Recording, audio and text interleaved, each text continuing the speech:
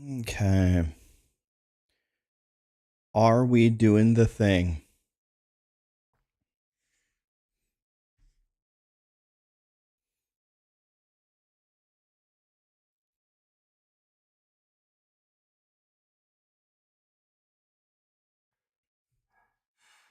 Okay. Oops. Didn't mean to do that. Hey, Samurai. How you doing, buddy? All right, guys. Are we ready to continue our adventure? Yeah, we're 5 hours in.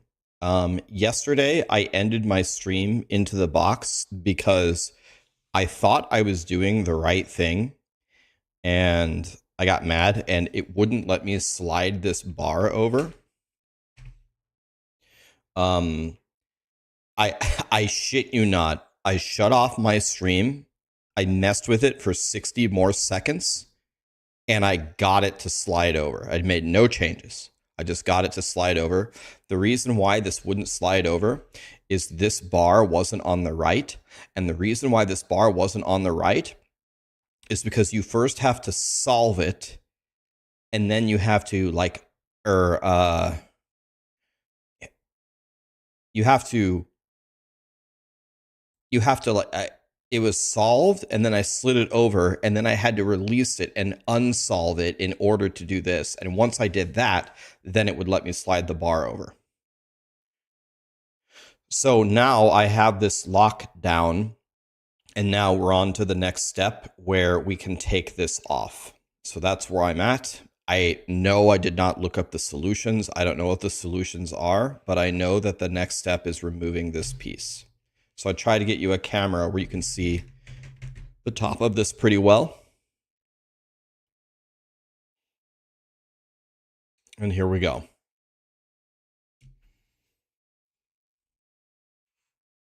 I can see there's some kind of prize in the middle. If I don't know if you guys can see this. It looks like a circuit board. And the battery symbol indicates to me we need to do the spinny charge thing, of course, with a circuit board. And it says lock plus electricity means unlock. So we need to, I'm guessing these are buttons. We need to press the buttons that are going to unlock this thing, whatever that means. It's also giving me some kind of diagram here that I'm not sure what it means. I don't know if this means locked when it goes up and unlocked when it goes down.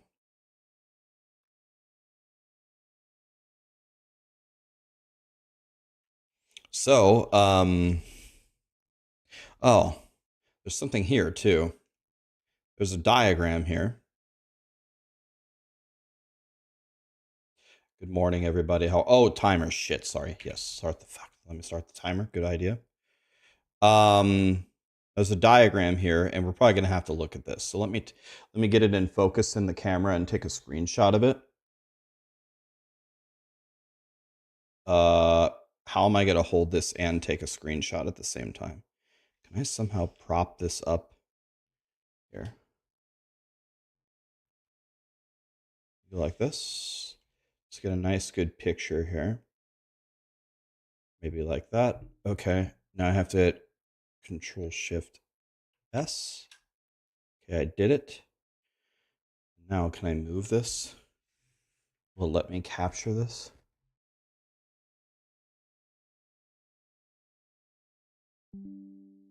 Okay, yeah, it did. Perfect. Now we go paint. Can I do paint? Paint. And can I do this?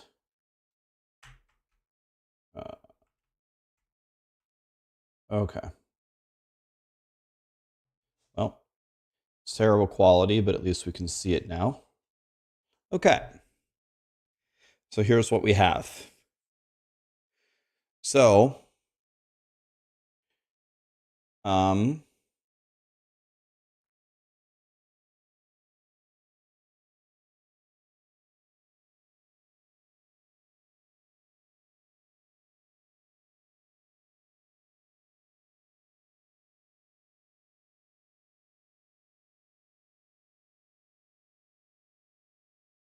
So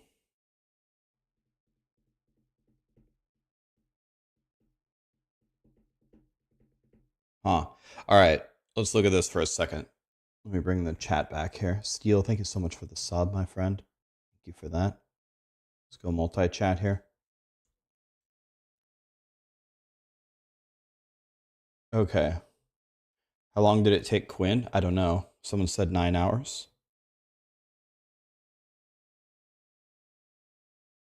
Okay. Close switches 5, 6, 7, and 8. I have a feeling it's going to be more complicated than that. So let's look at this. So I'm guessing we need to turn on all the lights.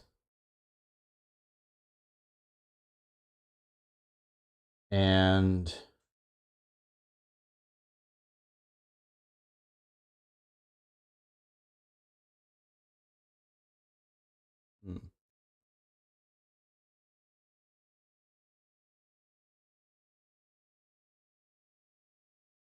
the first thing that I'm thinking here, well, first of all these look the same. Top, top, top, top, top, top, top, top.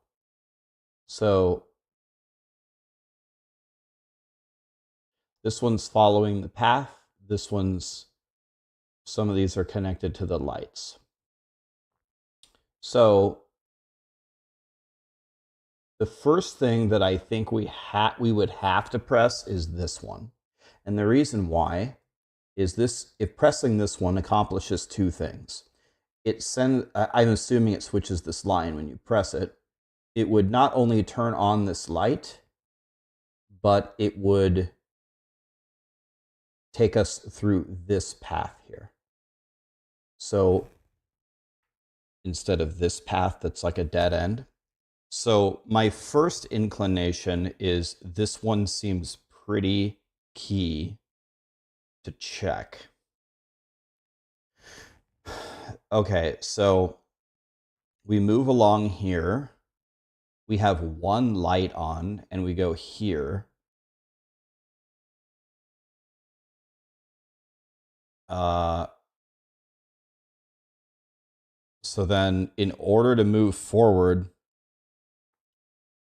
we would have to press this one, right? We'd have to. So this makes sense to me. So now we have a circuit going like this. This light is on. Now we have a problem here because I don't know how we're ever going to turn on this light now.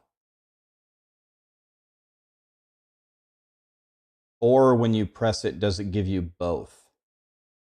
Does it change it or does it give you both?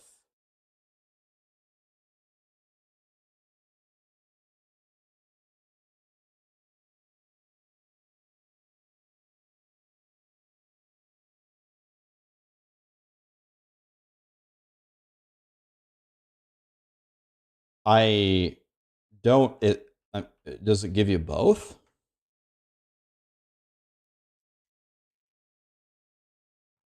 We need to turn the power on the lock.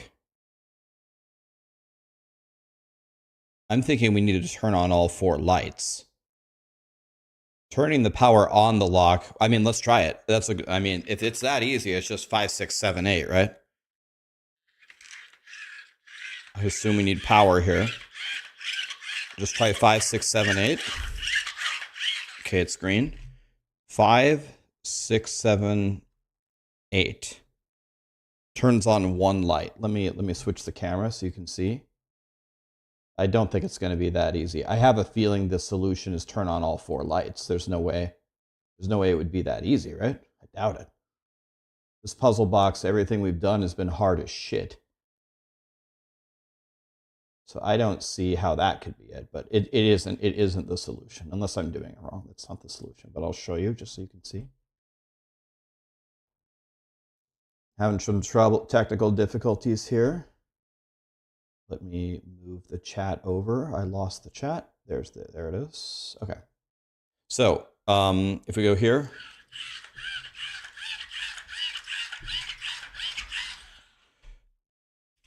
5, 6, 7, 8 turns on only the second light turns on only the second light. I'm guessing the solution is turning on all 4 lights. It's turning on this one.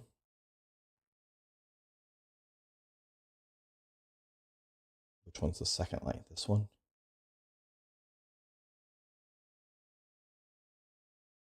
Completing the circuit won't be easy. Yeah, completing it while turning on the lights isn't going to be easy. I'm guessing it gives us both pass when we check it, which actually, if that was true, then you would just press all of them, right? So how does that work?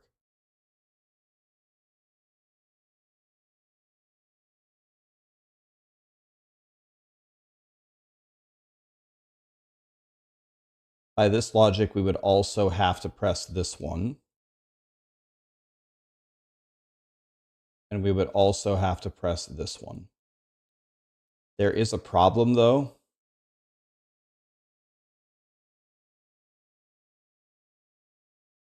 With this solution, I never turned on any of these 3 lights. And if I turned on all 3 of the light, I mean, I could try it.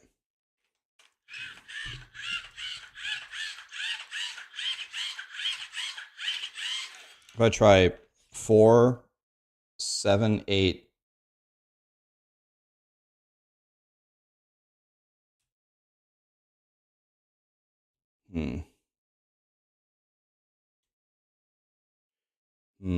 I don't quite get it.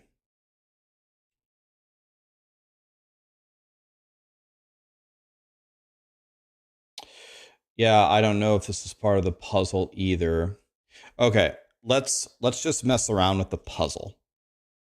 Let's go to the puzzle here. What view are you guys seeing? Okay, you guys are seeing the puzzle. Let's mess around with the puzzle then. Okay, so let's turn on the power and see what happens if I press them individually. So if I press 1, nothing. 2, I get the first light. 3, 4, 5, 6, 7, 8. So the second one gives me the first light. And according to this schematic, I don't have any clue why that would be. How in the world would pressing the second light give me the second button give me the first light? The second is S1.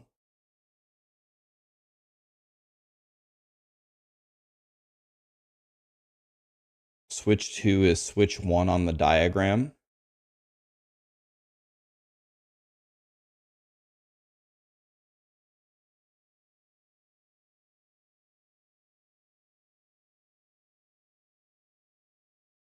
Oh, okay. Oh, okay. So, okay.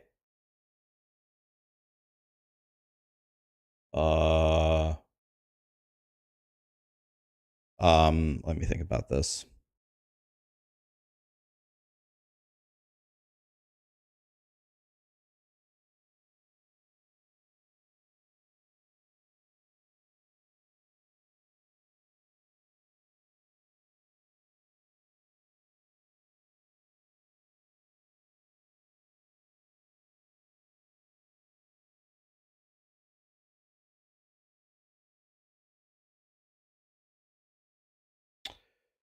So, in order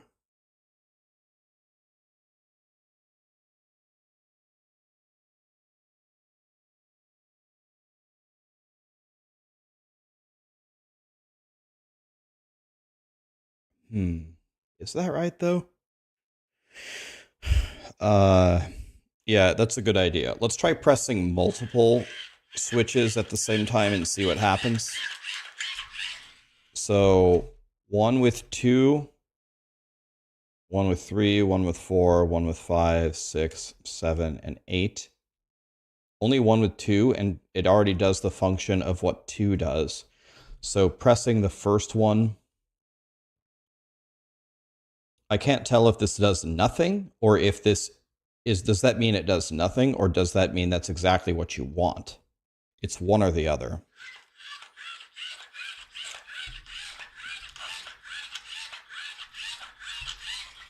Let's try 2 with other ones.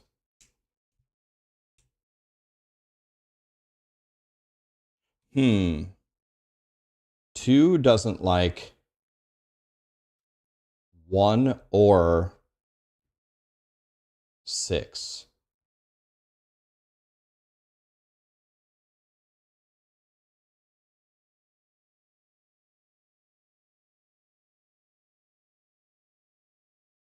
Okay, according to this diagram, 1 or 7. Okay.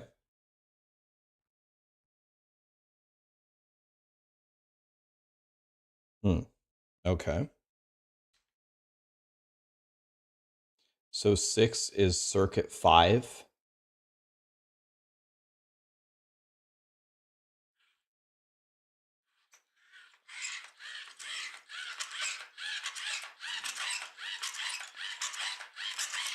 Huh.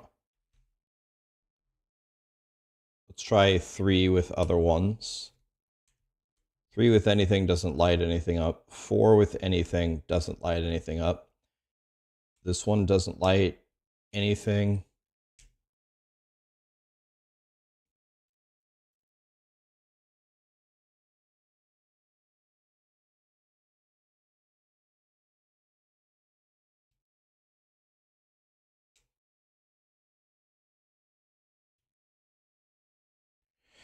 Huh.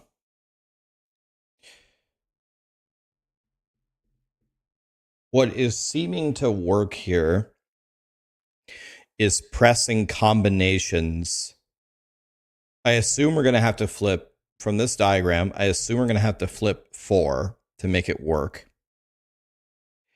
And I actually have a feeling that any combination that turns on a light is actually bad. I'm guessing. So if I go 1 and 2, I think 1 and 2 is wrong. If I go 1 and 3 and then start adding them, that could be good.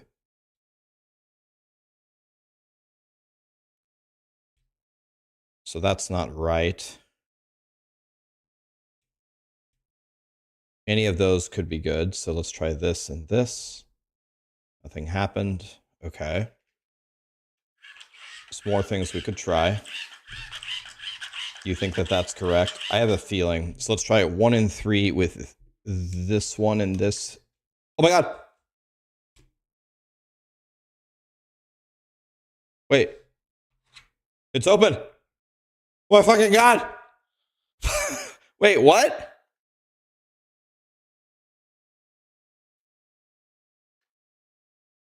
Wait, what? I had just started trying stuff. I was like, wait a minute. Wait a minute. Okay, I feel like, okay, that was bad. Okay, wait a minute. Wait, all I was doing was trying some combos where no lights turned on. It took me like 2 seconds.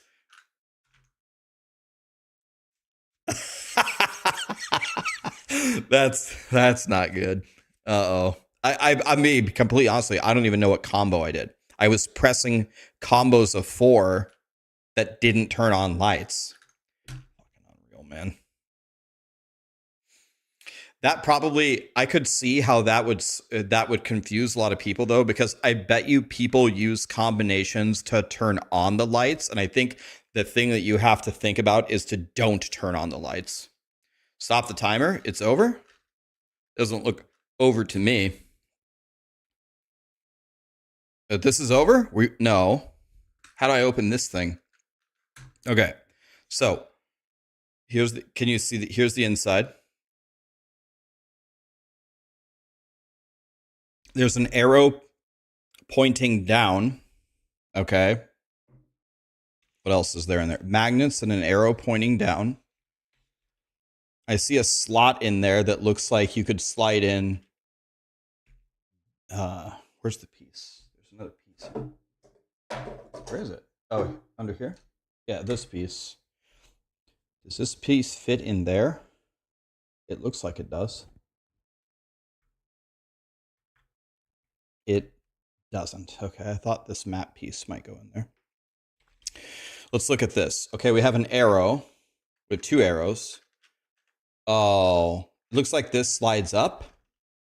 So, oh, I see. This is easy. I think. I shouldn't say this. There's 2 magnets here, and there's 2 magnets at the bottom here. You touch the arrows together, and this slides up. If it's not that, I don't know. Let's try that. That seems like the most obvious thing. Oh, yeah. Or no? It kind of. It lifted a little bit. Now what do I do? Can I... It did something, but I don't know how to open it. Try this again.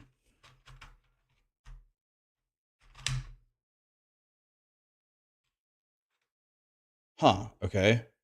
Now what?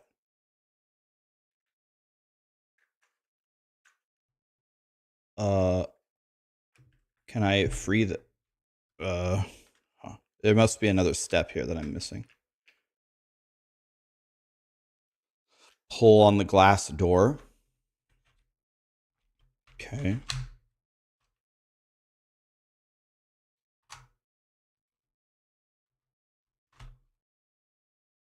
No. This does something.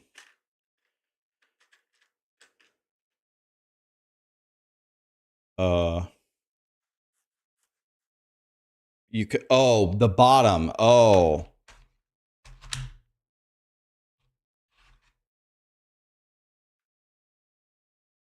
The bottom?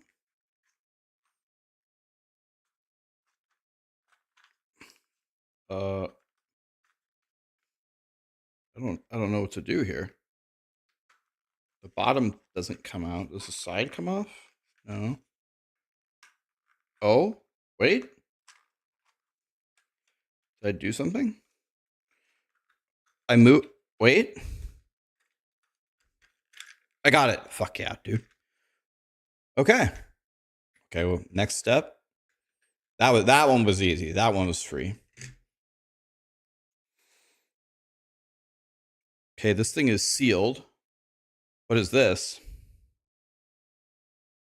Okay, give me a second here. This thing is sealed.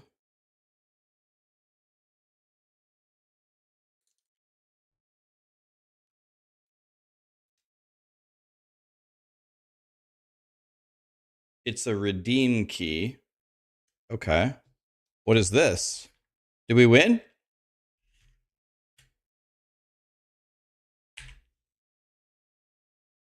Okay, well, holy shit. I don't know how hard that circuit thing actually was. That was... I don't even know what I pressed, to be honest. I was just trying things. It's either a unique or a div card. Okay, so... Okay, that end part was a lot... Have you guys watched other people open the box? How difficult is that circuit thing? Like, I didn't actually even get a chance to try it. I just got lucky.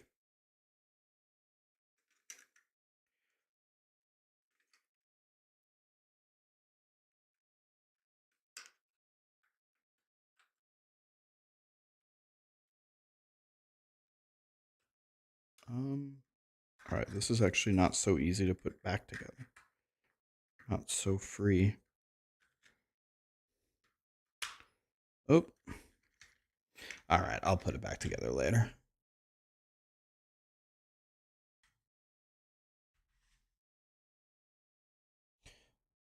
Did I get the unique or the div card? I don't know. I'll check right now. Well, I didn't expect it to go that favorably. That was nice. All right, let's go back here. Let me go back here. So our final time here was 5:36. I'm guessing that's a terrible time, but at least I solved it. I got very lucky on the circuit thing. I actually don't even know what I pressed. Okay, so I better not show you guys the code. Okay. pathofexile.com. Thank you, Grinding Gear Games, for sending that to me, by the way. That was so nice. Okay, time for the key. Here we go, boys.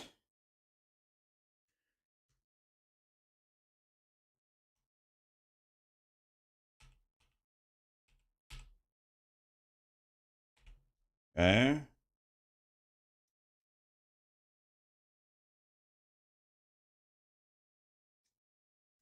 Okay.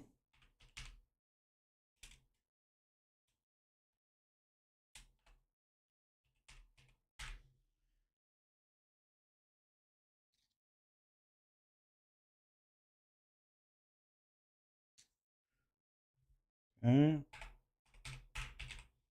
Hopefully I'm typing this right. Probably not.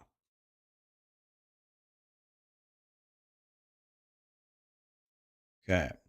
Here we go. What is it?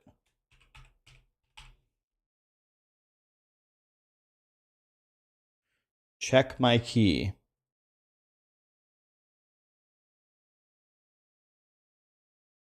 I have unlocked Path of Exile to Divination card design.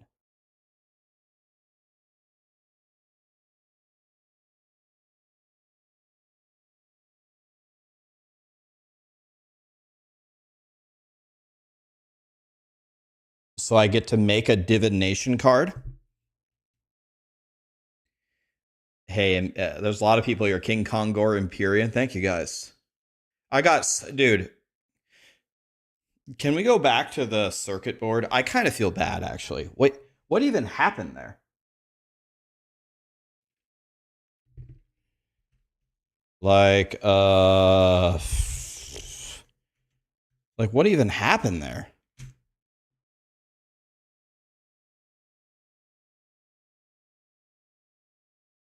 Yeah, it was hard. Empyrean, how long did it take you? It took me 5 hours and 36 minutes, man. I got shit on by this puzzle. 4.5. See, you're smarter than I am. Not surprisingly.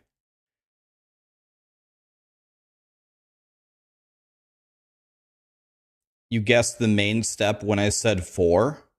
You mean that 4 circuits would unlock it?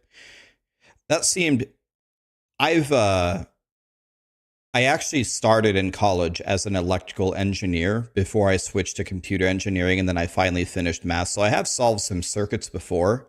So I had like kind of an idea of what they were looking for. A lot of times when you're solving circuits, having certain pieces of the circuit light up before you solved it is actually an indication that you're doing the wrong thing. A div card is like headhunter. Headhunter is like headhunter is like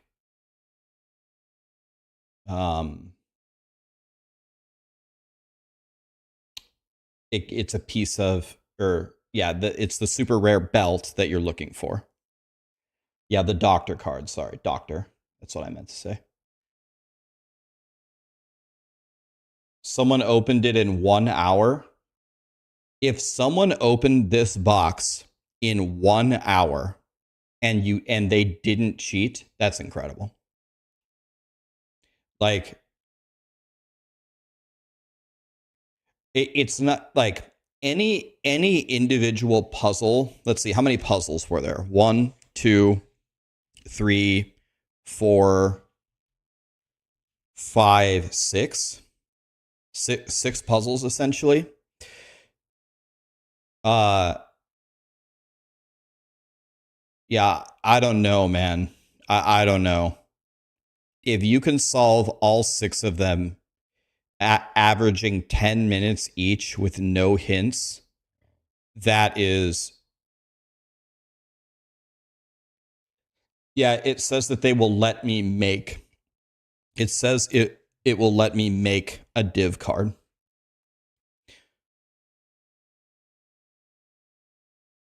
So my card will drop in the game.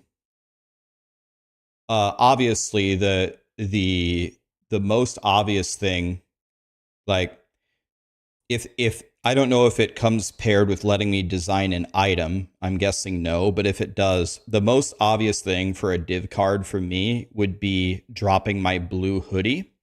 And Path of Exile is not going to let you like just put an item in the game that's super godly, that's like way better than everything else. But the thing that I would like, if possible, the thing that I would like my blue hoodie to be, if they would let it be in the game, is the best leveling item. Like, for example, it could be like Tabula, where it has no stats on it. It's a chest piece, and the only thing it says is 50% movement speed. And like the text from the bottom is "Town is lava." And that's it. It just makes you run really fast. And that's it. It doesn't do anything else. Has no other stats. So if it drops, you're like, if you're a speedrunner, you're like, fuck yeah, give me this chess piece. Tabula Raxa. So it's like it would be a godly leveling item, and then the moment you get to the anywhere to any kind of hard difficulty, you would take it off. But at least if you got like and the cool thing is if you found the blue hoodie later on, if you were making an alt, it would be great to throw on your alt, right? But it's not it's not even overpowered for leveling because you're giving up a shitload of survivability. But it would be great just to run forward. And the only thing it has is 50% movement speed. And that's it.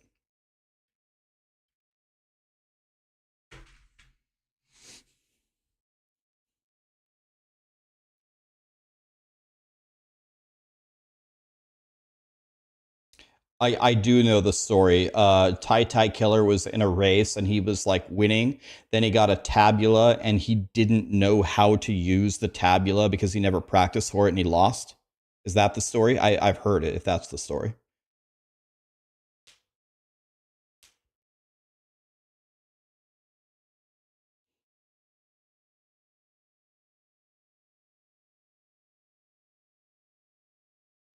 What class am I leaning toward for December 6th?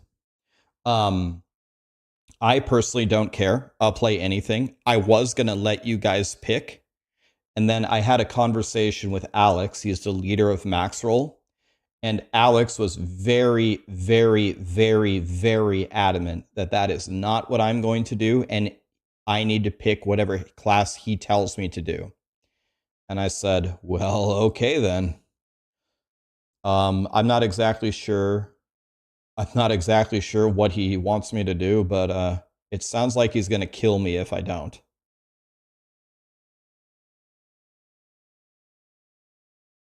Alex was not having any of that. He said, no, no, no, no, no. You're going to play what I tell you to play. I'm like, well, okay. Jesus.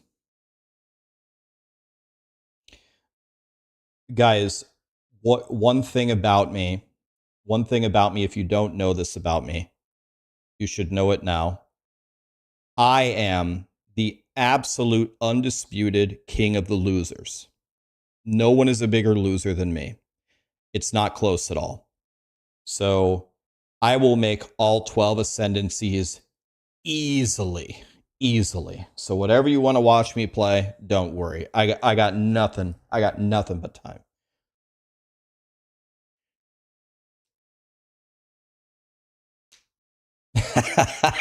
Hail to the king. I really enjoyed that. That was fun. That was harder than I thought it was going to be. I'll be honest with you. Like, maybe this is just me being cocky or whatever. I'm usually very good at puzzles. It's not very often you can give me a puzzle and make me think for too long. And I even got really lucky in some moments. But that was tough. It was tougher than I thought it was going to be by a lot.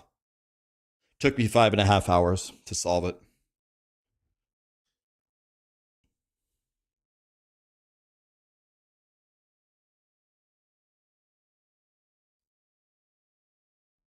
What was the reverse issue? On one of the so we were doing exactly the right thing. Everything we did was correct. The problem is when you're going backwards on one of the faces, it requires you to like solve the puzzle and then release the solution in order to flip the second lever. So all I was doing was solving it and flipping the switch and going on, but you have to solve it, flip the switch, then release it and flip the switch. And then it works. I swear to God, I shut off the stream and I solved it just looking at it 60 seconds later. I'm like, oh my God. I actually thought about turning back on my stream and I was like, okay, wait a minute. I thought about just firing it back up. I was like, I'll just do it tomorrow. I figured when we first took a look at that circuit problem, it was going to take us, I don't know, maybe another hour to solve it. But I actually accidentally solved it, and I don't even know what the solution was. I couldn't tell you what it was, but I was just pressing combos of 4 that didn't light anything up. Because we don't want it to go to the light. We want it to go to the lock. 530, boiler, 530.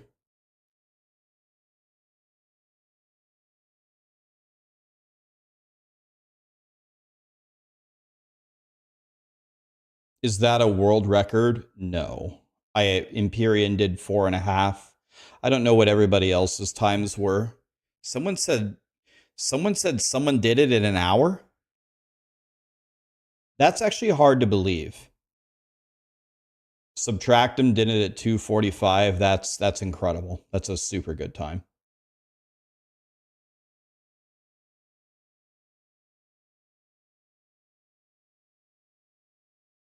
Asman tried it for an hour and gave up. Speed run today? Oh, you want me to do a speed run? We can do whatever you want. I'll let you guys vote.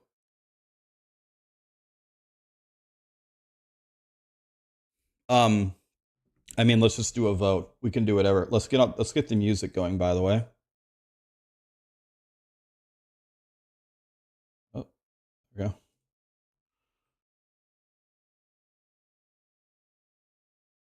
Okay, let's get a vote going here. We can do 2 things. We can do 2 things, guys. We can either speedrun PoE or we can study PoE 2. It's up to you. If we play PoE 1, I'm learning to speedrun the game. My goal was to do it in sub 4 hours. I did the sub 4 hours. I did it in 3:59. And then the next day I did it in 3:47. So I have a 3:47 now. I can try to beat that, or we can just study PoE 2. It's up to you. What should we do? Study PoE 2. Try to beat 3:47. Whatever you vote for is what we will do. I'm spamming it in the chat right now. No, I'm not. It didn't copy.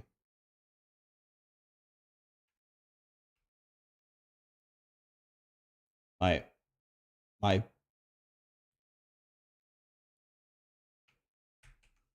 here we go. Okay, there's that, and here's the link for YouTube. What?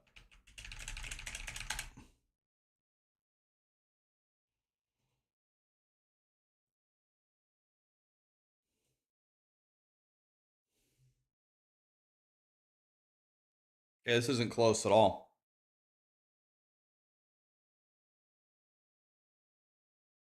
All right, this isn't close at all. Okay.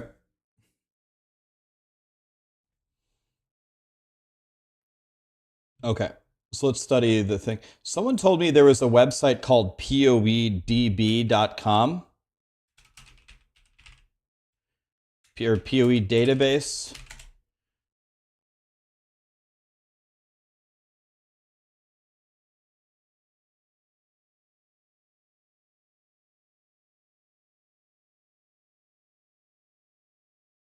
Okay. I completely messed up my whole streaming setup to do this. Let me fix this. We finished the puzzle. Thank you, Boiler. Okay.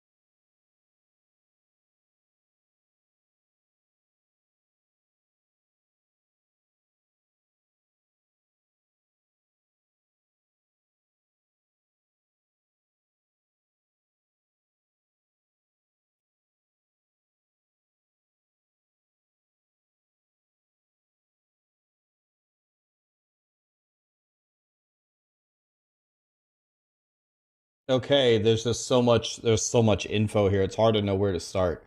So,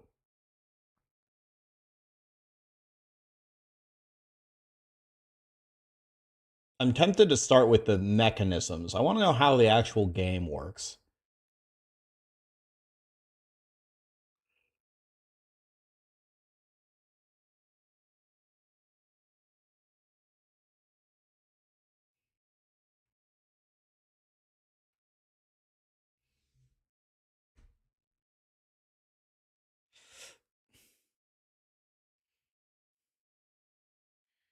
You should look at the PAX Exile 2 Q&A with Jonathan Mark, the beta reveal post show. Do you mean the interview with Ziggy D? Is that what you mean?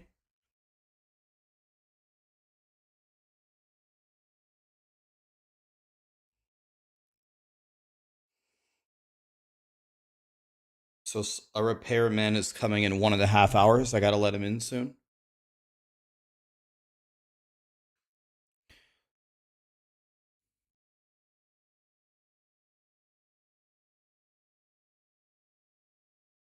Okay, we will look at all these things, guys. We will look at all of them.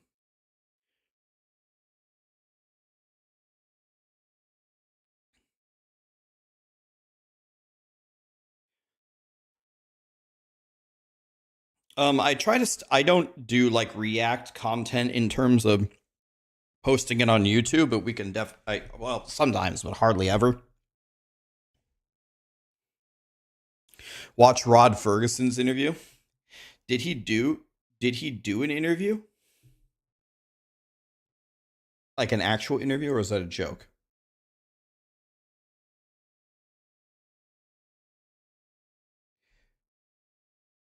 Mana cost is spent throughout the skill instead of on use.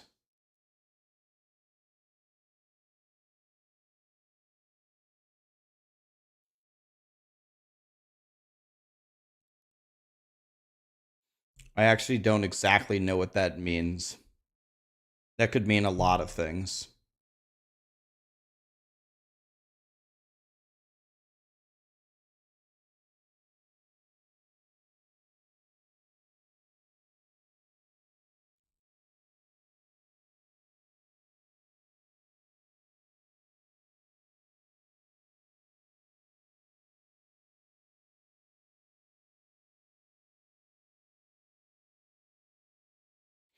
The hooded one can identify all items in your inventory in town. Did they get rid of Scrolls of Wisdom and they put Deckard Cain in the game? Path of Exile 2 has Deckard Cain?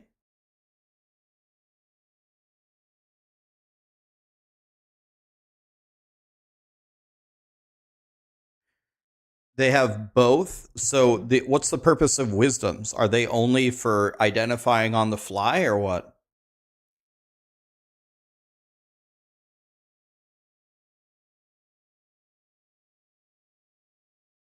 He was asked about the state of the game and he said, I feel good, referring to Diablo 4. Guys,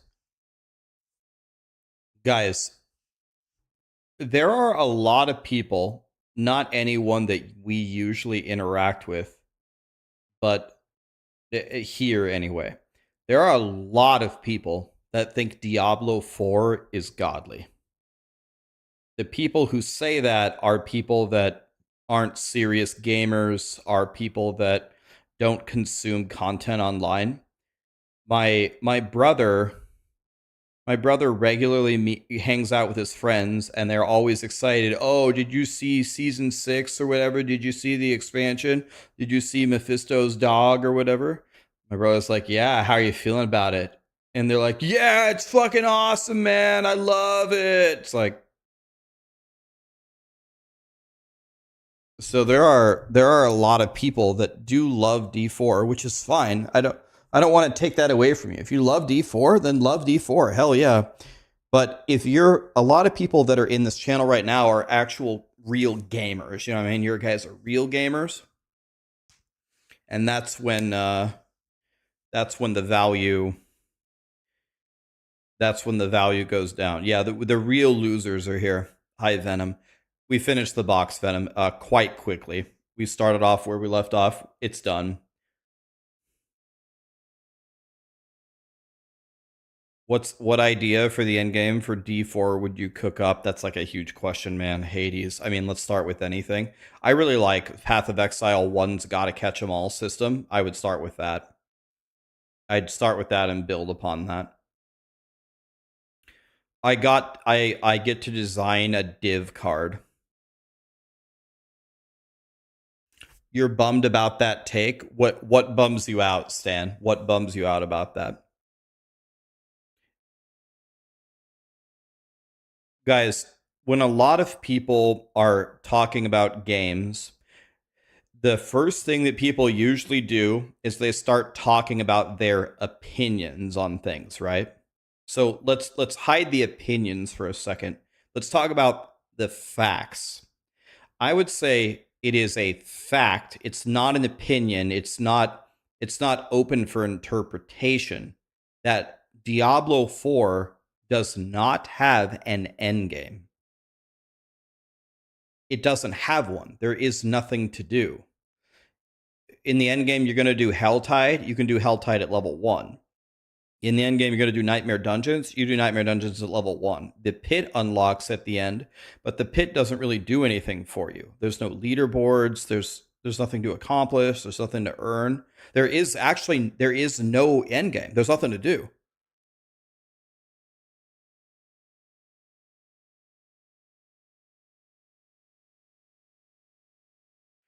You're gatekeeping. You've been playing games for 30 years. You sweat playing CS2 every night, and you're not a real gamer.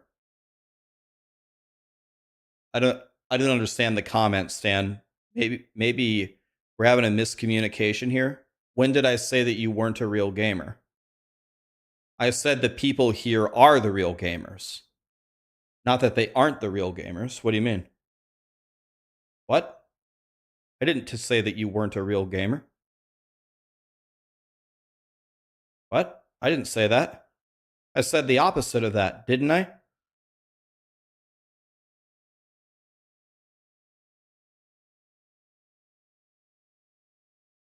You said the Diablo 4 Andes aren't real gamers. That's not exactly what I said, Stan. I said the vast majority of people that love Diablo 4 are not real gamers. And that is true. Is that not true, Stan? Just because you are a blaster and enjoy Diablo 4 doesn't make you not a gamer, but it does make you an exception to the rule. Right? Stan, let me ask you a question. Let me turn it to you. The demographic, the slice of the pie that love Diablo 4, would you consider them casuals or blasters? What would you consider them? The vast majority of them. I'm not talking about you. What would you consider them? By the way, guys, why is that a negative connotation? Why do people hear that and view it negatively? If you game casually, what's wrong with that? I don't think there's anything wrong with that. I don't look down upon you. You got other shit to do, or you just like doing other things. Who cares? I don't care. What's a blaster? If you can take a ruler and see a palpable amount of Cheeto dust on your chest hair, then you're a blaster. I'm talking lack of showering, relationship ending, hours on video games. That's a blaster. Health declining. That's a blaster. Diaper wearing.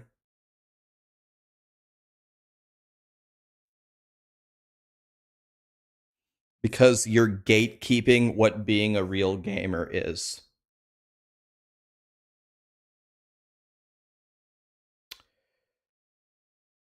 Yeah, I mean, that opinion of mine applies to all facets of life besides gaming. It also applies to skiing and basketball and finances and anything.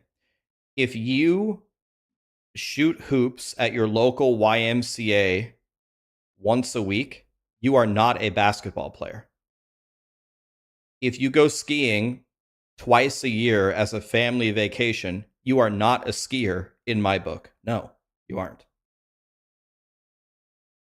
It's got nothing to do with video games.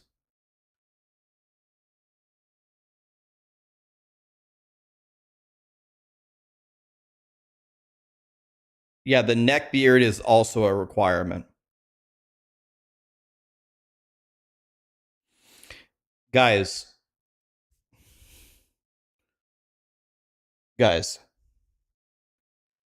I didn't make that comment to start a war or to insult anybody. That comment should not insult you guys.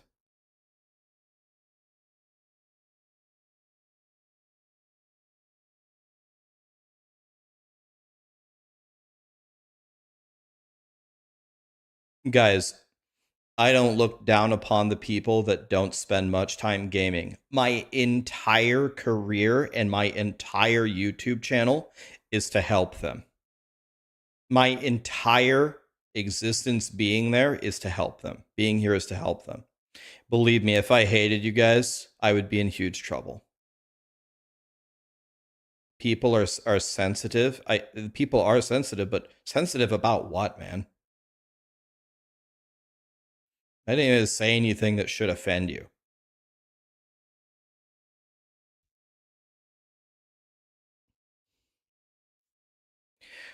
Guys, here's how life usually goes this day and age. When someone says something that offends you, the typical thing that happens is society demands that that person apologize. That person should apologize if they said something truly malicious or evil or whatever that is. How do you judge that? I don't know. Whatever. I'll leave that for the philosophers or whatever. But if I say something and someone's offended and I reflect upon it, and I do not come to the conclusion that what I said should have insulted everybody, I'm never going to apologize. Ever. I'll apologize for anything that I actually did that should have bothered somebody, in my opinion. If what I said shouldn't have bothered people, according to me, I will never apologize for it. Ever. Never. And I think society is actually worse for the knee-jerk reaction of every time someone gets offended by anything to just apologize. No. That makes us that puts us back further. You know what I mean?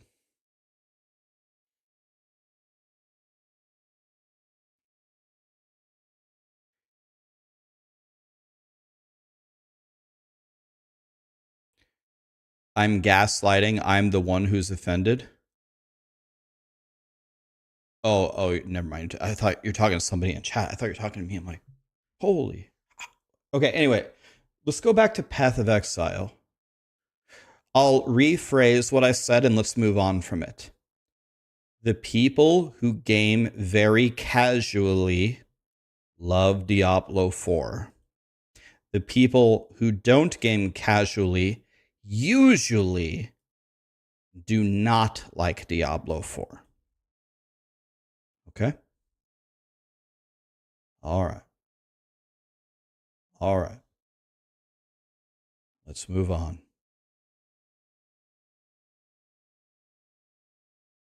A lot of D4 streamers are suddenly bagging D4 after spending the last year monetizing their channel playing it.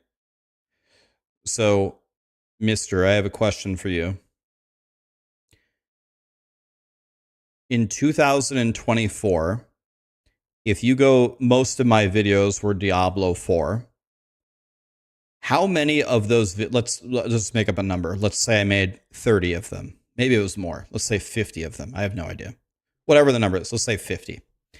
How many of them did I just blindly praise Diablo 4? And how many of them do you think were based upon saying how many things need to be severely improved with the game? Honest question. What percentage of the 50 do you think were asking for the game to be better versus saying how great the game is?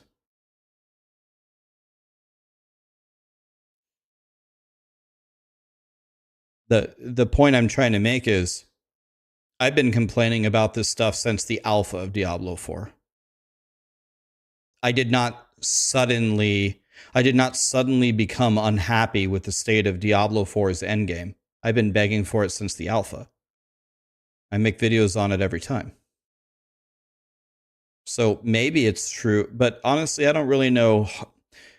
I can think of one content creator that kind of blindly hypes it up for money. I can think of one. I really can't think of many more than one. I don't know who you're referring to. Frosty. Yeah, it was Frosty. Yeah, it was Frosty.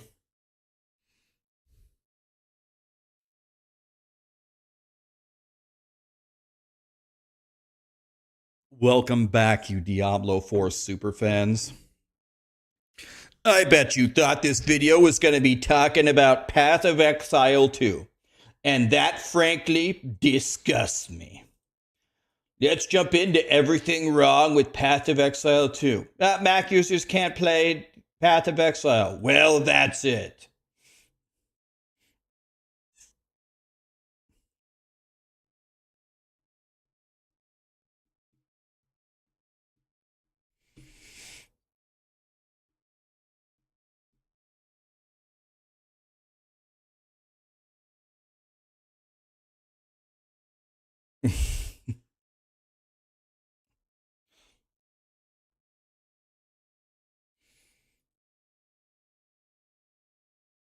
Okay. So we have Deckard Cain. There's a stat screen on the user interface. Oh, I wonder if we have any screenshots of that. The problem with stats is a lot of them are super useless. Stats are helpful when it just says like, these are your resistances. This is your armor. This is your accuracy. But anytime it tries to calculate what your DPS is, it's always completely dog shit.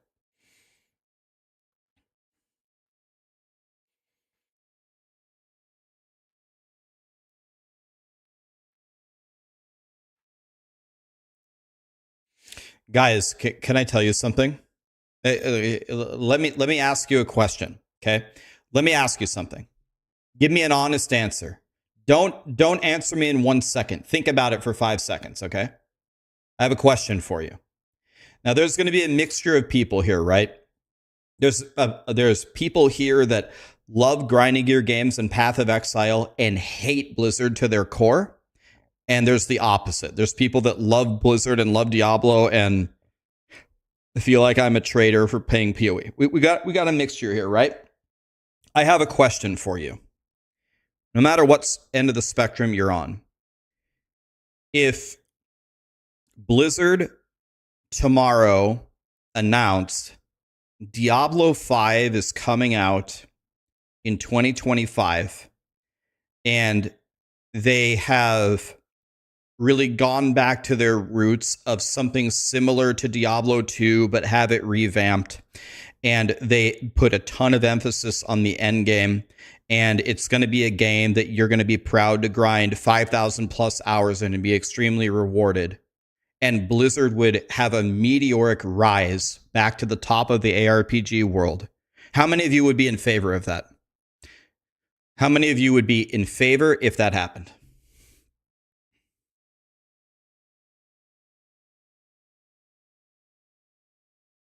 Yeah, but you guys are not answering the question that I asked you. You guys are saying they can't do it. That's not the question. The question is if it happened, how would you react to it? Would you be happy if they said we are going to release the greatest game ever and you're going to be proud of it? Okay, so what you're for the most part, the reactions that you're seeing in chat are the same way that I feel. I would love for Diablo 4 to be godly. I would love for Diablo 5 to be godly. I would love for Blizzard to be godly. I actively try to make that happen constantly. So anyone that comes to the conclusion that I'm a traitor or I'm turning on Blizzard or whatever, you've got me all wrong, man. I'm just a gamer here, man. I like to game. I just want good games. I would love them to come from Blizzard. I've been playing Blizzard games since I was 12 or 13. I'm old. I'm 38.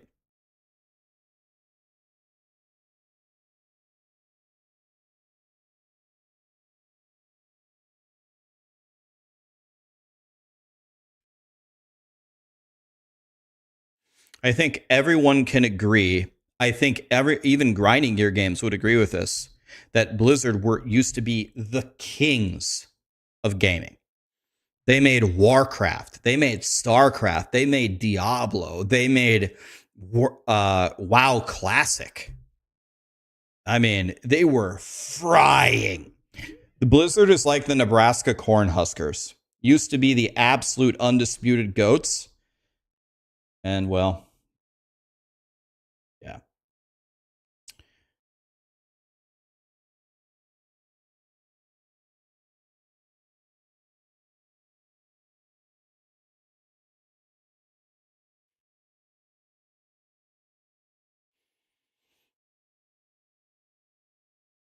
Would the new ARPG kill off all the casual gamers?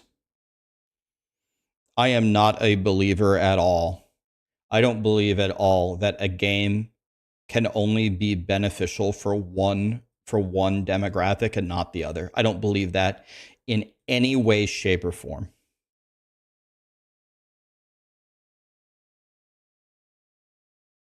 Yeah, anyway, okay. Let's go back to PoE 2.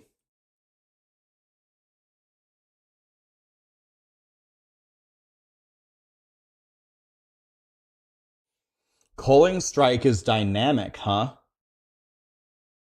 Culling Strike only kills unique enemies at 5% life?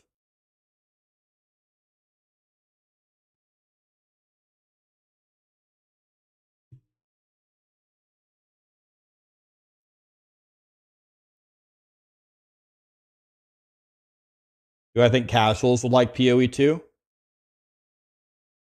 I think the only demographic that isn't going to like PoE 2 are the super, super, super, super casuals. Like, I mean, the zero time invested, very, very low skill, only game just to chill. Like the people that play Candy Crush on their phone. The Candy Crushers are probably not going to like PoE 2 because it's not an easy game. I think every other demographic will be fine. Yeah, the gaming journalists.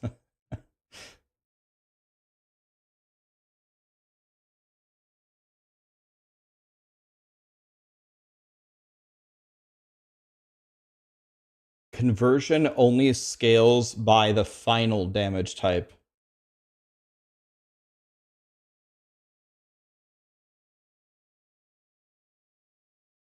Okay.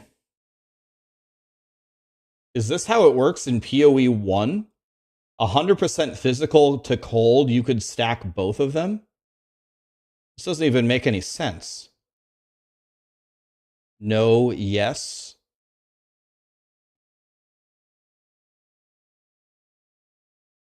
Yeah, okay. This doesn't even... I get it that it's a nerf, but I'm glad that they did this because I don't even think this makes any sense. This is exactly how you get spaghetti code in your game. This is like a cause of spaghetti code because you're calculating damage increases at like both sides of the math equation. You're calculating it here, then you're converting it, and then you're calculating it here again. It doesn't even make any fucking sense, man. Mathematically, this can't, like, the way that they had it before cannot be good.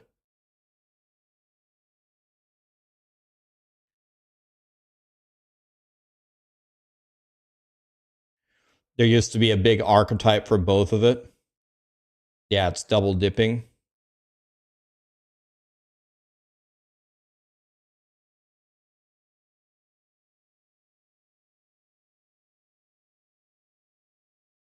Yeah, I mean, I had that on my lightning arrow Deadeye or tornado shot, whatever. I converted it all to, what was it, cold? And I had to have the right roll on my gloves. But I don't think I stacked both elements. I think I only... Well, I had a fizz bow. I guess I had a fizz bow.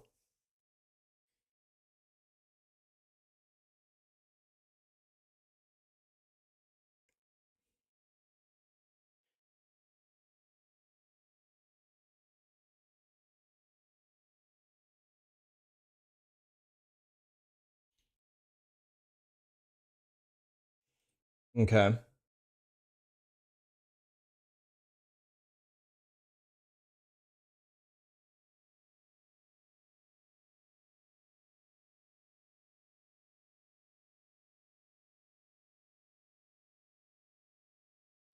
Do you get iframes on a dodge roll? Do you get iframes on a dodge roll? Does anybody know?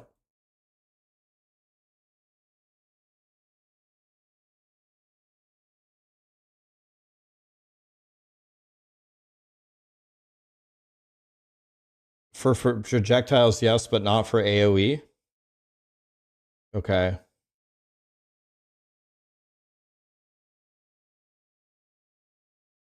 Okay, I'm getting different answers. Some people said only for projectiles. Some people said, I mean, this literally says you can dodge roll the projectiles.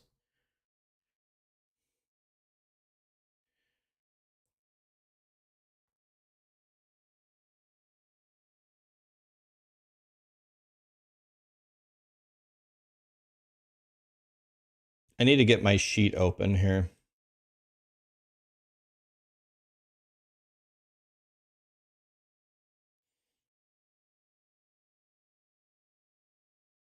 By the way, this song is E1 Dops, and he's the best guitarist, if you did not know.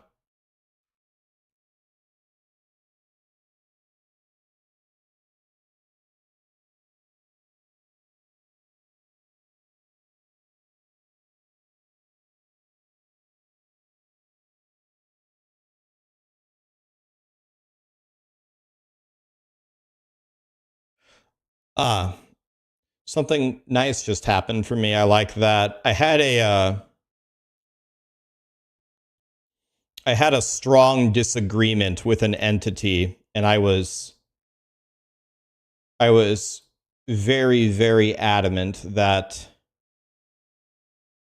what I was saying needed to be that way, or I was going to not work with them ever again. I told them straight up. I said, I'm sorry, but this certain thing has got to change, and if you don't change it, I can understand why you wouldn't want to change it, but if you don't change it, I'm out forever. And I actually thought that they were going to tell me respectfully, no, we're not going to do that, and you're out, and I would have been fine with that. Actually, that's not what they said. They agreed with me. So I won. I usually don't do that. I usually don't give people ultimatums, but I wish I could tell you what it was, but I'm very happy with that. They were fucking up royally, and I wasn't going to be a part of it, and then they fixed it, so good on them. I was a little nervous about that one, if I'm being honest. Okay. I need my magical sheet. If you want to follow along, exclamation sheet.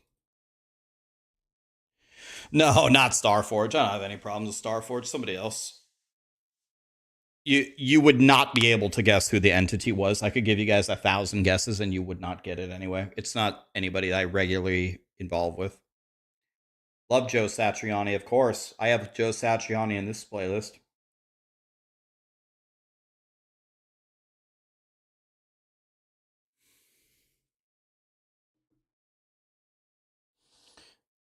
It wasn't Blizzard. No, it wasn't Blizzard.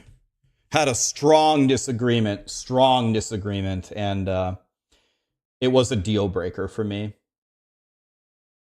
But I won. I won, boys. I won. Easy. Okay. Okay, anyway, I wish I could tell you what it was, but I can't. It's NDA'd, unfortunately. All right.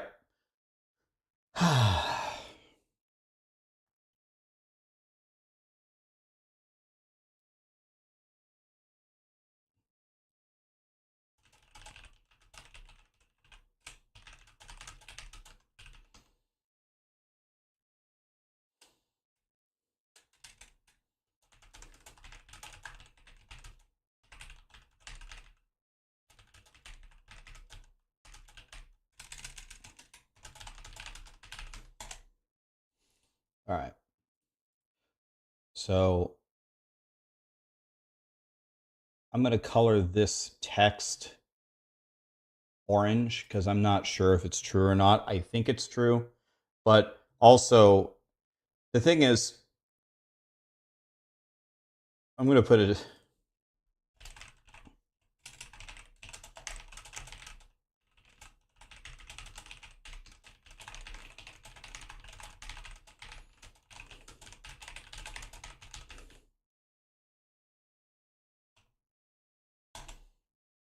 Okay.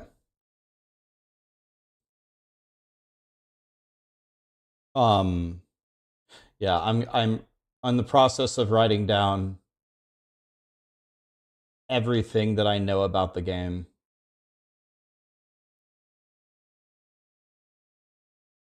I want to talk about dying here. So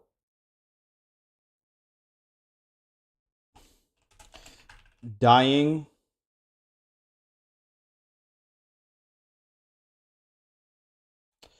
All right, what do we know about dying? So dying currently reduces XP like it did in PoE 1, but they're not sure about it. Dying on bosses resets the bosses. Dying in a map closes the map permanently, even though you have 6 portals, right? So dying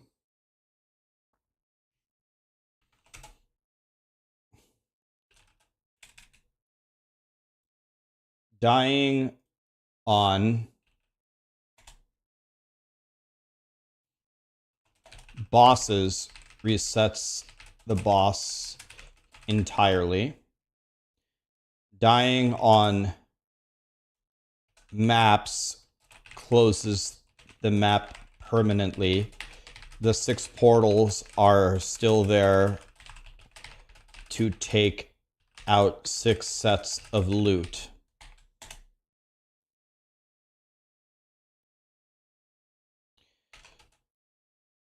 Anything does reduce your XP. GGG hasn't fully decided if that will stay, but it's mainly for racing purposes. Racing achievement purposes. That's what they said, right? That's what Jonathan Rogers said.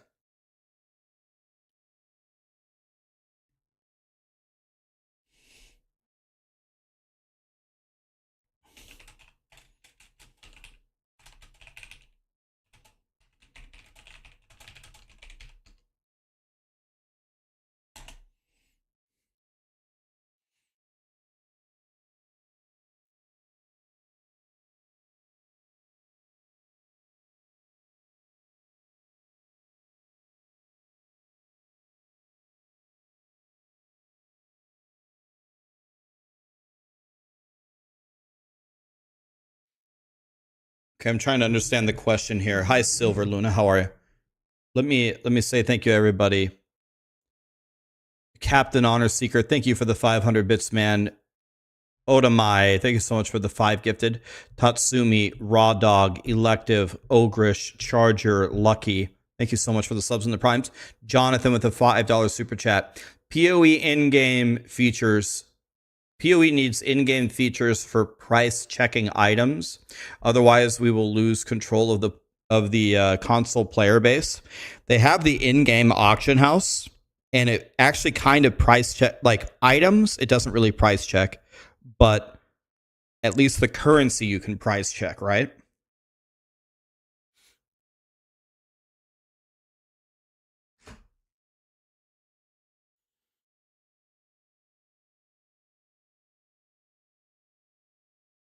Well, the nice thing about that, Vince, is losing the XP doesn't really matter until you're like level 90, right? If you die when you're level 84, the amount of time that you lost from dying, like I get it's still annoying, is almost zero. Like it I get it. People are just mad to lose XP, but guys, you don't lose jack shit until you're like level 90. People are mad that they're dying at 85. Bro, you lost not even one map of XP.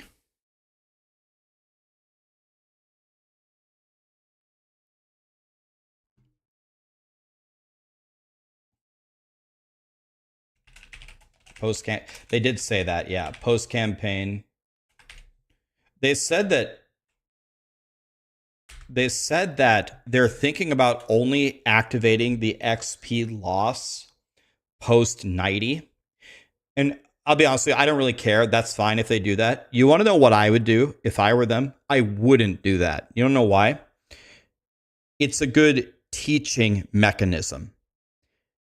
When you die at 85, I think it's better if I take away your XP than if I don't. And I'll tell you why. I'm teaching you. You didn't actually really lose anything at 85. You lost almost nothing. But I'm teaching you for when you're about to hit 90, you better not die. Because if you do, then you're actually going to be pissed off. So I think actually introducing the mechanic as a penalty when it isn't actually a penalty is helpful. I think people would be way more upset if they're dying, they hit 90, and then they die and get a penalty, and then they're mad about it. I think that would be worse.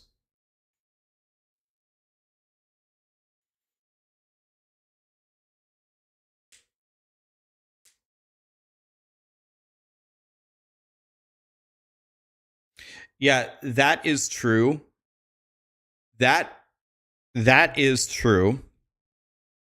Path of Exile 2 has more of an option. Path of Exile 2 has more of an option to not have the XP penalty than PoE 1. Because in PoE 1, you have no penalty for dying. You jump right back into the portal. You didn't lose your loot. You didn't lose your map. Nothing. There's no penalty if they don't have the XP penalty. Now they reset the boss. They delete the map. That can be pretty severe already. So if they do decide to reduce the XP penalty, I'm okay with it. I'm not here to sign up for a massive amount of glutton for punishment and just ruin the casuals experience. But I would be lying to you if I didn't say I'm totally fine if they leave it in the game. The thing that makes you feel good about achieving something is overcoming adversity. If there are no challenges, if there are no problems to overcome in the game, if you just win all the time, the game blows. So I am on board with penalties for dying.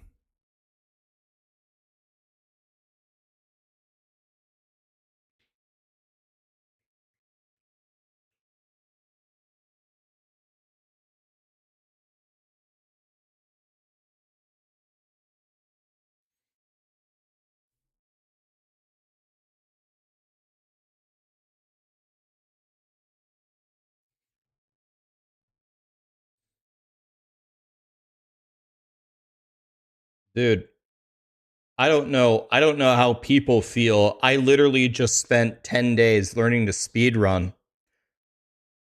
I like I I rely very heavily on the vendors to give me stuff already.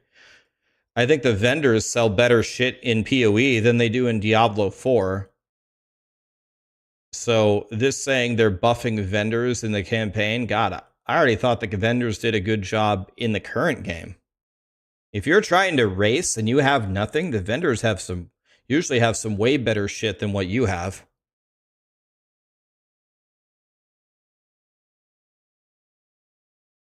You know how much harder Act 1 would be if you couldn't interact with the vendors? You know how much harder it would be? It would be way harder. Like, significantly harder. And it's already the hardest part of the run.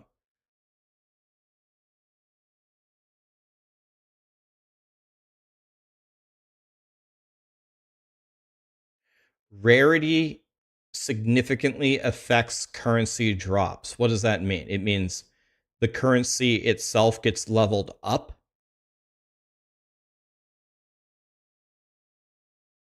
Link you the site.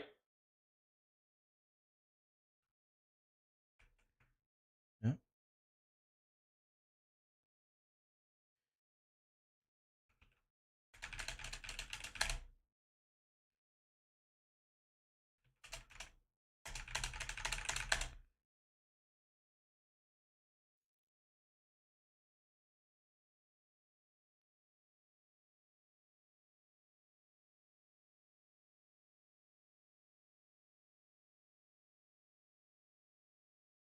So does okay.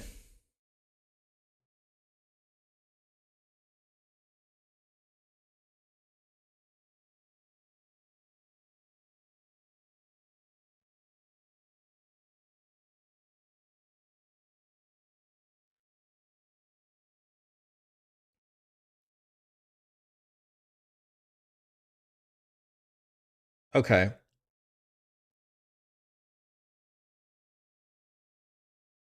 Light radius extends the minimap fog of war range. Is this all that it does, or does it actually improve your light radius too of your character? You want to know what? Like, I'm kind of torn between this because I thought light radius was actually one of the coolest things about, like, for example, Elden Ring did it great, where getting like a better lantern or whatever actually made a huge difference when you're crawling through a cave. Like the immersion was incredible, but at the same time, getting light radius on your gear seemed like the most stupid, like the stupidest stat to try to stack.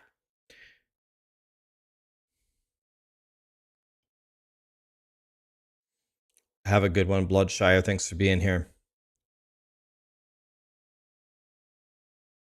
Longtime YouTube enjoyer, first time chatter. Curious if you think PoE 2 will be able to do more blind runs with the updated skill tree where we don't have to pick a build and we're not useless in the end game. Way more than PoE 1. Yes, way more. It's not just that. It's not just the fact that the passive tree will give you more freedom, more autonomy to make a good build. It's also that you can change your shit way easier. Remember, you're locked into certain links and you're locked into certain stats currently in the game. Now with the uncut gems, you can just switch them, right? You can just switch them on the fly. I think the respecking with gold will also be a lot easier. So there's many, many things that are going to make it easier. Hi, Kirk. How are you?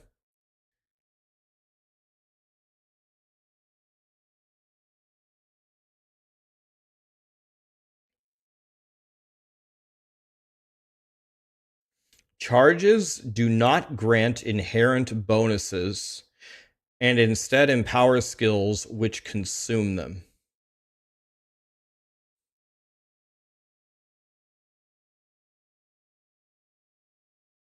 Any skill that can spend a charge does not gain a charge.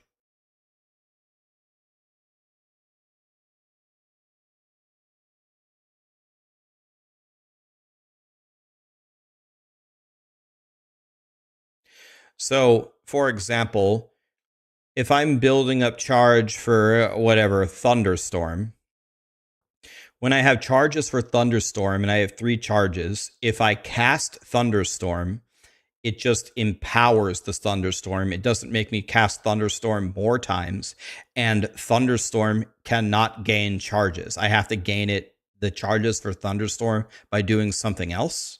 Is that correct?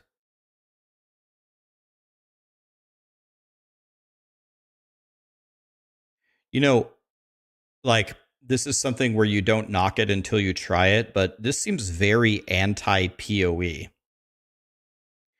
The entire one of the cool things about PoE 1 is finding stuff like this.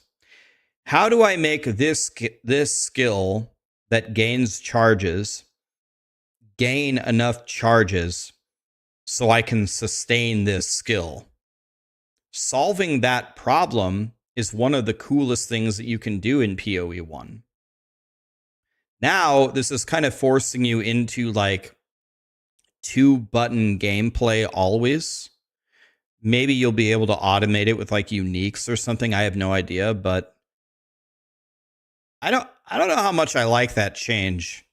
I would have to test it. Maybe it's fine. But my knee-jerk reaction to that sounds less fun than what PoE 1 is doing.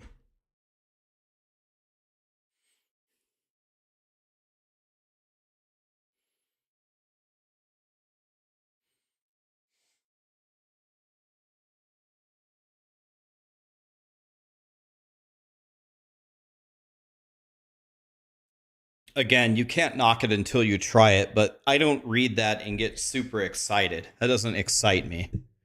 Mastermind Tyrant, thanks for the subs, guys. Not to be that guy, but I want to see Blizzard take a huge loss. The other thing got cut off. They are so insufferable to the players.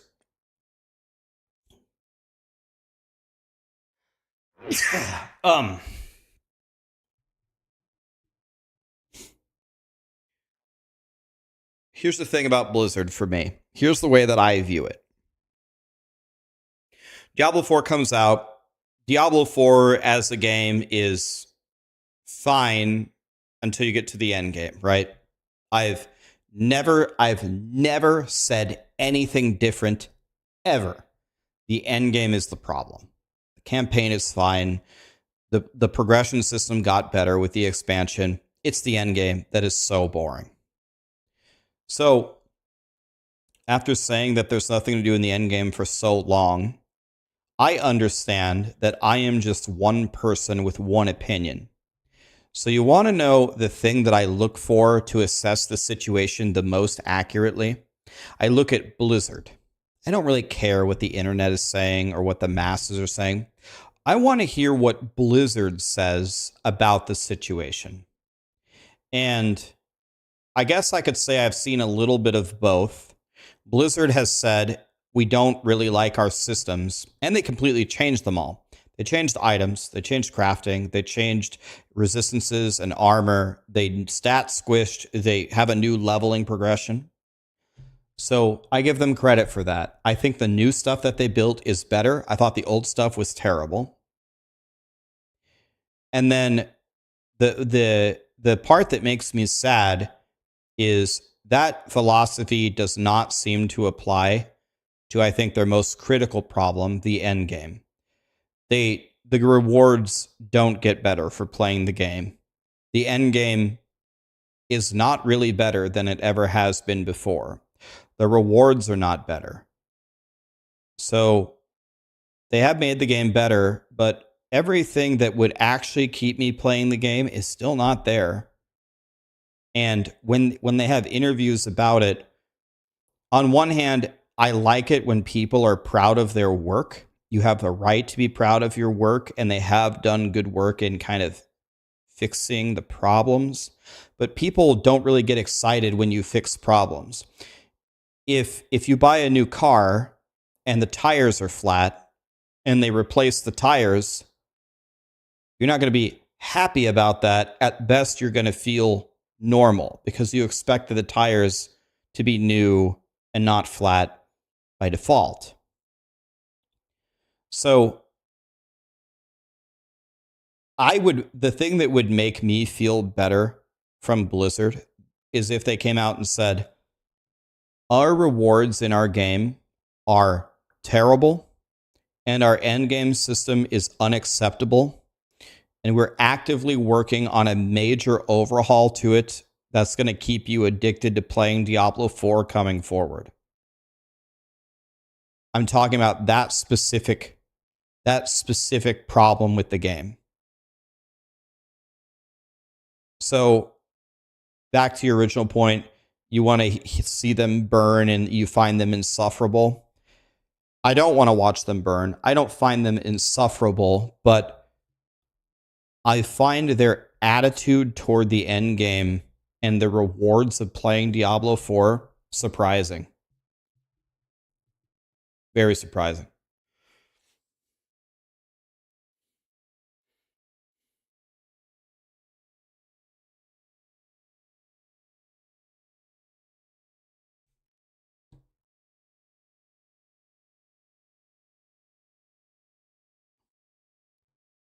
Shouldn't do this, but let's try this.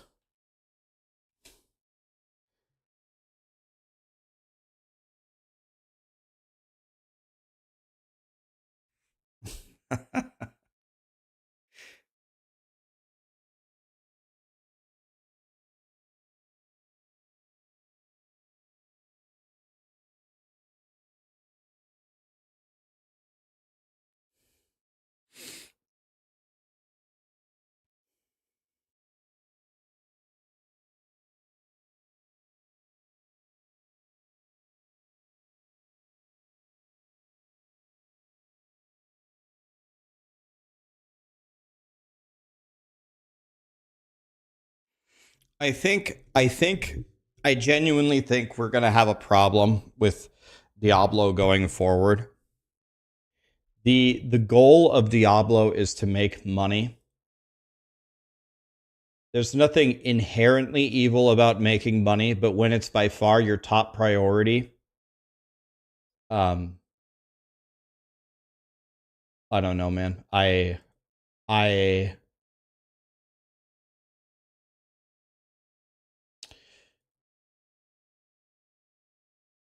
don't see things changing, man. I don't see how it's going to change. Could be wrong.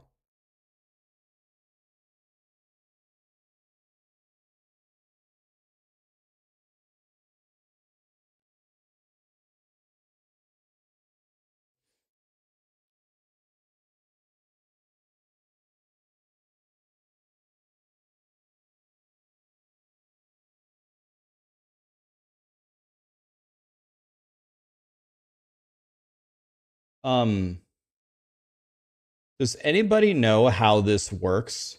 Do you suffer a tick of poison when this activates? Hi, Al Kaiser. How are you, man? Are you pretty pumped about PoE 2? Yeah, I remember the Barb unique tier list. Dog shit, dog shit, dog shit, dog shit, dog shit. And was there like one that breaks the game?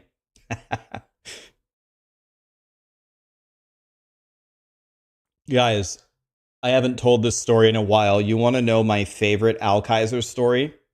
Back in TBC Classic. In TBC Classic, I was playing my shaman, and I'm a big PvPer. I just queue up for BGs all day long. I was playing Elemental Shaman, and I just queue up and just shit on everybody, right? I queued up for an Eye of the Storm, I believe. And I'm just standing there. I'm jumping around on my mount. I'm just ready to kill everybody. And who do I see next to me? Al Kaiser X. I'm like, I whispered to him. I said, Al Kaiser, is that you? It's me, Rax. And Al Kaiser didn't say anything to me. And I'm like, all right, I get it. I'm not important enough to talk to. But I wonder if that actually is Al Kaiser.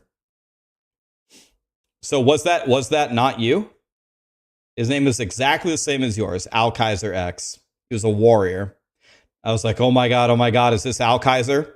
I said, okay, fuck it. I'm gonna I was the leader of the Eye of the Storm. I put us in the same party, and I said, I said, okay, man, I get it. You don't want to talk to me, but just trust me. I got you. Okay, that wasn't you. Okay, and now I'm sad because I said, dude, I got you, man. Trust me. You see 10 people, charge in. I promise you, I'll keep you alive. You'll have permanent Wind Fury Totem. Kill them all. I'll keep you alive. And he didn't say anything to me, and I just followed him. I'm like, all right. And he did. He destroyed everybody. I just kept following him. I kept spamming heals.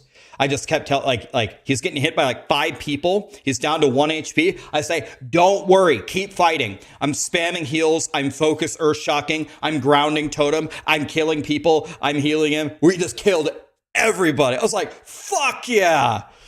That guy just went 30-0, and Alkaiser and I just bent those alliance over, and now it wasn't even Alkaiser. So now I'm sad. This was TBC Classic. TBC Classic.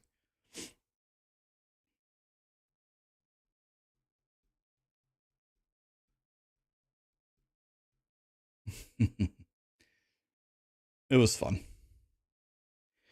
Alkaiser, what class are you going? Are you going like I assume you're going the warrior? Are you going like, what is it? What does the warrior have? The Titan and the Totem Boy? Yeah, Titan and Totem Boy. You're going Titan, I'm assuming. Okay.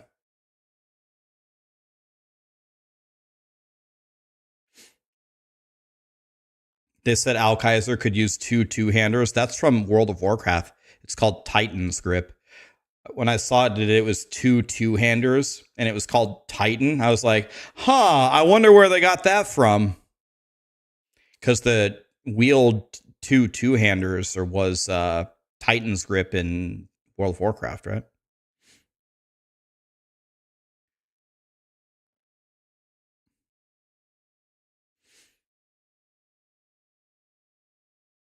It came from D2?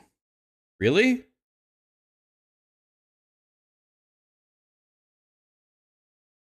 Diablo 2, you can dual wield two-handers? It's been a while.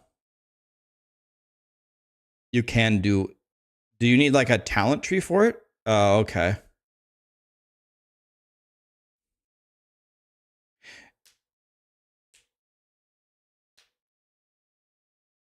It's kind of sad that I didn't know that with how many thousands of hours I have in Diablo 2.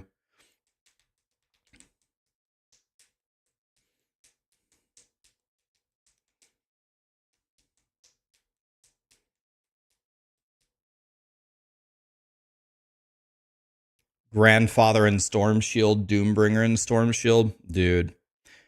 God, Diablo 2 is such a great game. Not yet, Triple H, not yet.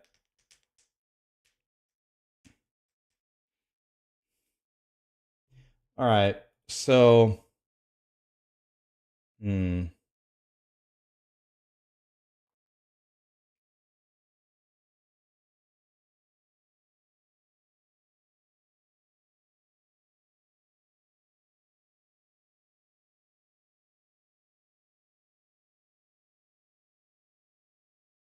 I wonder if it will be a tactic on the really hard bosses for casters to somehow reserve some spirit to summon a bunch of ads, because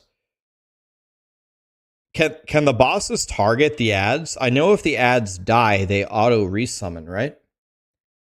I finished the puzzle. I did. It took me 5 hours.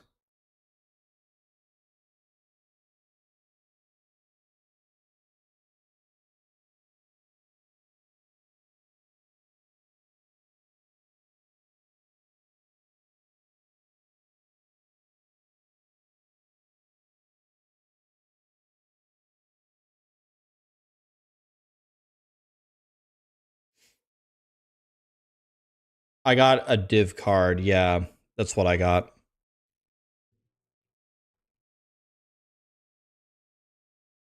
Does anybody know what MAME is? Is MAME like...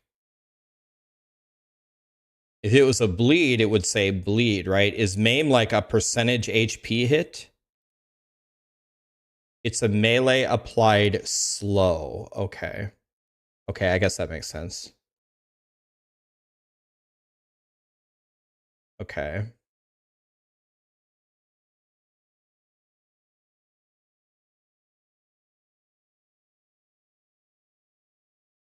And it also has some damage scalars. You mean on the maim itself, or applying maim scales damage of a different thing? Like does the maim itself do damage?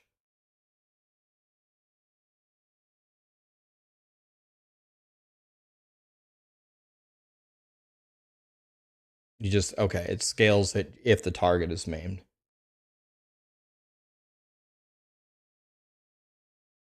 Always hits.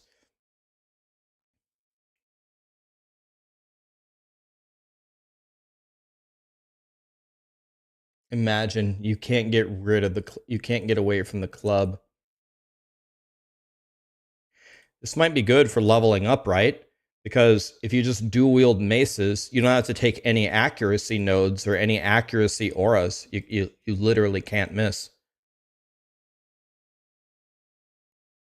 Always hits. This has got to be valuable, right? Dual wield should never miss regardless. You mean like as a design thing, or you mean like with the way that they designed PoE 2, they shouldn't miss anyway? Accuracy got changed. Oh. Really? So melee, like dual wield melee can't miss? Huh, really?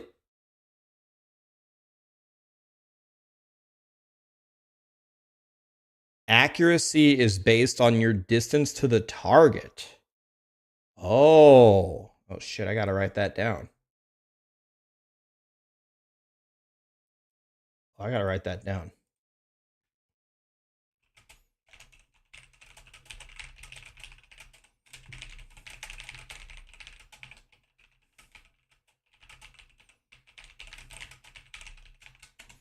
Okay.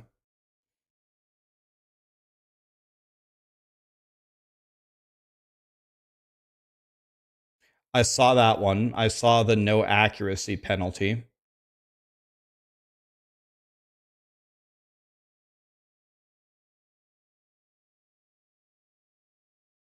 This might be a stupid question, but I'm going to ask it anyway. This is the kind of stuff that I would wonder. If you read this belt, it says 24%. Well, actually, okay. Probably answered my own question. I was gonna ask if this worked on the life flask, but they could just have the percent increase applied to the amount of mana that the flask recovers, and 24% increase on 0 is still 0, right? Just trying to see if I can game the system somehow.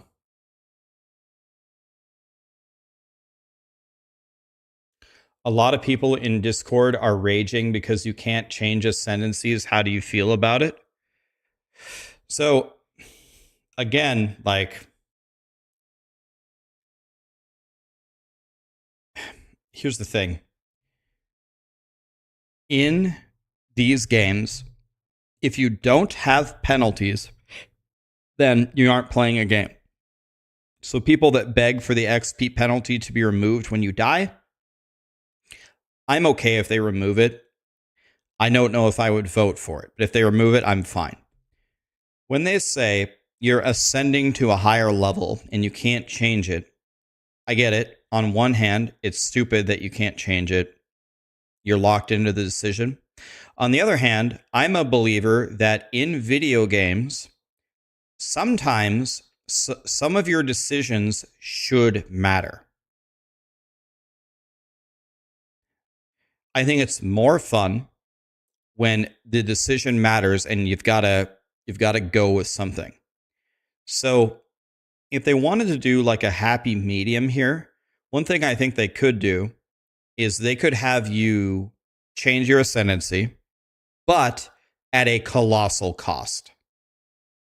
Like, you're going to be royally pissed off if you want to change your ascendancy to the point where you would have to weigh the option of, do I want to pay the severe penalty or do I want to just make another character? And I think that should be maybe a 50-50 decision. And then maybe you could do it. But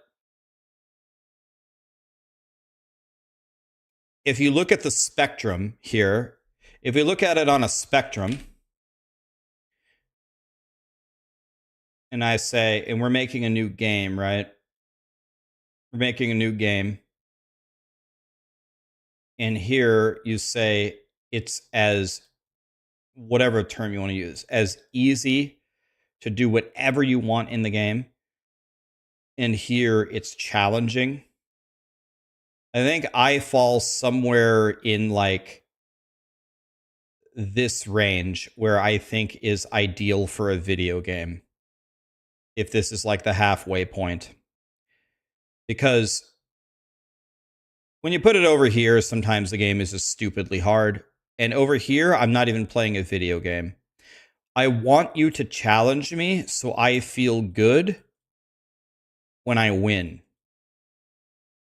As an example, the only time I ever felt good, ever, in Diablo 4 is when I killed pre-Season 1 Lilith after dying 500 times. That's the only time I felt good. I have never felt that I have accomplished anything other than that.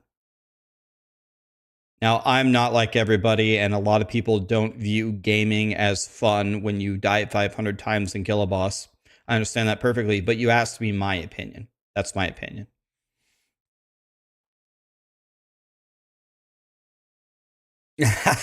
Kirk, yeah, exactly.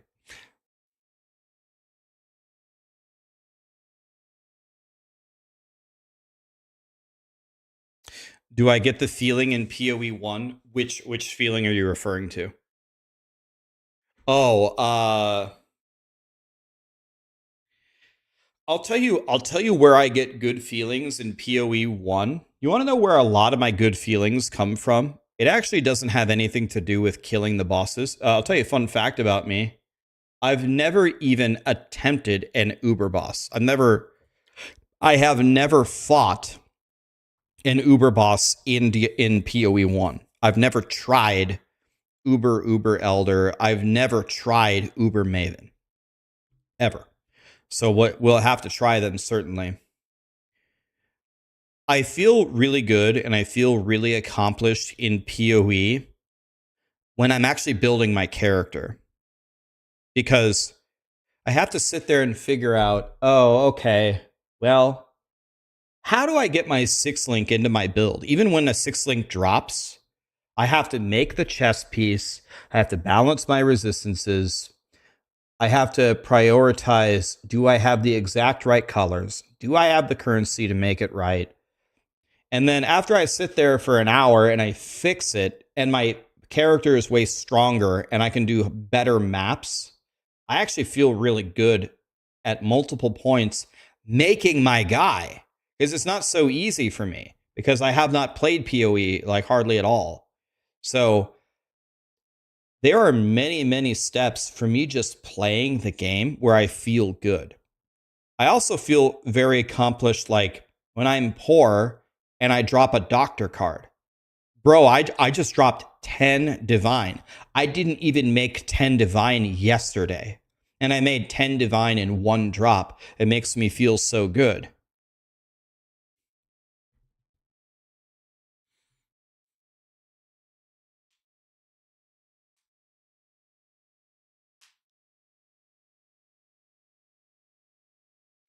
How did the double mage bloods make me feel?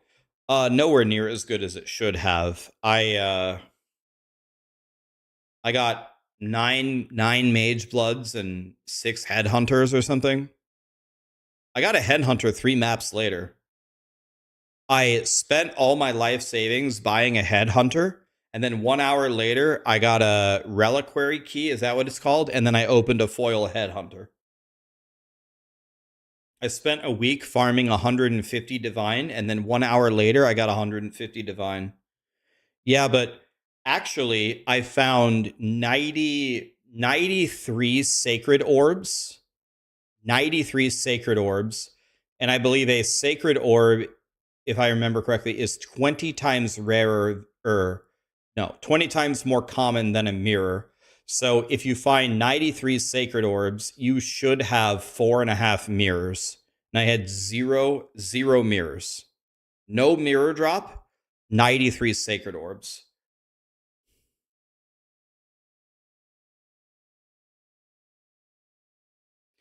Because Fubgun was telling me it's 1 to 20, and his data was exactly 1 to 20. And my character wasn't as good as Fubgun's, but I had a 4 mirror character.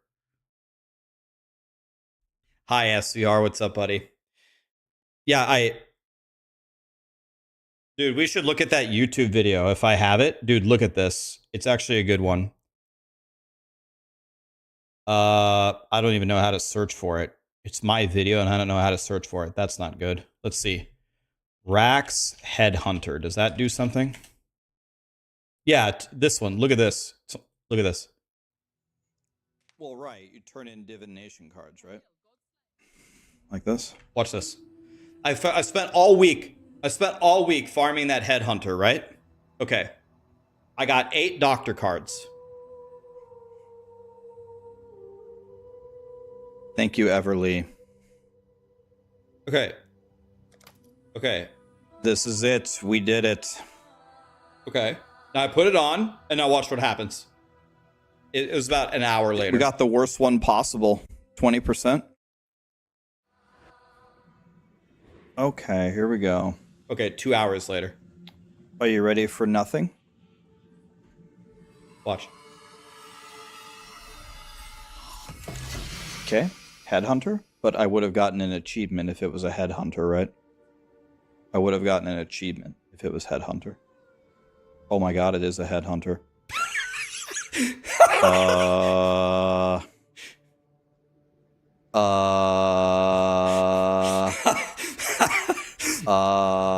This was the beginning of it all.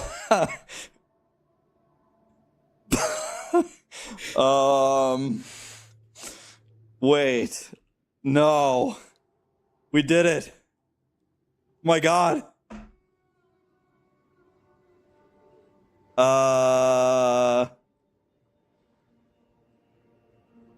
Wait.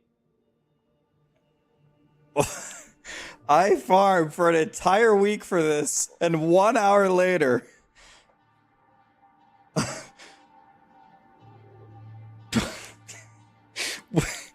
Wait, what? Okay. Okay, let's identify it. Here we go.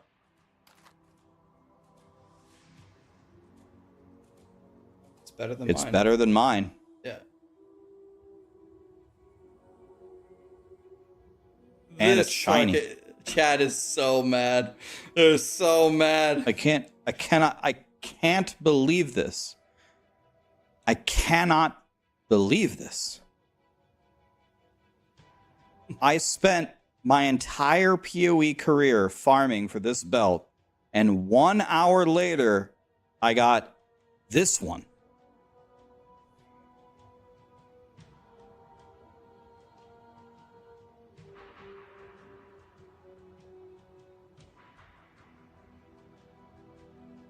This was the beginning of it all. By a mile, by a galaxy, the best thing I ever found.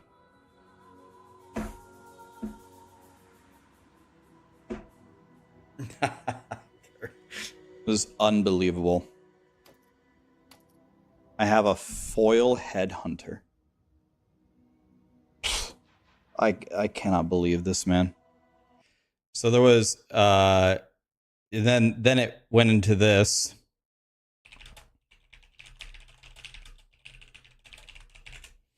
You guys remember this one from Asmongold?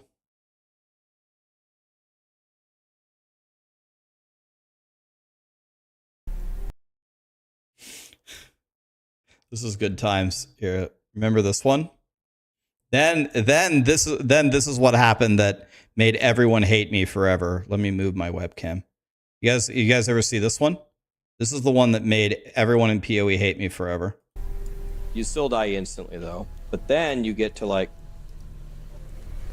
What?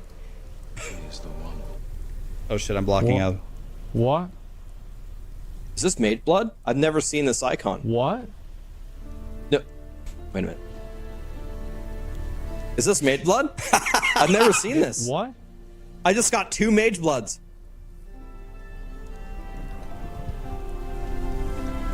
What, bro? Bro, are you kidding me? He plays POE. He knows. He knows. This is fucking insane. Wait, is this? Wait. Yes, is it's this actually it's Mage a Blood? fucking Mage Blood.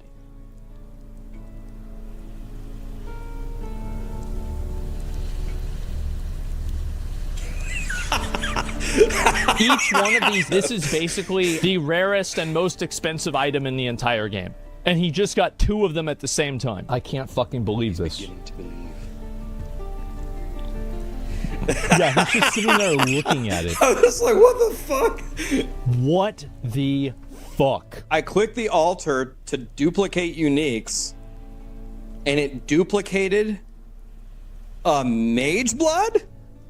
That is fucking insane. Wait, Path of Exile is in the chat? They are, holy shit, I was here. Wait, I just got 2 Mage Bloods. 2! Not even kidding. I feel bad, man. This is nuts. I know a lot of people have like farmed for this for years and just want. Well, it makes me feel kind of bad, honestly. I know this is TOS. I'm not doing this, but I really feel like if this was Diablo, I would give them away. I would give them away to chat. That's kind of dirty, wouldn't you say? Yeah, he doesn't need them. Why TOS? Is he doing an exploit?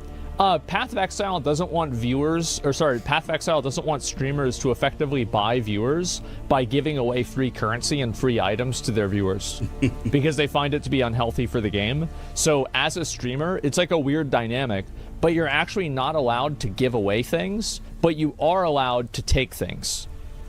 There it is. Because they think that giving away things creates a unhealthy dynamic for streaming in the game. You can sell on a discount. Yeah, sure. And I've bought, like, for example, at the beginning of the league, like, I bought a Vol Arc for, like, 2C or something like that, whenever it wasn't really 2C. But I only did that because the person literally messaged me, and, like, I am paying for it. I'm paying for the convenience of not having to go through the trading website. And I also have...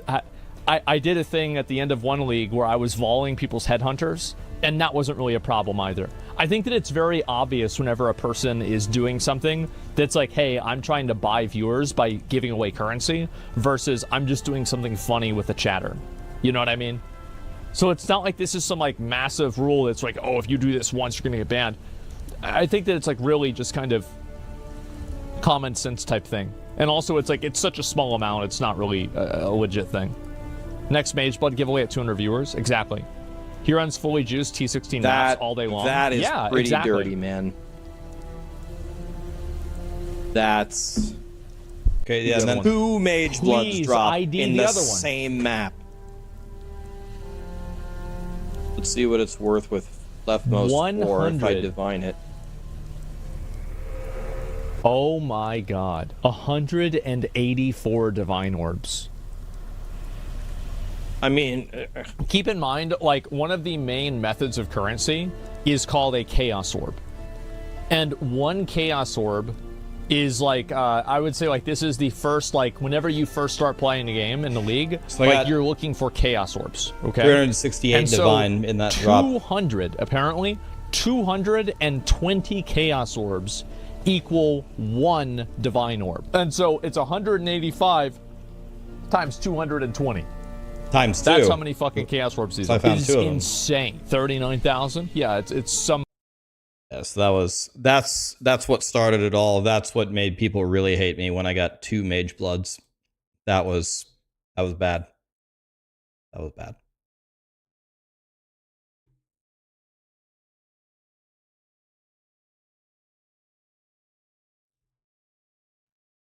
Show the fusing orb? Oh, you mean the one-shot 6-link in the gauntlet? Okay, well, look at that, and then we can stop looking at my clips. Let's see. Six link, one fusing gauntlet. Rax hits the 6 link with 1 fusing. Okay, hold on a second. Wait a minute. All right. I got 8 fusings. Let's see what we can do here.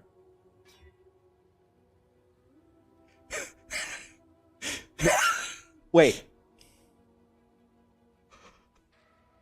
What? What? What?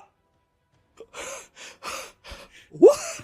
What? Okay, hold on a second. Wait a minute. All right. That's a 1 in 1,200 chance. No. Wait. What? What?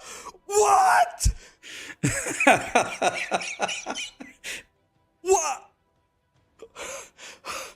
What? What? Okay, hold on a second. Wait a minute.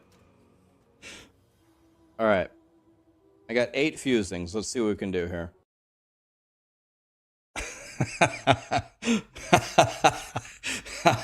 Unbelievable, man.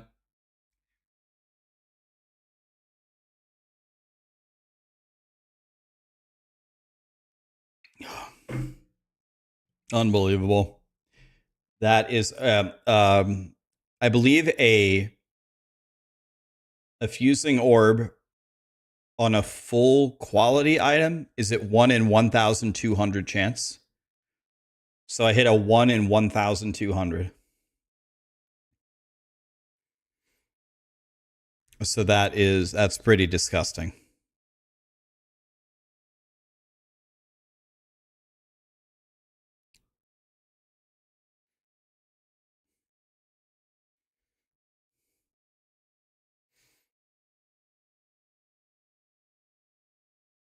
I didn't even realize it at first. I was like, what?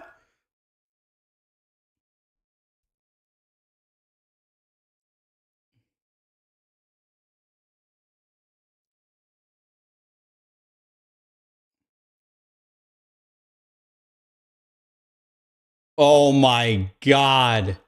Your speed is unaffected by slows.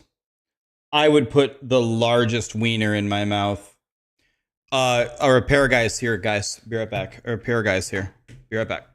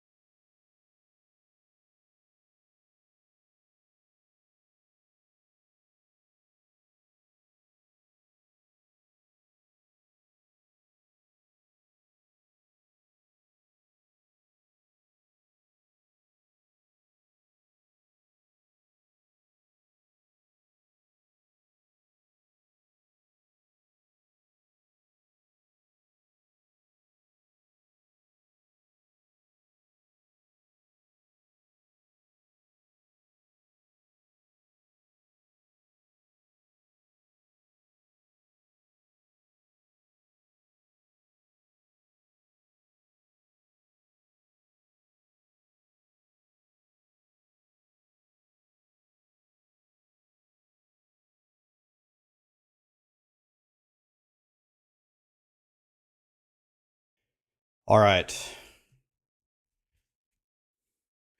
Sorry, the repairman came to fix the fridge, and he fixed it. The fridge is fixed, guys. Sorry.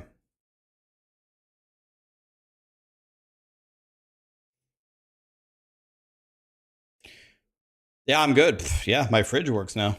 Everything's good.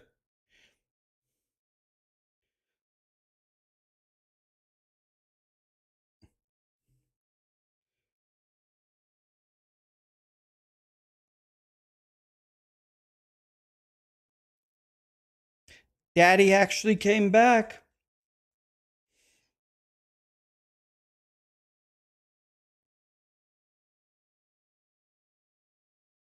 Time lost emerald. Time lost.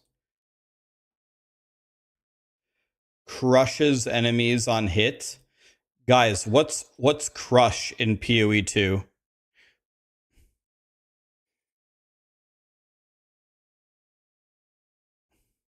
Kirk, are you guys getting ready for a big Thanksgiving? Yeah, the druid finally got fixed. Reduced physical res. Okay.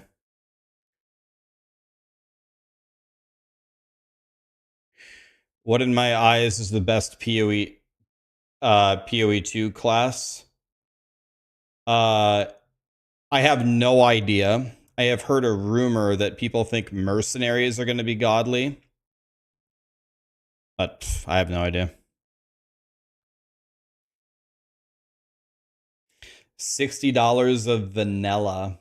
My mom used to put pure vanilla in French toast.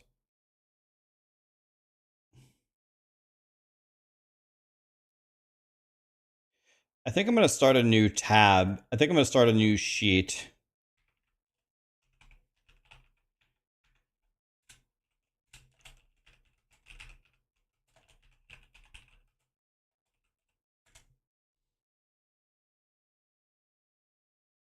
So can I duplicate this one? Can I rename it? PoE 2 definitions.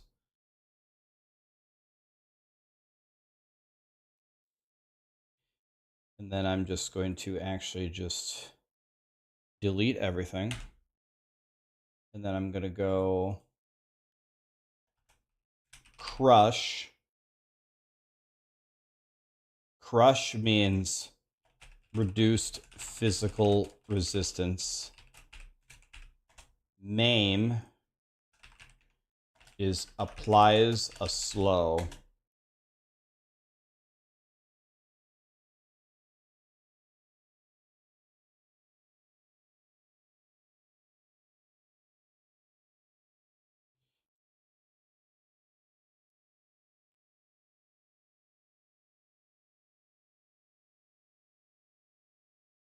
Just going to write down everything that I don't know exactly what it does.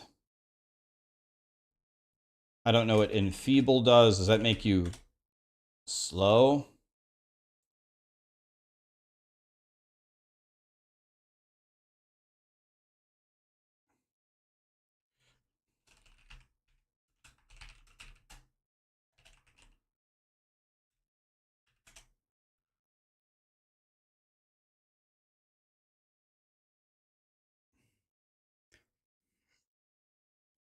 Enfeeble lowers damage and accuracy.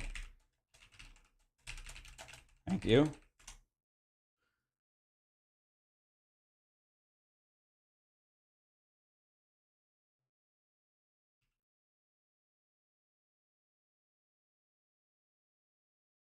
Okay.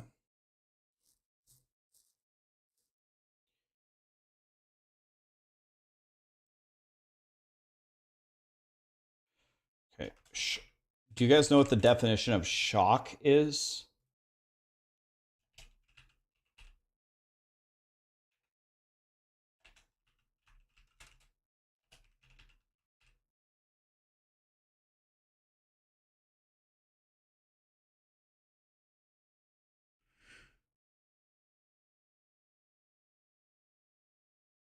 Enfeeble Makes them deal less damage. Okay. Shock takes increased damage. Okay.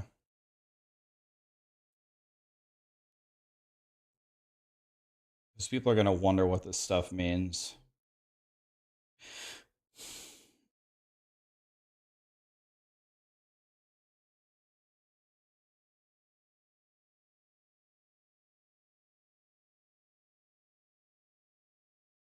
%16 increased range.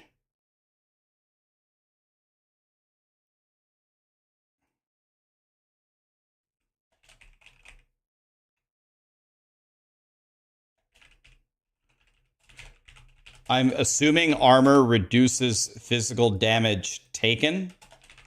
Is that true?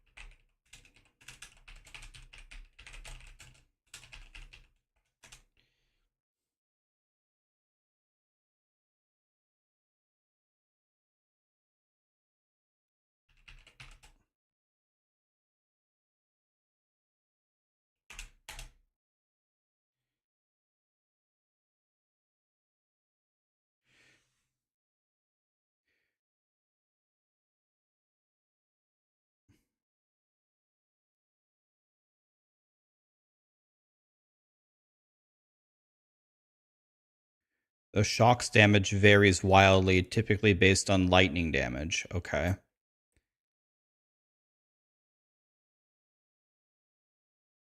Shock is increased, not more. Okay.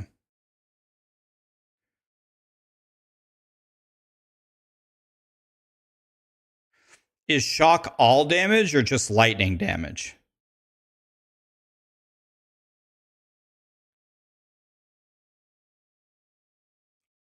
Oh, did we get the Diablo 4 patch notes today?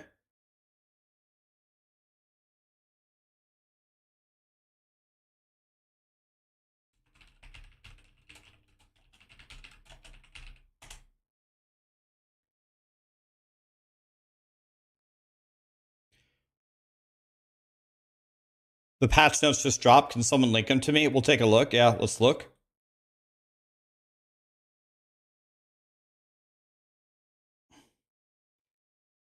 Breaks 430 armor. Is this just lowers your armor value by this amount? It's just a subtraction.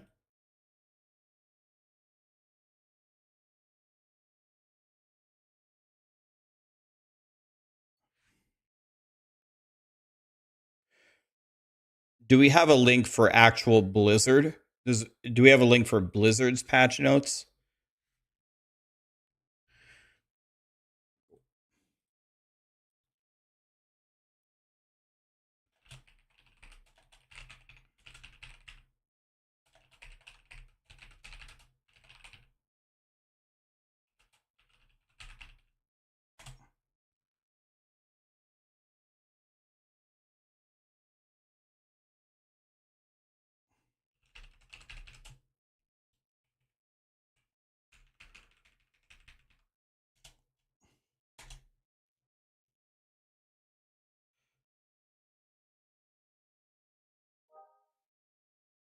I like feet.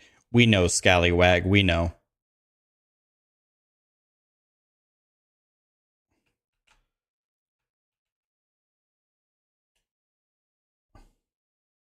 Okay.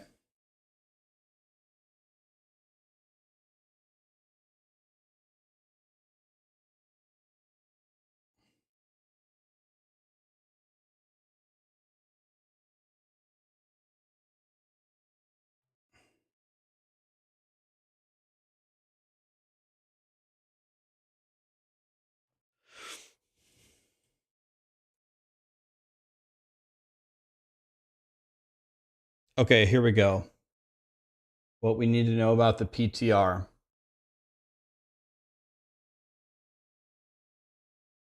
Okay, here's the armory.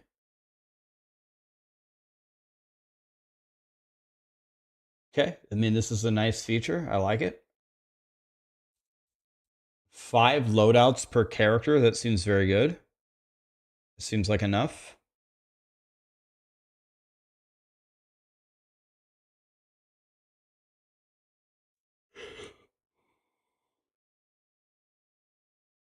Okay.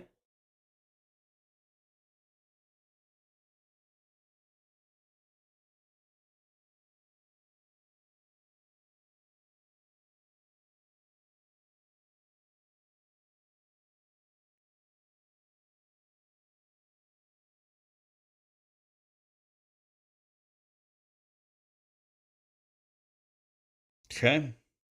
The Swift Witchcraft seems like it actually for Diablo 4 actually seems like one of the better seasons, if I'm being honest. Okay. I like the UI. I think that UI is pretty beautiful, actually. Love the way that this looks. It looks very, very cool. Okay. It's fine.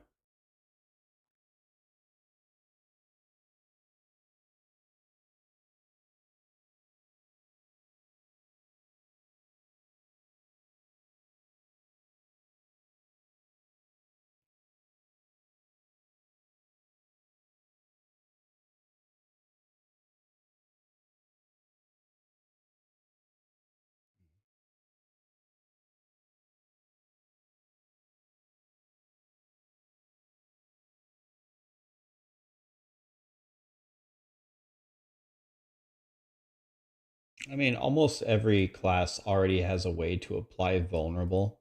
Not sure how valuable this is going to be. Maybe I'm wrong.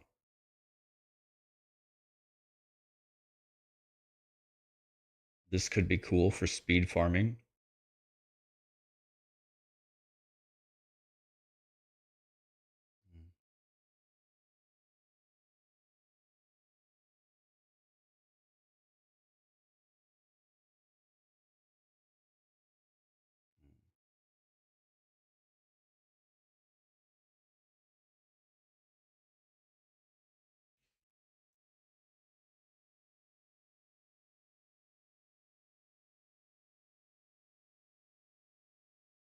Hmm.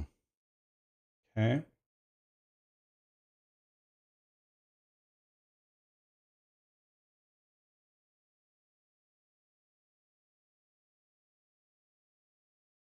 Am I really reading this correctly? Enemies have a chance to have their attacks interrupted. Does not work on bosses. We don't need any defense in this game. And the rank 5 buff is increases movement speed by 5%. 5? I I I I cannot understand this at all. What? This this seems so worthless. This seems it seems completely worthless.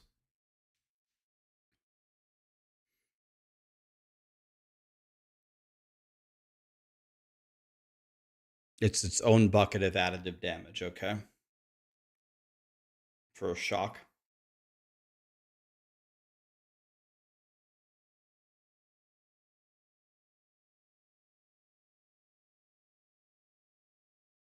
I don't understand.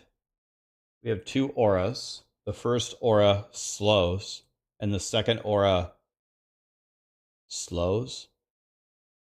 I don't I don't I don't get it. The first aura slows, and the second aura slows.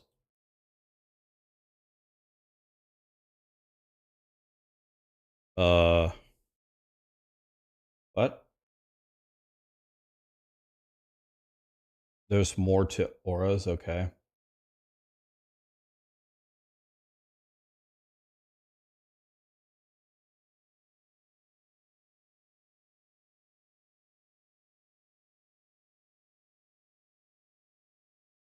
This might be good for auto pulling with the poison frog.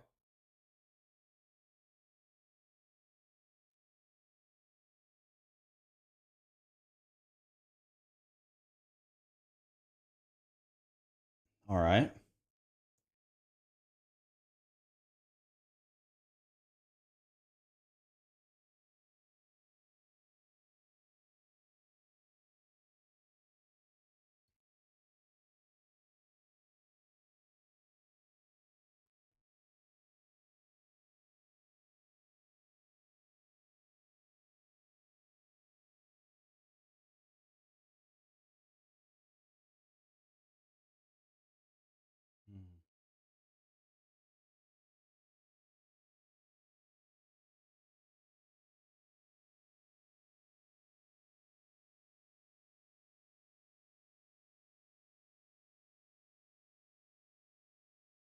This might be good. You might be invincible at a certain point.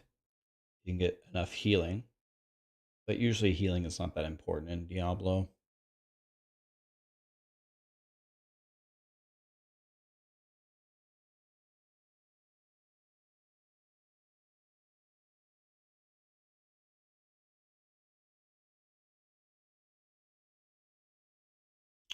At rank 10, the critical strike damage by 50% against energy.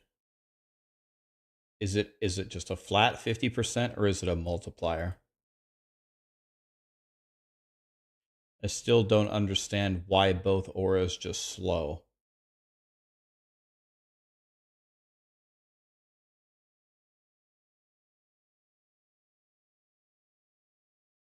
Hmm.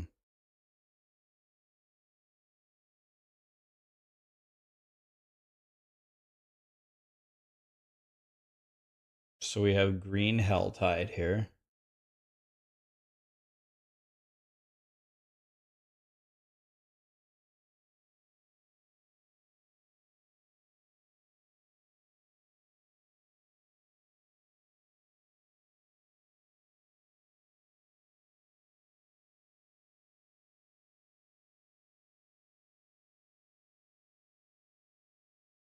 Rot holds and micro dungeons. Okay. Occult gems.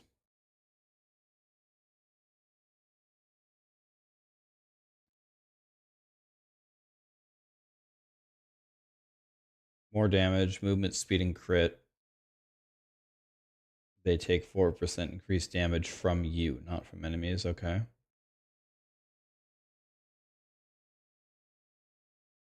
Okay.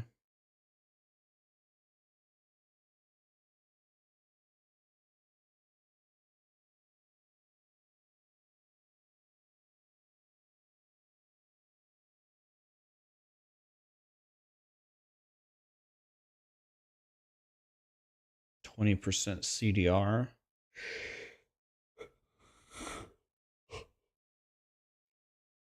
You deal damages over time 35% faster. Firewall leveling, here we come.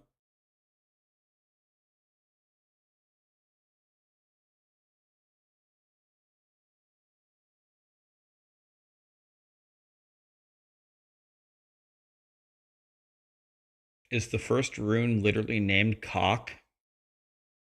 God, I love that.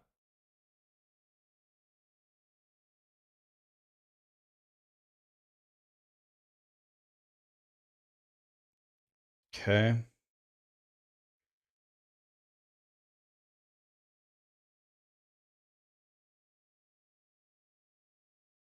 New legendary aspects and uniques. Okay.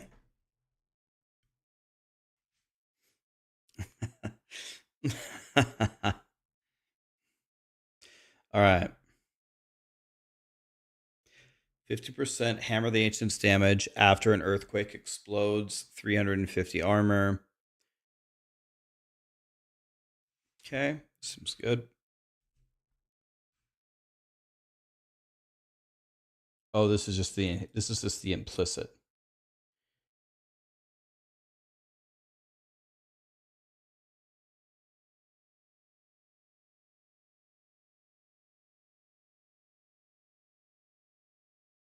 So we're gonna play like Leap Quake or something. Okay.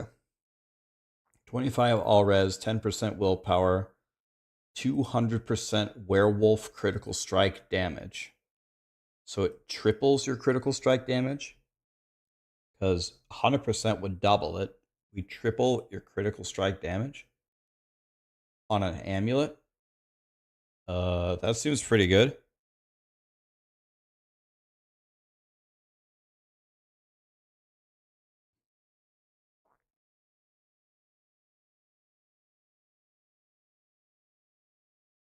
The value of your lupine ferocity's consecutive critical strike damage is increased by 150%.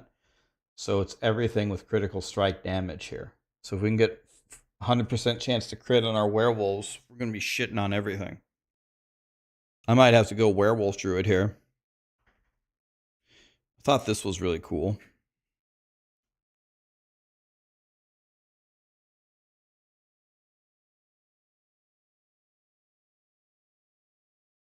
Okay.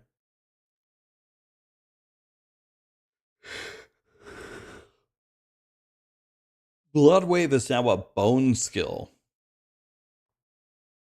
Bone Spear is now a blood skill.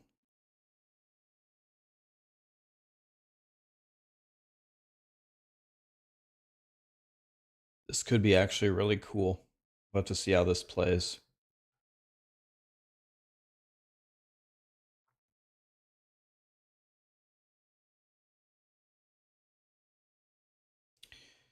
The problem here is, I guess it's not a problem for me, but a problem for a lot of players is these patch notes are essentially just enabling one thing per class, right? So Season 7 is giving you Hoda and Earthquake. Druids are getting Werewolf. Necros are getting Blood Wave. It seems to be like one thing per class. And I don't know, like maybe this is unacceptable of me to think about, but I feel like with the magnitude of Diablo 4 and the money that they made in the team, I guess I would expect more than one thing to be coming, one archetype coming for a class.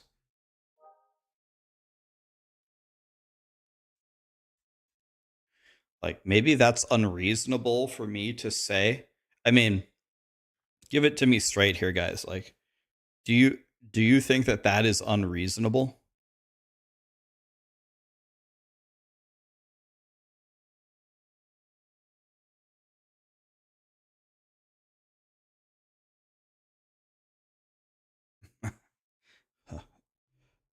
Rugni is here. T3 for 57. Are you fisting me, Rugni? You've been playing WoW, man. It's nice to see you, buddy. What's up? T3 for 57. He almost has the diamond hoodie.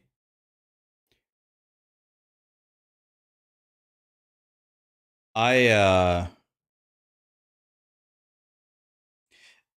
will say, actually, you want to know what? Okay, so if we go to paint here for a second, if we go to paint, like I'm only trying to be honest. I'm not trying to be really for Blizzard or against Blizzard.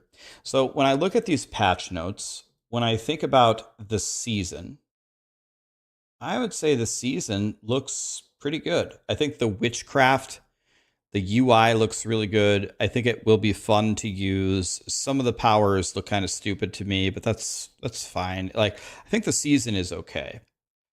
I would say the changes that they have made, the class changes that they did make so far do seem to make at least a fun archetype for each class. So it's not like the changes that they did are bad, but now we start getting into like the armory system coming. Like Blizzard might expect me to give them a check mark. I'll give them like an equal sign because I am glad that it's here and it is a great feature. I just think we should have had it a long time ago. If I go to the next thing and I say the changes to the actual game, the fundamental game, I mean, we did get the armory, but I would give this like an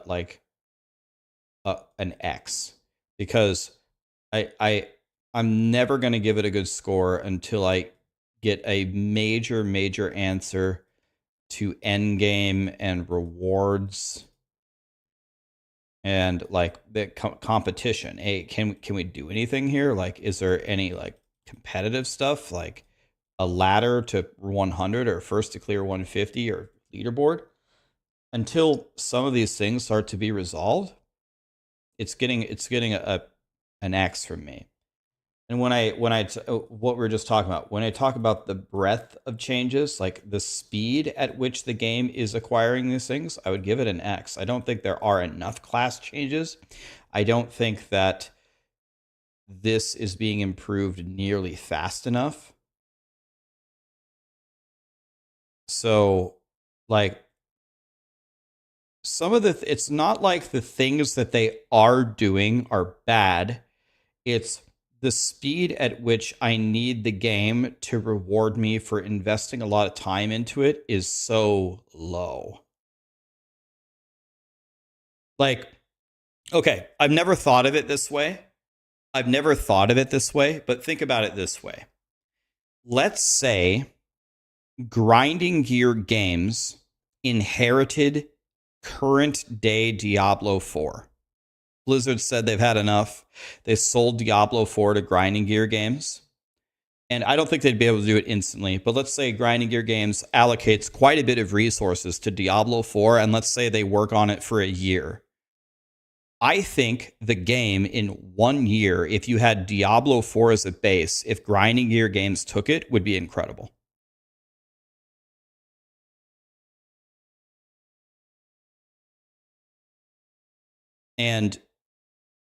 But I don't necessarily know why that is. Are the Grinding Gear Games devs more talented? Do the Grinding Gear Games, do the shareholders not ruin their ideas? And maybe, I don't get the feeling that like Colin and Adam Jackson, I don't get the feeling that they have the level of power and autonomy that they need. I feel like if they did, then the Diablo 4 would probably be pretty great. When they speak words about designing the game, it seems to make a lot of sense to me. But I don't always see like their ideas translated into what I'm seeing in the game.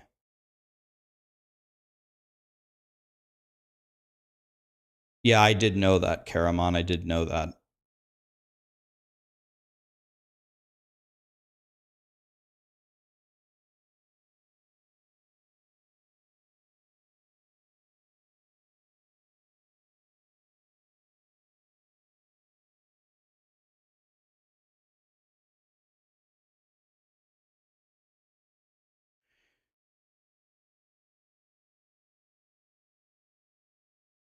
Yeah, I'm guessing. Yeah, I'm guessing Grinding Gear Games has a lot more freedom. So it's like when I read these patch notes, people will spam D4 bad. I mean, I actually think some of this stuff is pretty cool. I think in particular, the UI team and some of the things for the season thing, I think it will actually be fun for a short period of time. This looks pretty cool to me, actually. But it's all the other things that don't seem to be catching up anytime soon that are just really making me sad.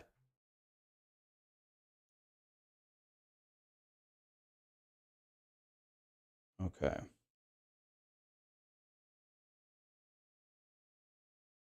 See, my first question is, can this go over the movement speed cap? If it can't, then this is dog shit, because rogues already stack movement speed. So I guess maybe you wouldn't stack movement speed. I don't know.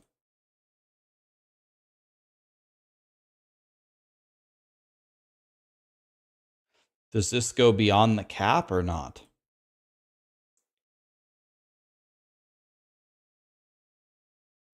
Mobility skills are always shadow imbued. Huh.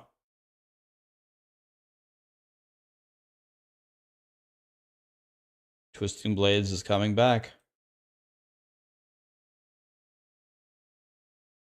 You want to know something that I find kind of interesting about Blizzard and their design philosophy? Like look at this. Look at this for a second. Look at this. Hammer of the Ancients for Barb, and look at this for Rogue, Twisting Blades. Now, for any of you that have played Diablo 4 from the beginning, if you had to sit there and think about what skill for a barbarian has changed the most, like every single patch, something changes about it, I would say it's Hammer of the Ancients. And then if I go down here and I say what skill has changed the most for rogues, I'd probably say Twisting Blades, because it used to be the best thing and then it wasn't. Then they buffed it a little bit. And it's just like the thing that I think really plagues Blizzard is kind of the thing that plagued them with the general launch of the game. They are constantly tweaking what they have already done. I understand that making an ARPG is not easy. I understand that they changed the game a lot. And I understand there are a lot of variables. But I don't get the feeling that Grinding Gear Games does this nearly as often. As an example, I don't see them every single patch changing the same skill over and over and over and over and over. I think what they do is they sit down and they say, okay, exactly how do we want this to work and how much damage should it do? And they test it and then they just send it, right? It's like, it's always the same skills going up and down and up and down and up and down and up and down. It seems like that to me. Like, here comes ball lightning again for sorcerers. It's not that the changes that they're making are bad. It's that they have to touch the same things so many times. Over and over and over.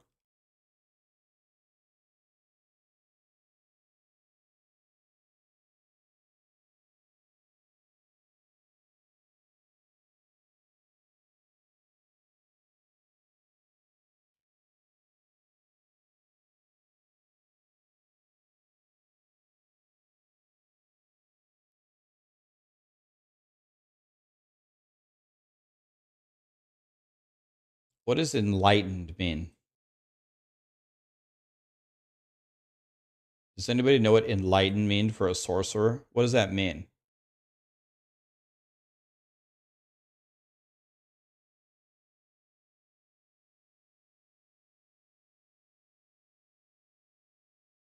Oh, it's the key passive. Oh, it's the expansion key passive. Oh, okay, thank you.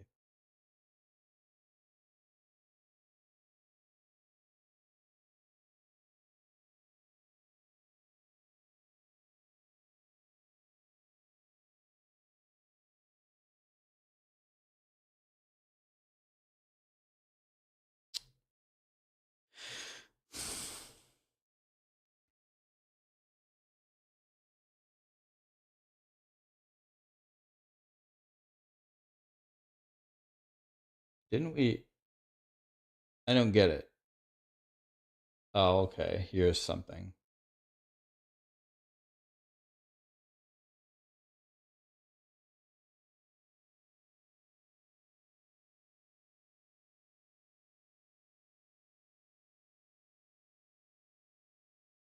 Okay.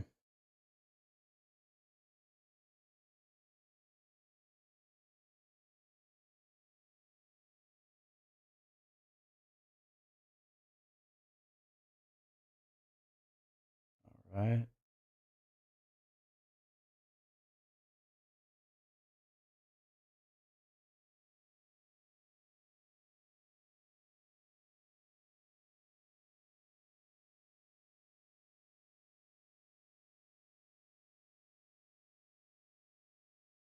This is a big buff for poisoning, right? Okay, so we're going to be able to poison a lot harder. That might be good for leveling up. Poisoning was already good for leveling up, but now we have this.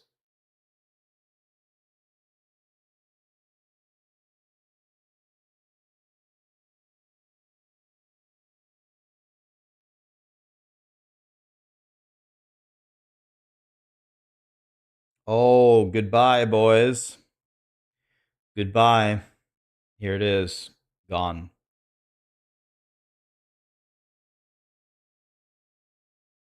It's actually just straight up gone.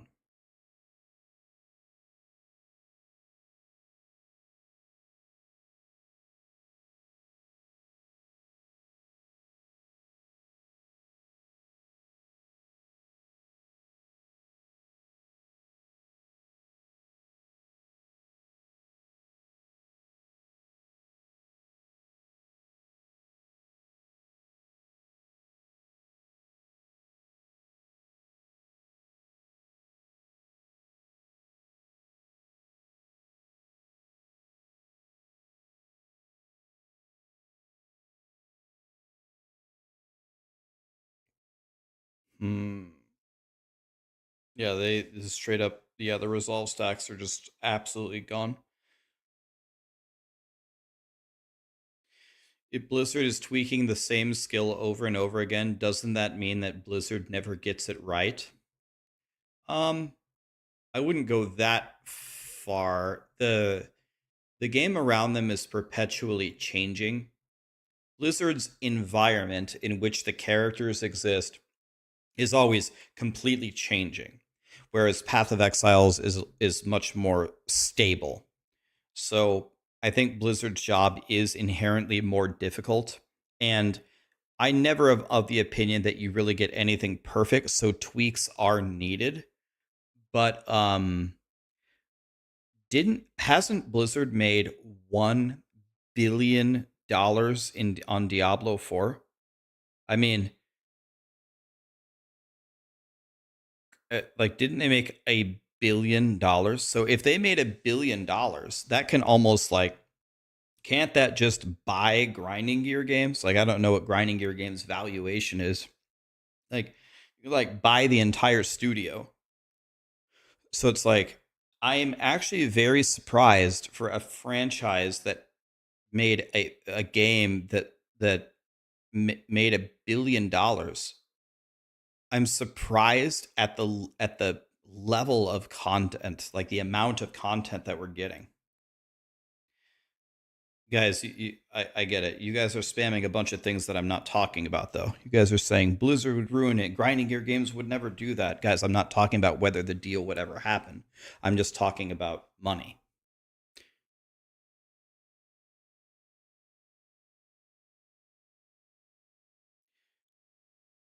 They must operate so inefficiently. That could be that drum punk. You want to know what I think it is, though? I have a guess. I would guess that that's not the problem.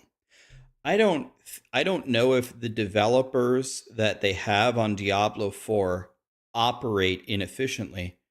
I don't think they put the money back into Diablo. I don't think they put the money into the game. Is the Diablo 4 Blizzard team a team that is reflective of a title that made $1 billion? I doubt it. I don't know the answer, but I doubt it. When Diablo makes a lot of money, what's the reinvestment policy? Is it go back into Diablo or does it go into the shareholders' pockets? I'm not even saying this as like a diss. I'm asking a question. I don't know.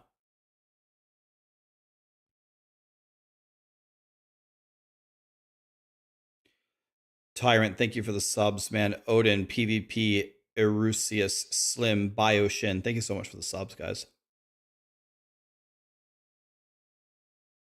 Isn't the Diablo 4 team massive?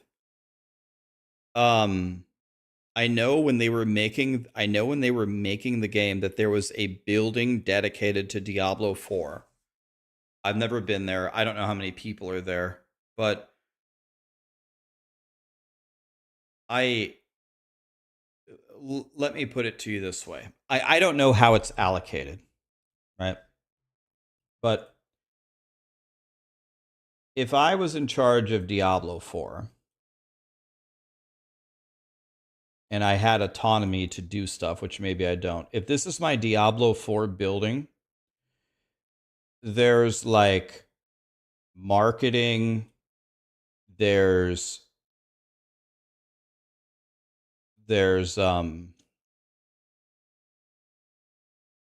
systems people like the servers and the live service or whatever.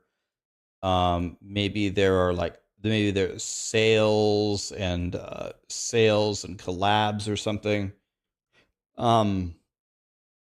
There's like kind of with system, but let's just say it's a separate department. You have IT, and then maybe you have a bigger department. I would allocate much more money to testing. Whatever their spend is on testing, I would make it a lot bigger. And then I would do, I don't know if I missed any departments, development. Like this section of my pie would be based upon future ideas and making the game better. I would put a colossal emphasis in my building on development and design. Design. Same thing. You don't have to literally sit there and code. You can just sit there and come up with ideas. So systems would be like UI, art. Yeah, we need something for art. Artists.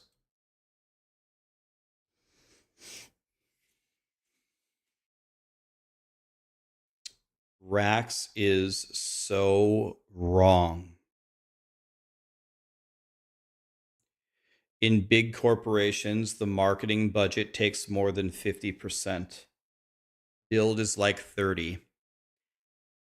Pen, I want to thank you very much. I want to thank you from the bottom of my heart for doubling down and proving my point.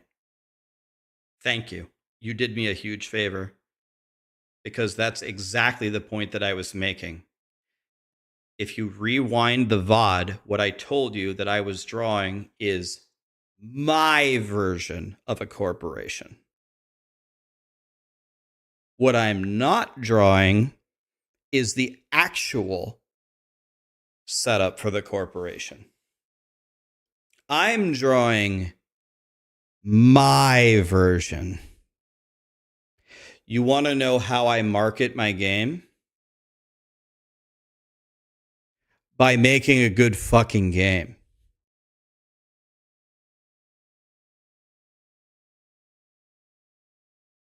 You want to know how I don't market my game? By marketing my game.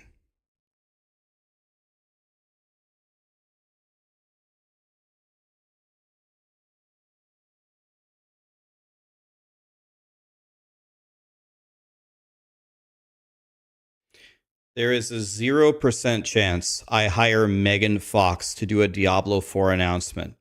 There is a 0% chance I hire Halsey to do a music video. There is a 0% chance I hire Chloe Grace Moretz to do a playthrough on the couch.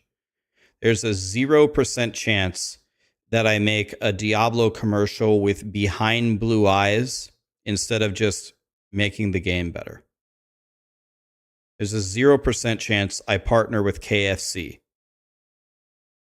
We're partnering with Chipotle because I don't have a mental debuff.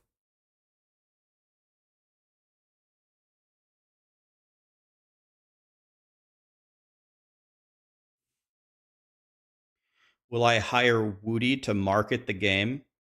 I love Woody. Woody is so talented at so many things. I would hire Woody in a second, and I could think of many different ways I could use his talents. There isn't a chance in hell A snowball would have a better chance of surviving, of sitting in Satan's rectum, than me hiring Woody for marketing. I don't think that there is a department where Woody belongs less in than marketing. No. No fucking way. Marketing is going to be Hog and Frosty LaRue. Woody could be the game director. He could be a tester. He could be a designer. He better not even walk in the marketing department, or I'm throwing him out of the building.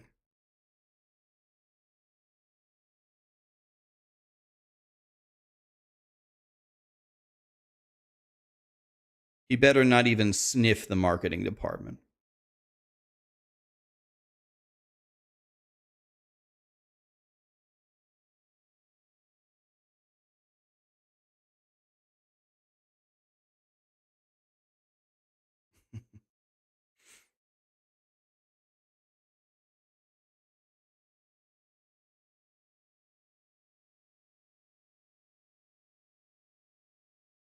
I'm absolutely hiring Woody. He's a god. There's so many things I could use him for. He's going to be quarantined from the marketing department.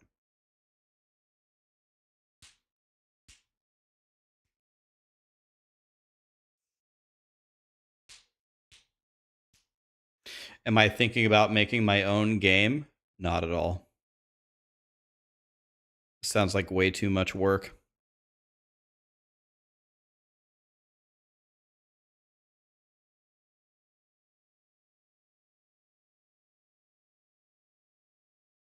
I solved the box, yeah. Took us 5.5 hours.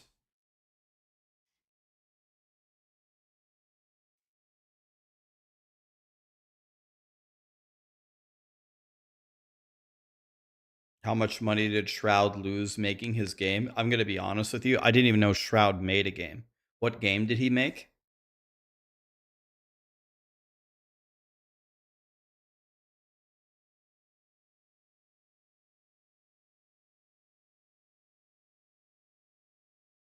Spectre Divide. I've never even heard of this game.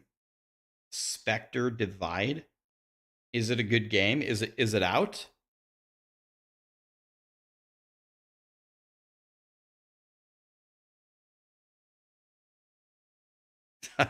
Okay. Damn, you guys hate it. I don't know anything about it.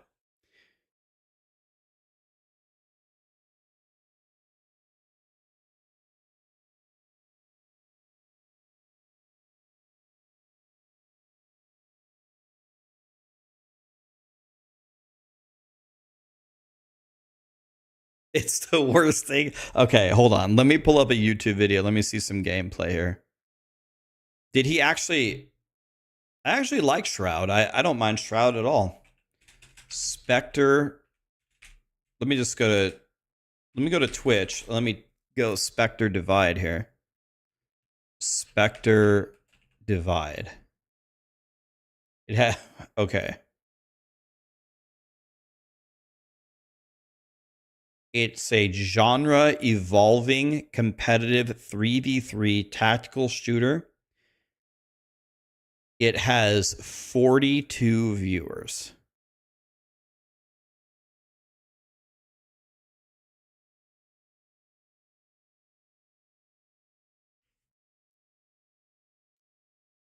Okay, I mean, this is kind of hard to see the game. There's so many overlays here. Let me find a different stream.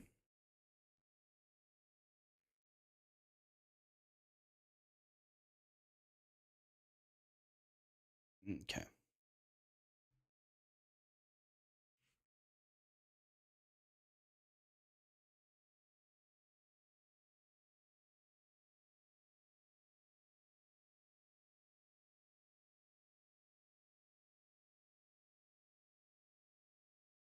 I don't know what that is, Kirk.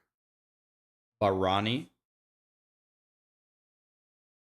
Is that like LeBronny James?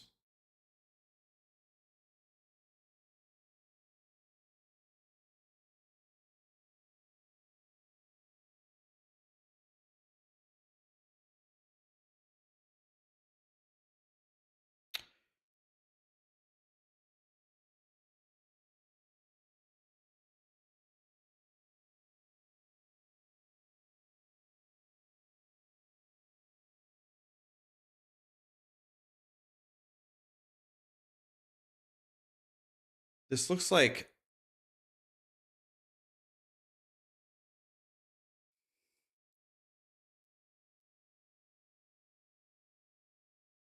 I'm actually trying to not be negative here. Like I don't just want to open this up and shit on it, but this looks to me like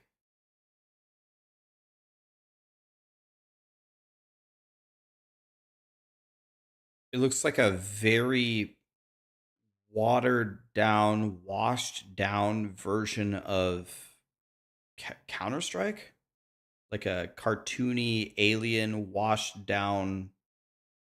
Not alien is the wrong word, but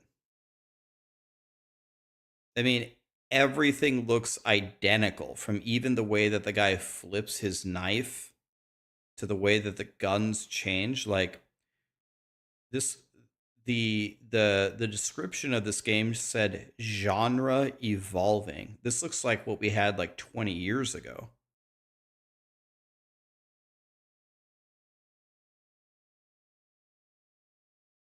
Yeah, like Valorant.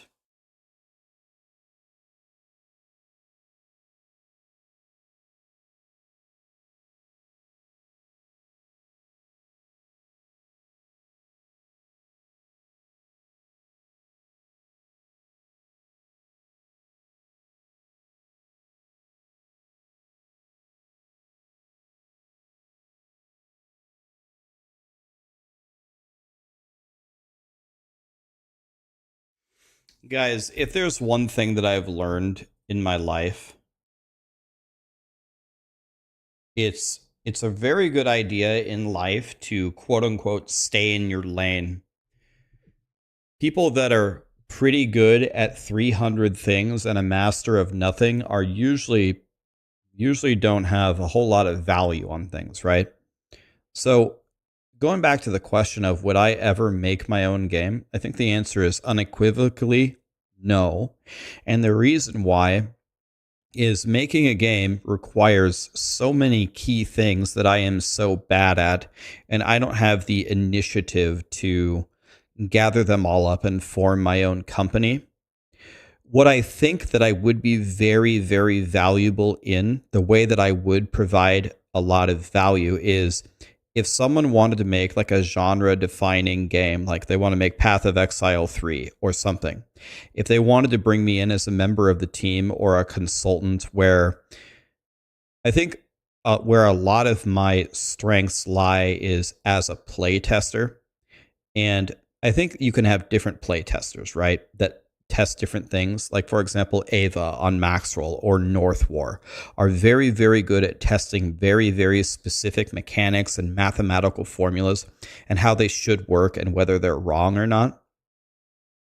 I think what I'm much better at is give me the game and just let me play it. And I can just tell you in general what the most common demographics are going to feel about the game. I can tell you what a couch dad with no hours to play is going to feel playing this game. And I can tell you what a degenerate blaster with 2 inches of Cheeto dust on their chest hair is going to feel playing this game. And I could probably advise them very well on how to make the game good for both. Like, that's my lane. That's the lane where I could provide tremendous value. I can tell you how the game will actually feel for different demographics.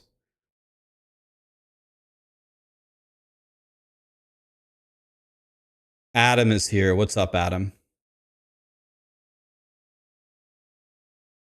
The difference is that you control 2 characters at once and have to go between both. Have you played this game, Adam? Do you like this game? You talking about Spectre Divide?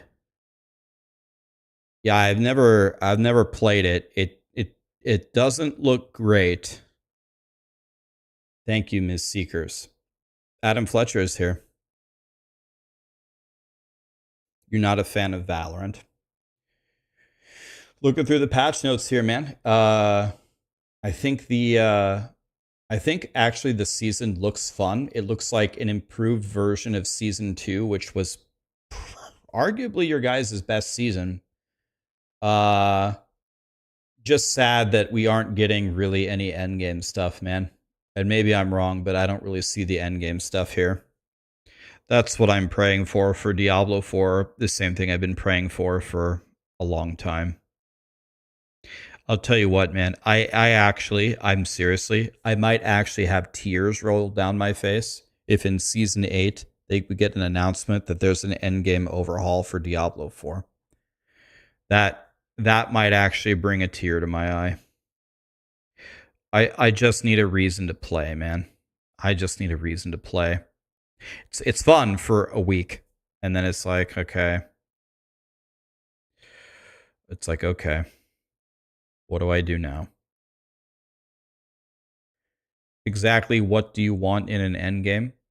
I want something that I can't complete in a week.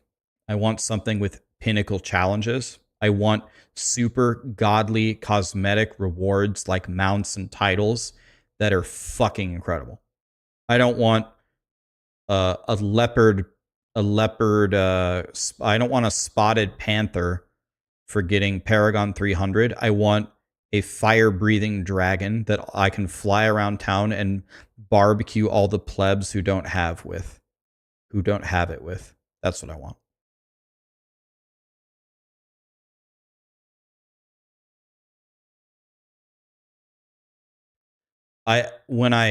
When I reach Paragon 300, I don't want my title to be what was it? I don't know, like Mighty Destroyer or whatever it was. I want it to be Dicker of all asses. Like it's got to be like something really good.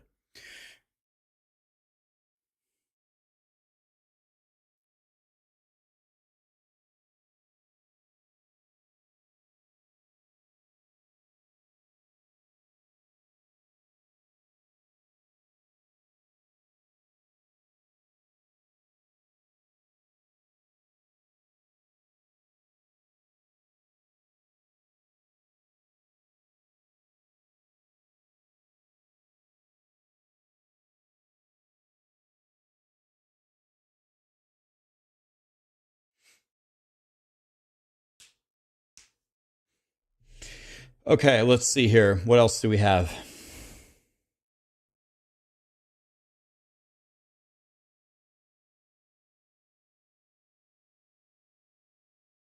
By the way, again, just to be clear, I like Shroud.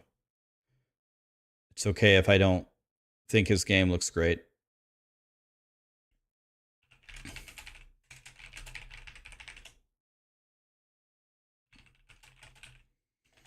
DM just messaged me and said that he wants to talk.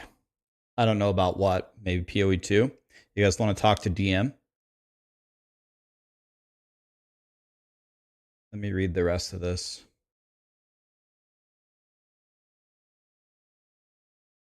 Okay.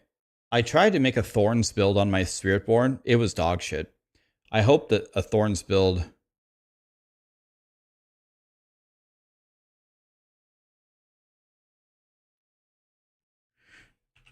Okay. Yeah, DM wants to chat here.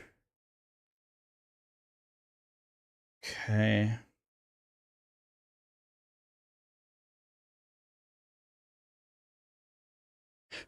Ugh.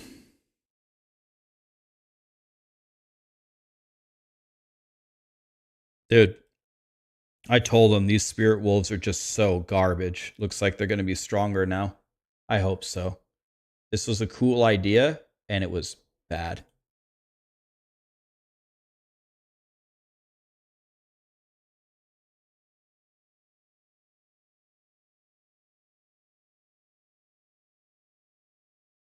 Okay.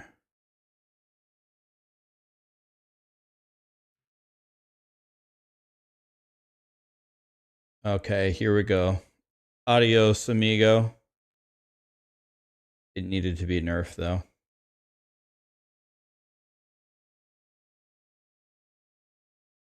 Yeah, I remember that.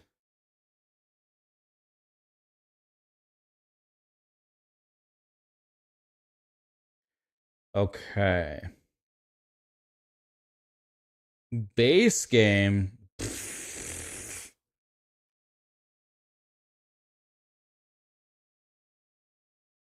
Okay, this looks like most of the same stuff. Okay.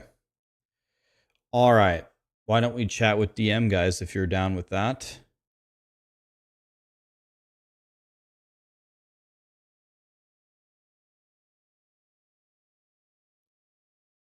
Ring, ring. Okay, let's see here. Turn on camera.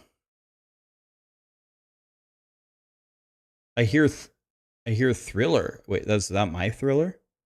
Oh yeah, it's mine. Keck W. Can you hear me, man? I can hear you, sir. Can you hear me? Yes. Can you see me? I cannot see you yet. What about now? It's loading. Loading. It's thinking. Give it a moment. Surely any second here. It's still thinking. Okay. Okay.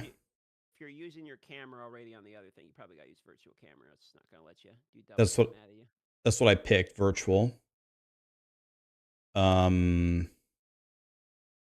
Okay. It doesn't want to do it. Try turning it off and turning it back on again. The old IT fix.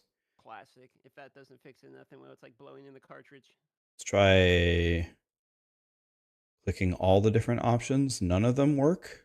Huh. Oh, I know why. I know. I bet I know what the problem is. I need to enable the virtual. From a blue hoodie to two blue squares. Floating around each other. I have to enable the virtual camera on OBS, right? Start virtual camera. That's the problem. Yeah. Okay. Now if I shut this off and turn it on. Perfect. And now there's one last step you do, which is you hit the cog wheel next to the virtual camera button, and then you click output type, you put source, and output selection is whatever your camera is. And then it will pump through only your camera to me, and it won't affect anything you got going on your side of the live stream.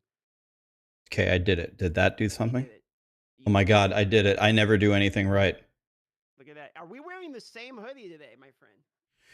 I have the Trash Cats hoodie on. I could go switch though. It's like the same thing. I got the Maxroll. I'm wearing the one you sent me today. Got my Rax cosplay in full effect. You're looking good, man. You're looking. Let me move this over here so people can actually see it. Also, I got some Act 2 Warrior footage going on in the background from when I flew down there. If you would rather have that, I can pump that through, and you're welcome to pull it up too if you'd rather just use that for your background. No, I need to see the. Oh, my background. Yeah, if you stream to have something to look at too, I can give you this like this. Check this out. Boom. And then if that's a little bit if you want to just. Holy shit, that looks nice, man. Yeah, let's do that one. That's so good. This guy's a tech god. There you go, boys. We did it. So we're leading up here, man. How many more days we got to stall? What is it? 8 days, brother? 9, I think. 9? Man, here I thought it was 8. But I'll take, if it's 9, that's still not so bad. We're almost there. You're right. It's certainly less than 10. Less than 10. We're getting there. You getting more and more hyped or more and more like anxious? I have no anxiety at all. None. I gotta be honest with you, man. I'm feeling. Can't hear DM. Sorry. Okay. Can you say something? Testing 1 2 1 2. Buckle my shoe. 3 4. Shut the door. 5 6. Pick up sticks. How's that? All right. How am I doing, boys? Are audio through? We did it, boys. Boom. Okay. DM asked me if I was anxious or if I'm excited. I have no anxiety. I have to be honest with you, man.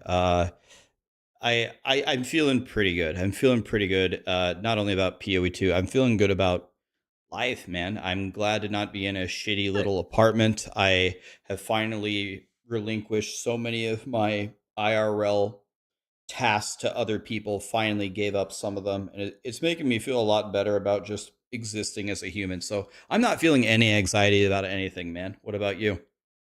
Yeah, dude. First of all, I'm glad to hear it. You seem like you're doing good. Second of all, we still have to we got to get some fancy bullshit in the background of the room.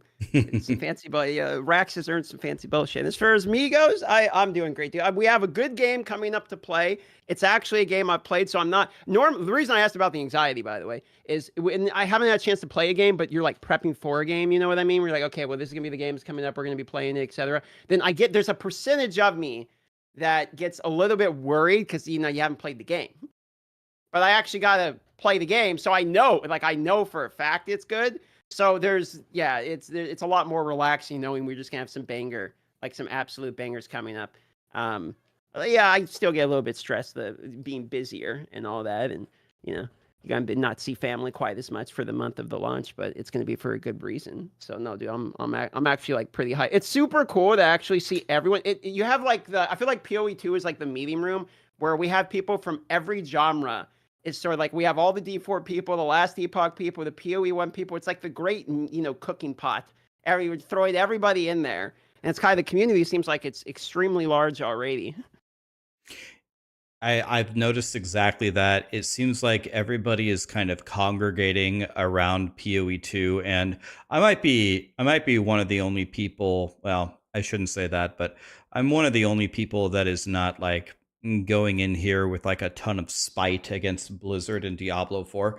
I still am always rooting for them and hoping the game gets better. I just got done reading the next season patch notes, and while it doesn't fix anything critical that I want them to fix, like the end game or whatever, we are getting the armory. The season does look pretty cool. It looks cooler than most of the other seasons that we've had. So it's not like they're doing like super terrible job over there, but I think this like new fresh experience for PoE 2 is exactly what a lot of people have been looking for, and I really hope it's even like 75% as good as the hype is, but it's looking pretty promising, man. Yeah, speaking of the hype, I haven't seen the game like so hyped up since probably Black Myth Wukong, which I guess wasn't that long ago. To be quite honest, that was actually this year. I saw a take on Twitter where someone said that the only good game released this year was Stalker 2, and I thought maybe it was the worst take I had ever seen. Considering this year has like banger after. I mean, we got Pow World this year, my dude. We got a lot of really fun. You played Pow World, didn't you? Oh, dude, and not to toot I'm a Power World god. I have everything. We had literally like Mount Olympus built. My brother built Mount Olympus in our world, and we had like this triple, quadruple skyscraper Pow World factory that it was actually unbelievable. I told him he should make YouTube videos about it. Level 50, had my Jetragon flying around the map at warp speed. Pow World was godly. Was Helldivers 2 this year as well? I think Helldivers 2, yes, as well, because Helldivers 2 is the one that notably made like legendary drops kind of come on the scene, and I'm friends with him, and I think that was this year for him, so I'm pretty sure that was this year also. There was actually a good amount of games. Speaking of Power World, real quick, did you know this? I saw this on Twitter, because Quinn replied to it, and I follow him. Is that Power World and Terraria are doing a collaboration. So it's like two goated games. I don't know if you've played Terraria much, but that game is like a 10 out of 10 easily. I've seen people play Terraria. I've never played it before. I think it's Lily's favorite game. She told me that was like her goated game. I've seen people play it. It looks very fun. It's probably like on the bucket list where I've got to play through it. That collaboration could be incredible. I did not hear about that. I just saw it this morning. I was waking up and kind of preparing, getting my React Andy stuff ready, and kind of seeing what the news looks like today, picking through everything. And I saw that. I was like, oh shit, like these are actually some banger games. Terraria is one of the first games that I played all the way through with a buddy that I didn't play again after I completed it. I did it in like a one lump consumable, and then I haven't gone back to it pretty much at all. But it was maybe, I think it's a 10 out of 10. I think it's a top 10 game in my opinion, maybe of all time. Jesus Christ. I put it up there pretty high. Honestly. The soundtrack is insane in that game too. I kind of fall prey to like good audio or music in general. So Terraria for me gets kind of some bonus points. I think Super Metroid kind of got me the liking good music. What you're playing in. Sorry, go on. I was going to say Super Metroid for me is a top 5 game of all time. For my Twitch viewership, for me watching Twitch streams, Super Metroid is I would say I've watched more Super Metroid than every other game combined. So that's absolutely my jam. It looks like you're getting murdered by Roas there. That brings back nightmares. I get slaughtered. I pushed all the way through the Act 2 like immediately, and then I get dumpstered like pretty much the entirety of Act 2. I think you're going to see that there's this really cheesy boss in Act 2 where they have like a boss arena. You're going to see it when there's a bunch of corpses, and they kind of bait you in with like gold coins, etc. So you like run in there thinking it's loot, and then they have 2 yellow mobs that are like kind of boss mobs, but they're yellow mobs that can have random affixes, obviously. And the one I spawned with is like haste aura plus they heal the other one, and then the next one was like double RF and lightning and shit. So you can I think people are going to lose a lot of hardcore. I'm assuming you're not playing hardcore because from what I'm seeing, almost nobody is playing hardcore that I have seen, especially in the latest interview where they with Talkit. I don't know if you saw that one, but he was talking about it's kind of sounding like hardcore's not going to be very viable. So I'm definitely not going hardcore, and I love the idea of going hardcore eventually. One thing for me, which I think is at this point not true for hardly any Path of Exile creators, is I have never played the game. I haven't played it. And actually, on top of that, I really haven't watched really any gameplay. This is some of the first gameplay I've really seen other than the ones like in the actual announcements. I have not sat down and watched anybody like play through Acts 1 through 3. I am going in absolutely raw here, but I never get to do that anymore. I think it's going to be so fun for me to experience that, but it'll quickly convert from that to trying to be, you know, a scholar and a student of the game, and then we'll be blasting right away. So hardcore for me, I think, is a later thing. So what's the first thing for you? What are you playing at? Do you have an idea of what you're going to play on launch, or are you kind of just going to raw dog it? You're going to go in and pick it as you go? So I'm 100% sure, like, what do we have at a minimum 6 months? I'm 100% sure that I'll probably beat the entire game with all 12 ascendancies. I'll just do them all. But I was going to let chat pick because it really doesn't matter to me. I'll just get through them all. But Alex, the leader of Maxroll, I'm sure you know him. He's very adamant that I cannot let chat pick, and I must let him pick. I was chatting with him last night. I'm like, well, okay then. I guess. Why does he want to pick? I thought at first I was like, this is based. Like he's going to tell you play what you want to play. Don't let the chat influence your experience. This game's once in a lifetime. You got to play it for yourself. And I was going to be like Giga Chad, but then he wants to pick it. No, he's saying he's picking, and there is no other option. I say, oh, okay. Well, I mean, if that's the way that it is, I don't know exactly what he's going to pick. It sounded like he was maybe leaning toward mercenary, but Okay. I'll play anything, man. It all sounds good. Clearly, kind of DM feel- hasn't met Alex. I feel like Gimlin Legionnaire is going to be like kind of a sweaty one. It seems like it's going to be really good. It reminds me a little bit of Scion. Can I interject something on something we talked about 5 minutes ago real quick, because I think this is so important. Yeah, go. You know, you told me you played a game, one playthrough, top 10 game, Terraria, and like everyone should play it essentially. Yeah.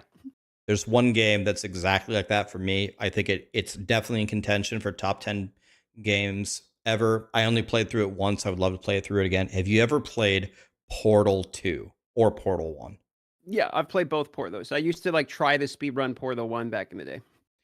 Dude, I think those games are like, I don't even think God tier does it justice, especially Portal 2. That game just blew. I love puzzles though. I like chess, I like Minesweeper, I like Sudoku puzzles. I think Portal 2 is a must play for everybody. Absolutely fantastic. I have the reverse one, which is I liked Portal 1 better than Portal 2.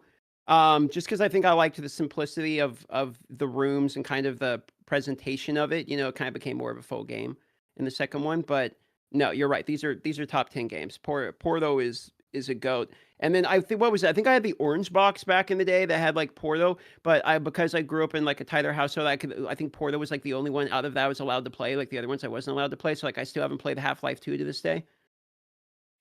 Boiler just told me that they just released a co-op for Portal 2. We should play it. We should play through it sometime. I would be down. However, co-op Portal 2 has been around since its launch. I mean, that was the reason for it to come out. Oh, really?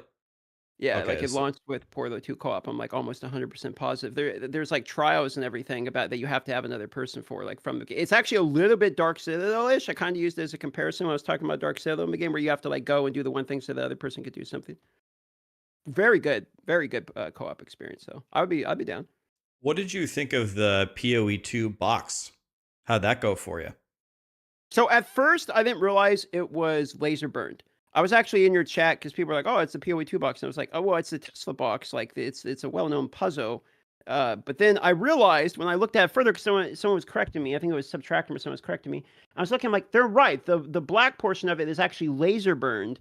They laser burned on POE related graphics. The puzzle itself, mechanically remains the same, but the visuals on it are that. So that made me love it even more. That being said, I thought it was like probably the best thing any company's ever sent me. I think Blizzard has sent some really awesome shit. Like I think the skateboard's fucking awesome. I asked for one of those back in the day because everyone else had one, and they were nice enough to send me one. And I think that is, I've actually skateboarded with the thing. I think that's one of the coolest things. I thought the Mephisto shard was really cool. But the puzzle box is kind of like I think it's kind of another level. I'm a little bit of a fan of Japanese puzzle boxes. I always buy my dad puzzles every year for Christmas or his birthday, and I bought a lot of Japanese puzzle boxes off of like Amazon or some of the like puzzle websites for people. So maybe I'm a little biased, but I really like wooden puzzles in particular. Yeah, so for me it's kind of weird. For me personally, I love puzzles. Like when it's 2 a.m. and I can't sleep and I'm laying there, I'm playing bullet chess on my phone. I'm playing Evil Sudoku. I'm playing Minesweeper on my phone. Like that's what I actually do to relax. But for someone that likes puzzles as much as I do, I've never had one of these puzzles before. I've never had really like a handheld wooden puzzle ever once in my life. It's the first one I've ever had. And I absolutely loved it. I didn't really understand like when I'm trying to solve a puzzle in chess or when I'm trying to solve a puzzle in Minesweeper, the only dimension that you're interacting with is the interface in front of you, and it's all just mathematics and calculation, and that's the answer. But it was actually very weird for me. It took me 5.5 hours to solve it because so much of the answer was the actual 3D cube itself, and my brain is not wired to search for answers there that's even a possibility. I agree with you. I would say the top 3 things I've ever received from a gaming company, I would say the third best thing I ever received was when they launched D2R. Blizzard sent me a full-size Herodric cube with a Stone of Jordan in the middle. I don't know if you know what that's that. sick. That's sick. And when you opened it, it was like you're opening a legendary because it had like this beam of light that would shine on the Stone of Jordan. It was actually incredible. I think that was my third favorite thing. My second favorite thing, I think, was the Shard of Hatred that they sent us that glows. I thought that was god tier. And then I think that my favorite thing, as you said, was this puzzle box that POE sent me. I just loved it. Blizzard definitely has a habit of like making really well designed like promotional pieces, gifts, whatever you really want to call them. Like the stuff they send is actually really cool. I got my shelf full of like a bunch of those things and random stuff I've purchased. My brother's 3D printed like some RuneScape stuff. Like I got like a RuneScape helmet and some of the stuff from Disneyland, etc. A bunch of Star Wars shit on there. But I don't know about what you do with all your stuff, because I'm a bit of a pack rat. So even if it's not like, I mean, we all know these items are typically like $100 or less. Like they're not like these super expensive things, but like I'm never going to throw them away. And so they just end up like, they just pile, like I have all this plastic stuff piling up. Like even the flowers Blizzard sent, I think are pretty cool. And they're just going to sit there until they literally rot to pieces. What do you do with all your shit?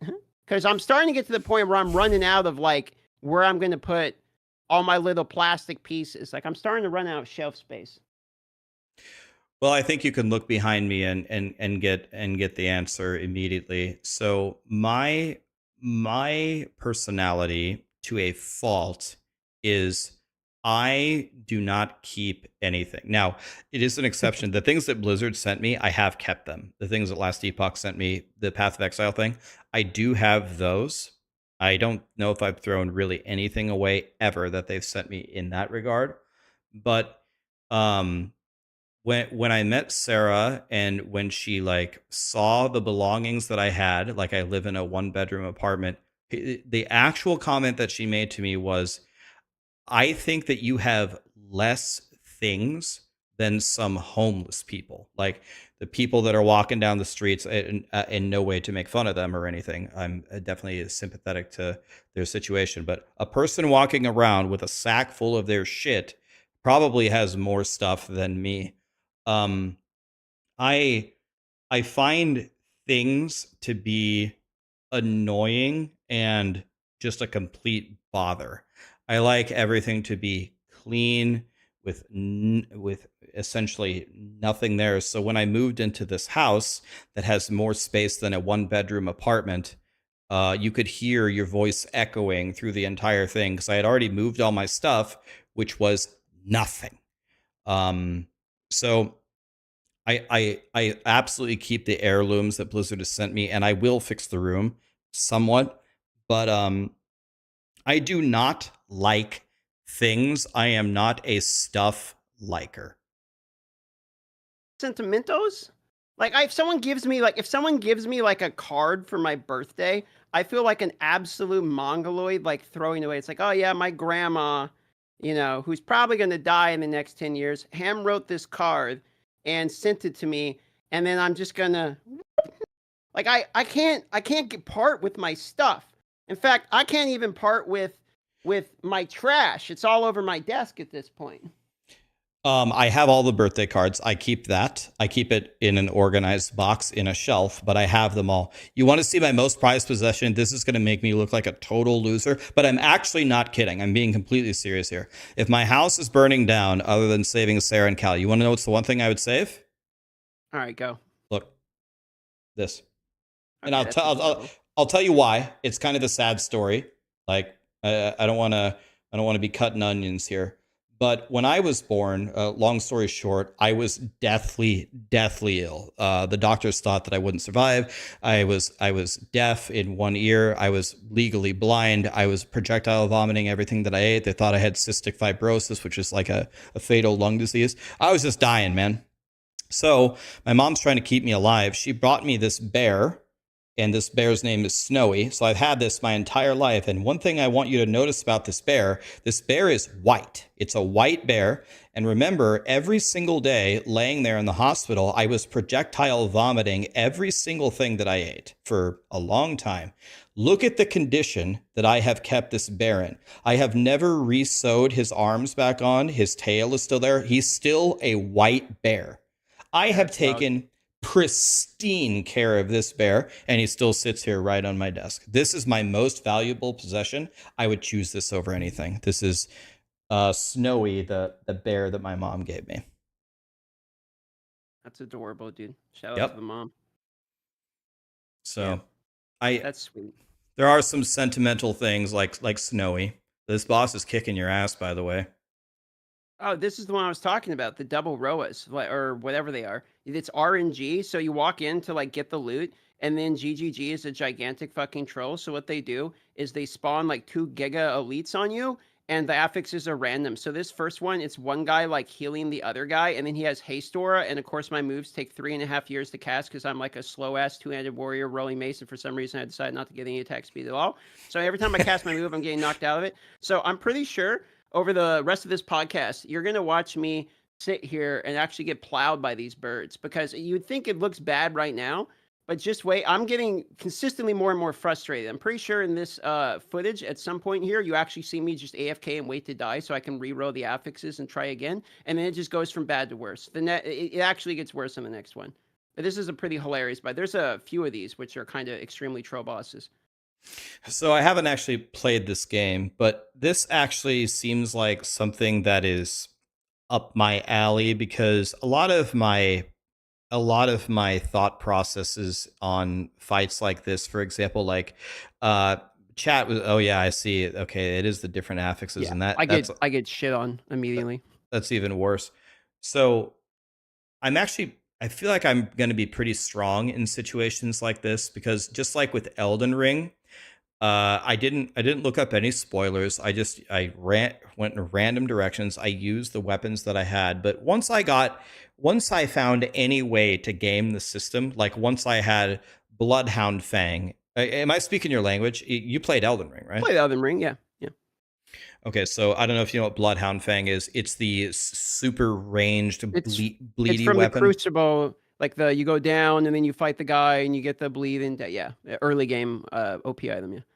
So the moment I get something like that, and the moment that I'm able to bleed at range, like my number of deaths went down exponentially because I'm really good at like cheesing stuff. And once I got my blasphemous blade, people were furious on my millennia kill because she spawns her orange flower, and I figure out that I can do four fire waves before she gets out of her flower, and I not only have I taken away half of her HP on the hardest phase, but I've also full healed myself. So with stuff like this, I feel like I'm going to be able to find a class where I don't care if it's a 10-minute fight. Like, I have no shame, but I'll just I'll kite these stupid ass birds around all day long until I kill them. But that righteous fire bird, that's going to throw a wrench in my plan. Like, what are you going to do? What are you going to do if you walk into that in hardcore? Like, how do you continue? Okay, so basically we are getting to the crux of why I asked you about hardcore earlier. So in the Talkative Try interview, he specifically asks him, are like one shot's going to be the thing? How's the balance in like some of these mobs later on in the game? And because in this situation, obviously what they want you to do, they said this a million times, is like, okay, if you're weak, like don't pound your face against it. Look on the map to where the skulls are, go to the other bosses and like get power, basically. They want you to like do the Elden Ring strat of stop pounding your head. But for me, every time I run into the bot, like I only want to pound my head against the thing. I like the challenge. So like I'm literally going to die like 50 times to this thing. But in the interview, they say that essentially they don't think it's balanced in the late game, and it's absolutely going to have some like crazy mobs. So everyone's reaction I saw from that was immediately all the hardcore plans went out the windows for some people, because I don't think that hardcore, once you get to maps, is going to be very, if at all, forgiving. Like it's going to be very, very brutal. So we're going to see probably most, if not everyone, run like softcore, check out the game, learn the affixes, etc., then reroll hardcore. That kind of seems like the thing. I mean, zoom out here and think about it. Think about the situation at hand and how you would actually like it to go. Would you like Grinding Gear Games to make Path of Exile 2 to where you would feel comfortable as a new player just waltzing through the game on hardcore? I mean, yeah, absolutely not. Yeah, I mean, the fact that you're on your first playthrough, when you get to the end game and there's going to be challenging shit that they are promising you beyond belief that you're going to get crushed, to me is more of a sign of a good game than a bad one. You should have to build up some mastery in the game before you would think about being successful in hardcore. So what you're saying to me is probably only making me more excited for the game. I think some people like, okay, I can tell you something as someone who's created content for Diablo games for 5.5 years, and Diablo games are a lot easier than a game like Path of Exile. There are people who genuinely a lot of people, there's a big slice of the pie that genuinely find games like Diablo 3 and Diablo 4 challenging. So when I'm watching you play this, and almost every single like trash mob is ambushing you, and every hit is hitting you for 50% of your damage, I am hoping that Grinding Gear Games has put in a method for people to, if you want to stay in farm levels and build up some gear and build up some levels, that you can actually get to a power level where you can kind of waltz through this stuff. That's probably the biggest worry that I have, because some of the more casual gamers have tremendous anxiety when you are this heavily pursued, right? It's kind of like the Fortnite effect, where when you're kind of new at Fortnite, when someone is openly willing to challenge you, they're plunger toward you, they shockwave grenade toward you, and you just don't have the confidence in your character, you don't even like properly fight back. You just run away scared and just die anyway. So I think that's probably where my biggest worry is like in the super casual player base than in like the really hardcore players. I think, to speak to like my experience about it pushing back, I felt like Act 1 is going to be what I'm going to call the great filter, dude. I think there's going to be some people that pick up the game expecting to more or less brain off. Like I've explained this before, is why I think brain off and brain on games. Like I think there's certain games that you play and it's not a shot at the game. I'm not even talking about ARPGs. I'm talking about just styles of games in which some games you actively play because they are brain off games, in which you're playing the game to relax, to stop thinking, as opposed to actually have to focus on something. And Path of Exile 2 is basically not one of these. I would actually consider RuneScape like 80% brain off, 20% brain on when you're PVMing or something, but a lot of it's like I'm literally clicking like a tree for 500 hours, and that's one of my favorite games of all time. So when I'm playing this and I see in Act 1, on my third time playing it, and I know I, kind of spin into the meme of all that being, oh, dog shit casual and all that, but like legitimately, I played the game enough and I'm still struggling in Act 1. And when I play it, I think a lot of people that start in particular with Melee, when they play Act 1, if they immediately feel that pushback, because the game pushes back from like level 1, you're going to see some people that are just like, this game's not for me, and some complainers from the beginning. But then you're going to have a whole subsection of people that absolutely love the difficulty. I would kind of consider myself more of like I love the difficulty style. Because what I don't want is from the beginning of my character, like 5 seconds into my character, already one-shotting all the mobs. And I saw some complaints about that when I'm showing footage, etc. It's like, it looks too slow, the mobs look too hard, but it's kind of the same. It's kind of the same thing you were saying, which is, do I want a game that from the second my character is born, I can already just shit on literally everything? So you do get over that pretty fast, though. By the time you're starting into Act 2, like by the time I had a weapon, like 2 or 3 pieces of gear, and like 1 or 2 sub bosses behind, it starts ramping enough where you get to this point where it's like it's not so bad. Like some of the mobs are still pretty hard, but you pretty quickly get out of that. But I think the first hour is going to filter some people. Yeah, I think so. I think in general, my audience is like more on the casual side, because my channel, especially my YouTube channel, is mostly focused on guides. And usually, not always, but usually the people that want to watch guides are the more casual people, because they're looking for some answers that they can't acquire on their own. And I think like it's going to be important for me to understand, how can I make this game as easy as possible? So like the obvious answer is, make sure you kill every monster, make sure you explore every nook and cranny, da da da da da. But one thing I'm going to be looking for right away that people are going to be searching answers for, by the way, we can see your screen, just letting you know. I pulled that up because I wanted to show you as the next point where Path of Exile 2 is on the cells, but continue with your point. Appreciate that. Yeah, I saw it was like rank 2 or something. I didn't want you to pull up your personal info or something. To dox myself on live stream. I did do that. I did a purchase on stream and it did pull up all my info. But, oh, no. But luckily, it was my old address in Iowa. And a lot of people didn't believe me. I'm like, guys, look at the address. It says Iowa. I live in Nebraska now, so thank God. Was that the Path of Exile supporter pack when you went to buy it? No, I learned my lesson. It might have been Deep Cocked Galactic, maybe, or something. Yeah, that sounds right. By the way, that's another game that was released this year, right? So yeah, a lot of people, the Survivor. A lot of people love that one. So yeah, I mean, another thing, like kind of connected to this, I am a speedrunning enjoyer. Like I told you, I spend like most of my Twitch hours watching Oats and Goats and Zenny and Behemoth and all of them speedrunning Super Metroid. I've been having a lot of fun learning to lower my POE 1 campaign time. And I'll tell you, I believe, I would say 80% of the run is how you do Act 1. And there's a huge difference between clearing Act 1 fast and clearing Act 1 fast where you can continue into Act 2 fast. Like, it's a huge difference. Like, every single time I can run A to B in Act 1 and kill the boss at a very low time. But almost all of those runs, being a noob, my gear will be dog shit, and when I go to Act 2, I'm going to have a miserable time.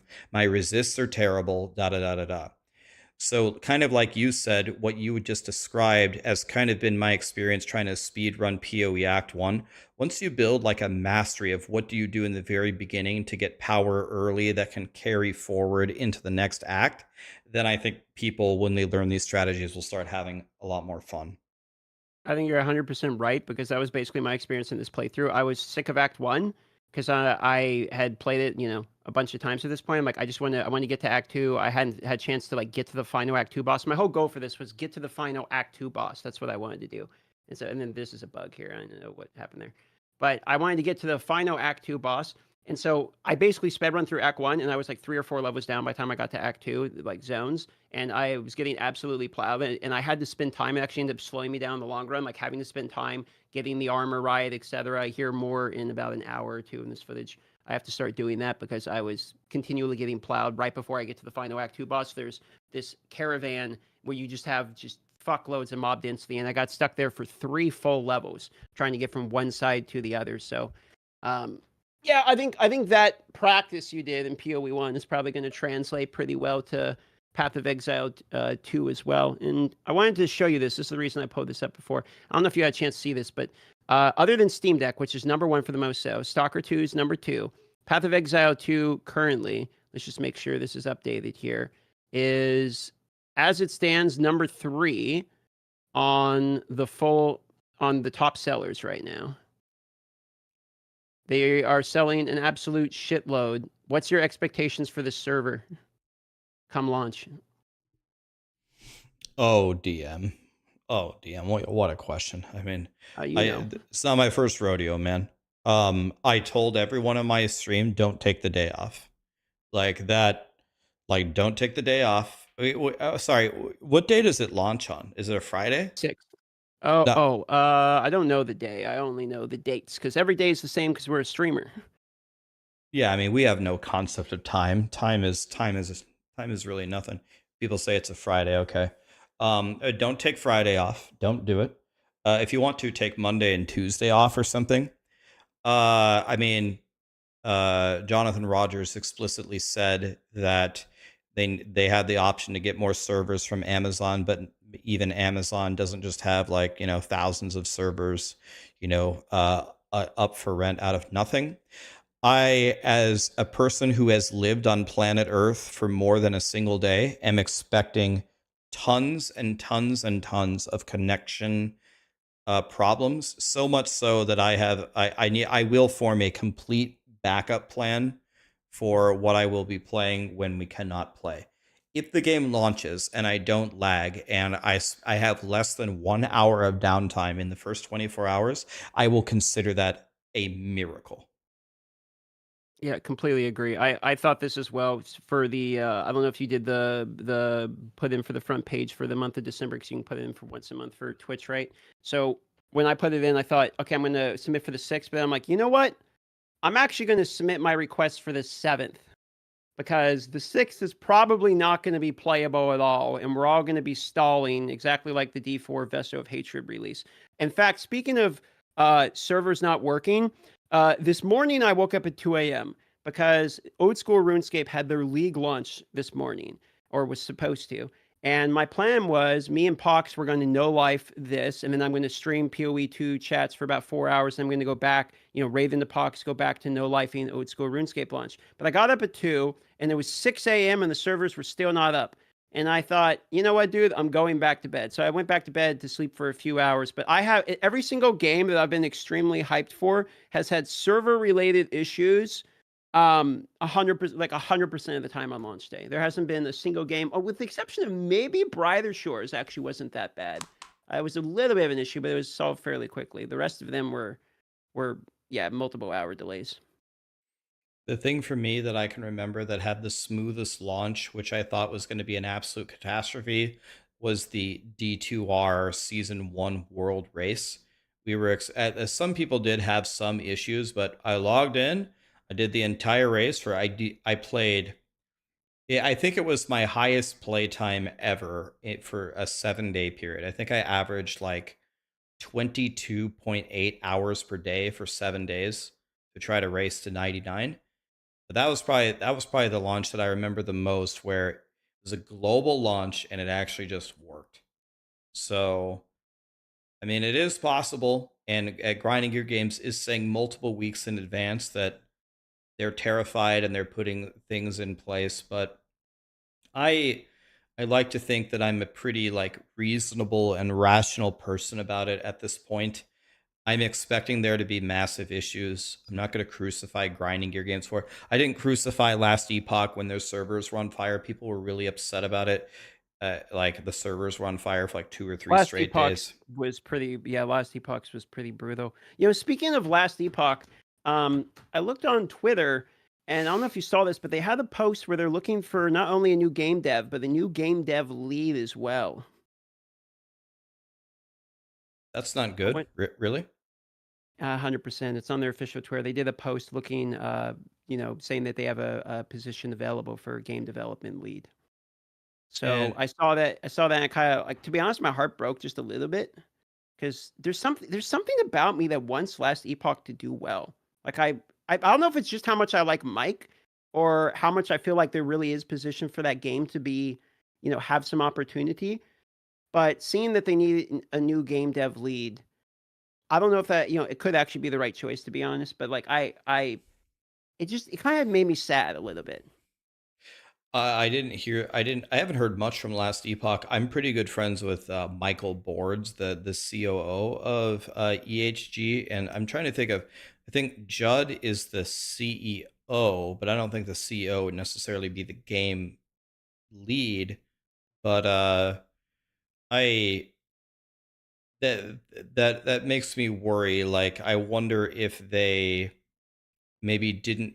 I mean, but I don't know. Like, the Last Epoch launch was strong. It was like 250K, It but was. I think like season one, I think probably fell short of their expectations. I I know some of my audience is kind of disappointed in me because Last Epoch launched, I think, 7 days before the Diablo 4 season. And so I played Last Epoch for 7 days or so, and then I said, well, I gotta go play D4. And they did make some improvements. They added the boss and the Aberath, and that was good. I actually died 4 times. I died 4 times in hardcore. I think I still finished top 50, but I had 4 deaths, and one of them actually I thought was actually just pure bullshit. And the devs were watching me when I died, and they did some calculations, and they sent me some calculations.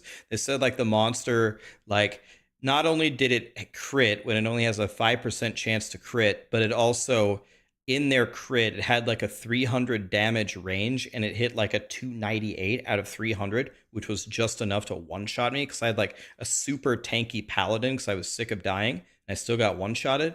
And then they actually fixed the mob, after the fact, which is nice, but I'm already dead. And some of my audience was disappointed that I didn't give the game like more attention.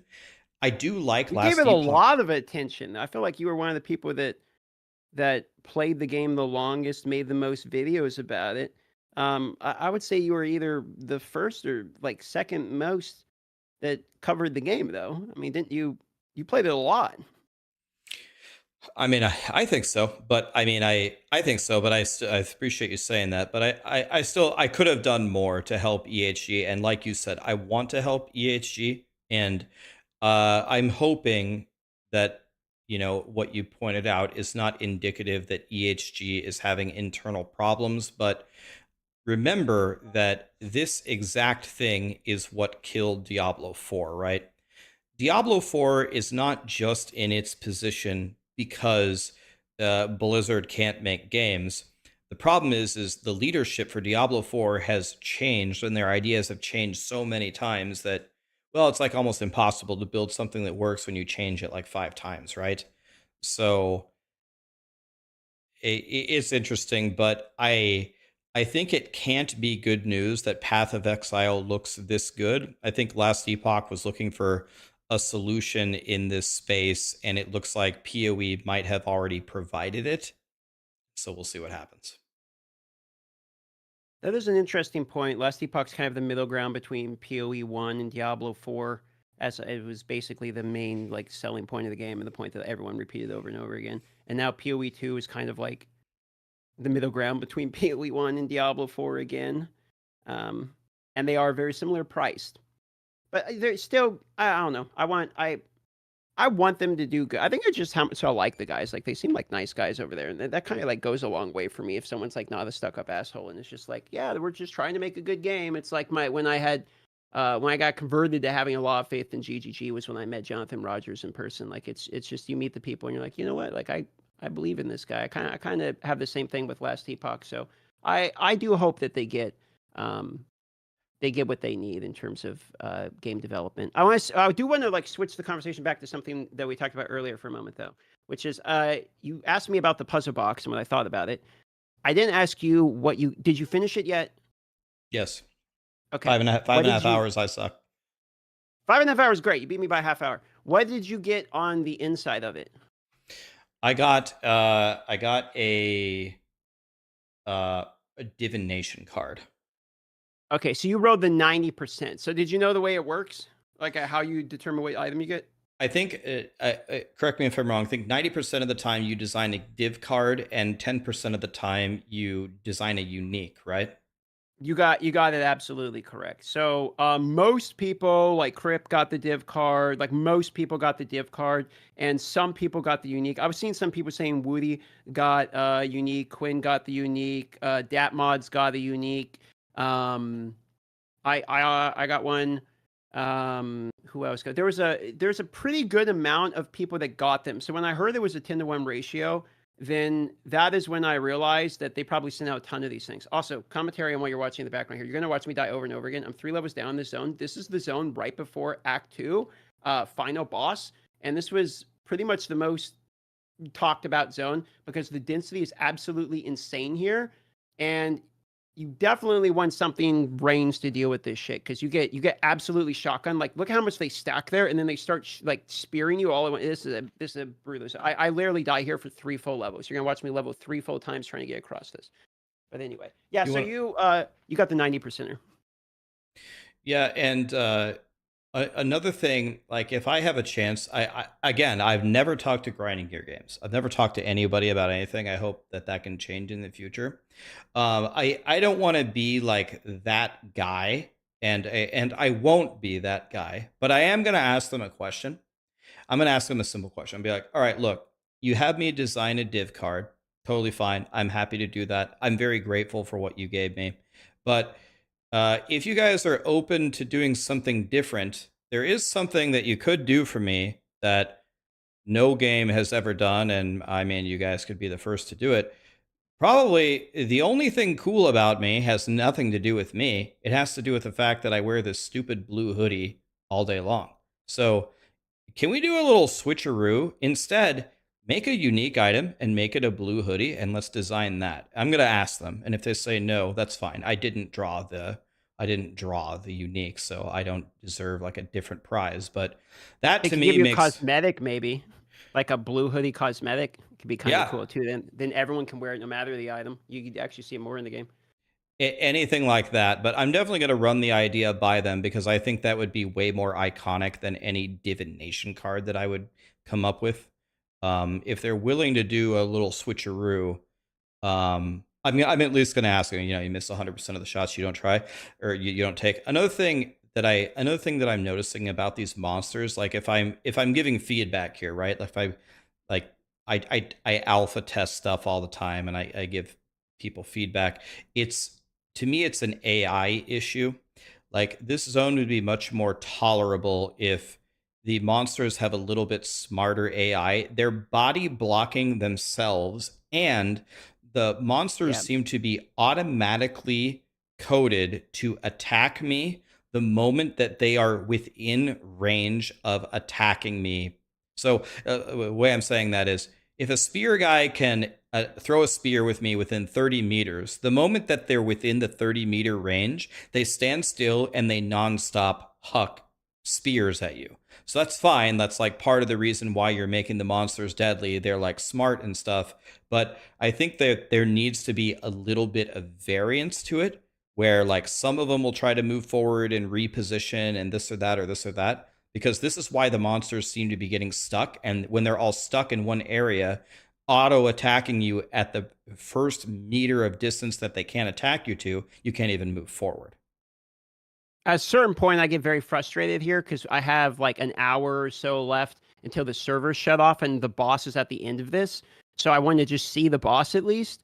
So at a certain point, I get frustrated and I start leap slamming past just straight up literally everything. I just continually leap slam and just run past it because this zone is exceptional. You're going to laugh when you see how long this area is. It's like, how the fuck is this thing being pulled by literally anything? It's the longest card of all time. I just realized that if you do the div card, you could do... What if they say no about the unique item and you're with a div card? What if you do the div card arts like a dude in a blue robe or something, but it's called like the 10-year grind? That could be kind of a cool name for reference to the 10 years nonstop. How are you feeling about your 10-year more than half of the way in it, and now you actually have a banger game that's going to cover like at least a year of that 4 or 5 years left at this point? How are you feeling about your 10-year straight grind at this point? I was born for this, man. I'm where I want to be. All I want is a good game. I want a good community. I want friends like you and Woody and all the relationships we made. And I want my chat. And 99% of the time, the people in my chat are lovely people. 1% of the time, they're absolute pieces of shit. No problem. We permaban them and we move on. That's all I need, man. I need a good game. I need the community. And I need the chat. And that's it. I'm full power. There's no stopping me. You're going to have to kill me. And even if you kill me, we're still, I don't know, I'll get my brother to finish it. There is no stopping me. We go full steam ahead. I'm feeling good, man. How are you feeling about content creation? I know. So sorry, a little bit of background here. I probably know maybe more than your community does. You and I have had conversations where, you have varying interests. Let's say, right? Like I'm just the degenerate, straight ahead ARPG blaster. And that's what you've been doing a lot of lately, and a lot of what your channel has become. But I know you have a lot of other interests, and you and I have talked before that you do have other interests, and you might be interested in some different things. So I'm wondering if POE 2 announcement has made you more convinced of the ARPG genre, or how are you feeling about that? Yeah, I've never had an issue with the ARPG genre. I think they're great games. I'm more of an MMO guy. Is where I started from. But the reason I never got to play ARPGs was because I grew up in a very religious, strict household. And back in the day, there was really one ARPG, and that was Diablo. Well, if you grow up in a family that is very Christian, I'm not saying anything bad about it, I understand the values. It's just because of that, we're not really going to play a game that has the name Diablo. Now, I know there's arguments, well, but you're fighting against Diablo and all that. It didn't matter. Diablo's on the front cover. I didn't get to play it. Now, back then, there wasn't a lot of other ARPGs. And I also didn't have access to very high-end computers just due to our station at the time. So because of that, the game that primarily got my focal point of interest was something that could play off a browser.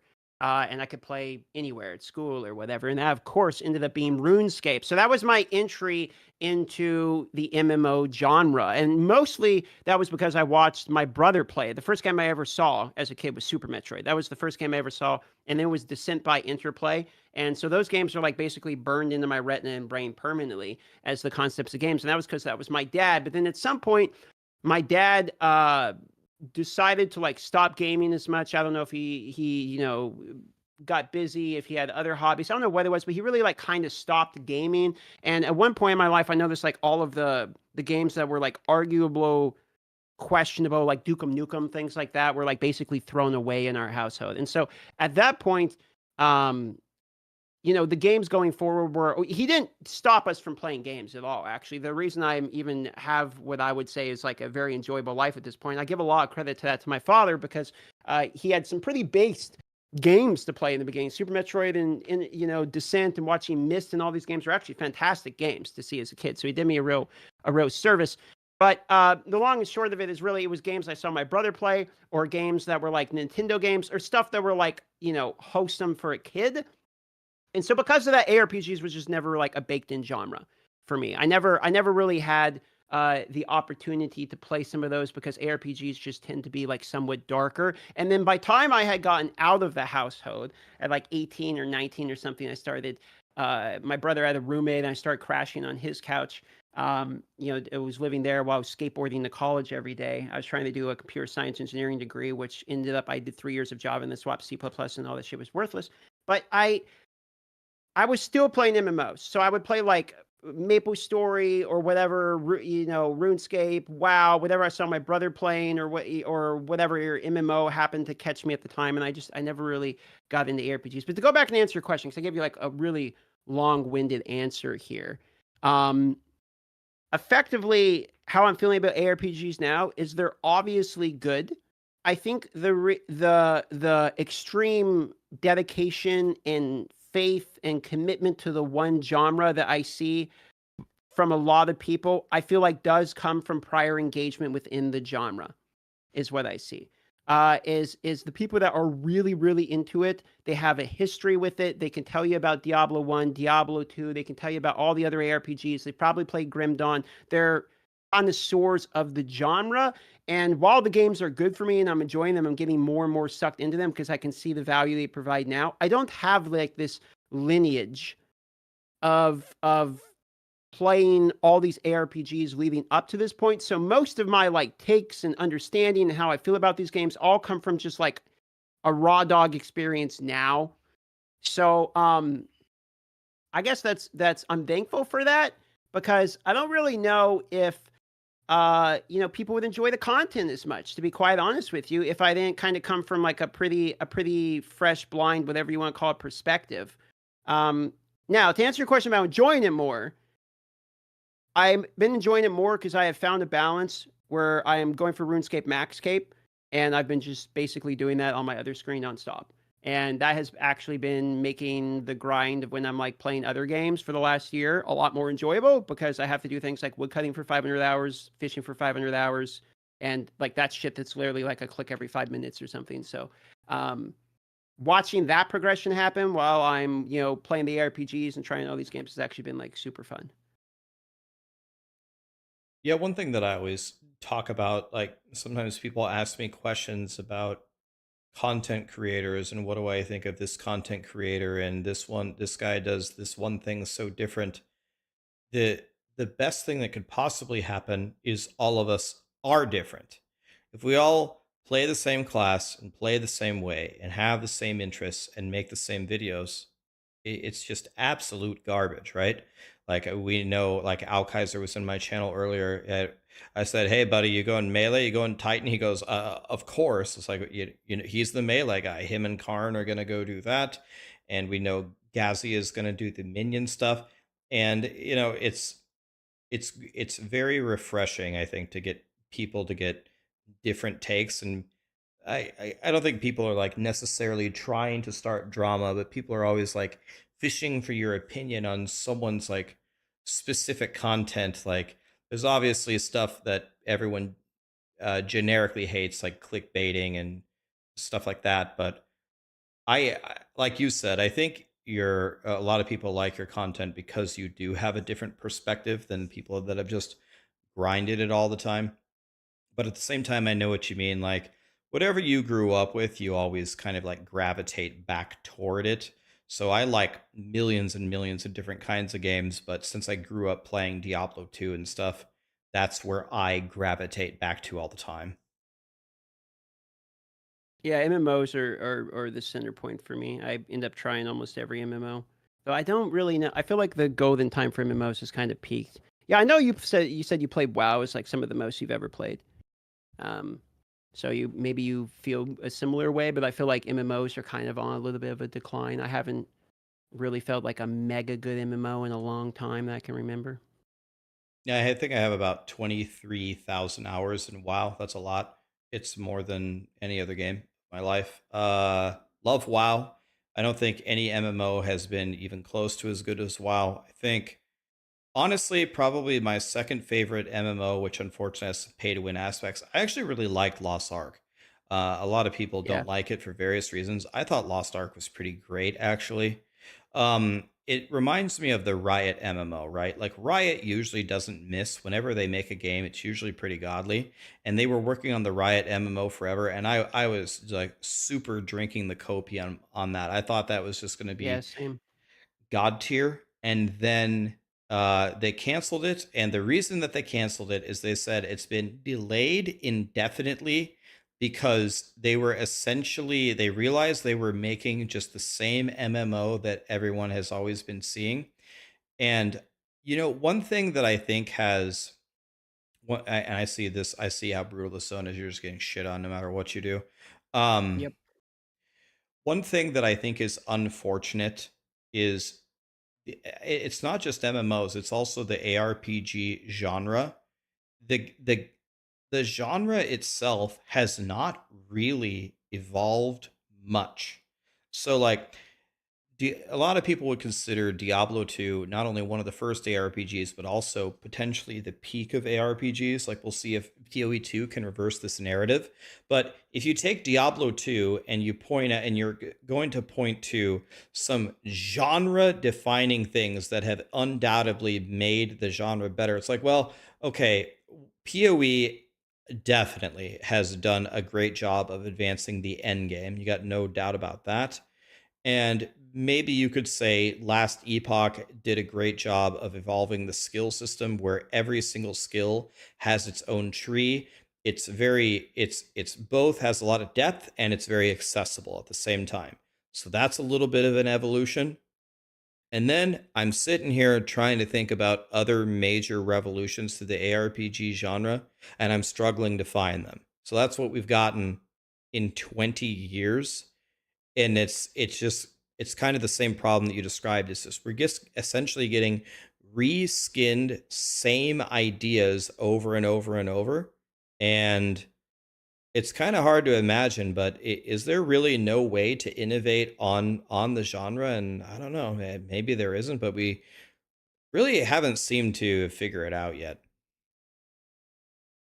Sometimes I wonder if what I actually want is innovation in a genre or just like a remastering of what I already previously liked. No Rest for the Wicked comes to mind. I liked that game, but it feels like a totally different game. Like they were trying to reimagine ARPGs in Jimro, and it just felt like a completely different genre. I don't know how you feel about that, but it's when I play that, it's like I feel like a lot like that's a fun game, but it felt closer to Elden Ring than it did like Diablo, like PoE, like type of game. You know what I mean? And so sometimes I see people that do like the very different take on it for the sake of different.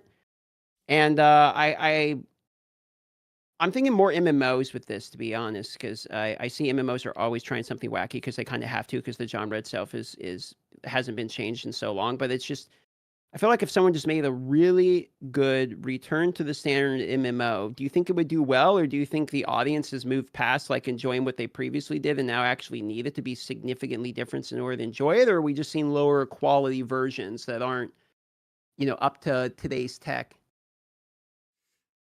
Um, so the two parts there. The first part about No Rest for the Wicked, love the game. In fact, I really only had one complaint about the game and how I played it. I agree, it felt like a different genre almost, felt more like Dark Souls or anything.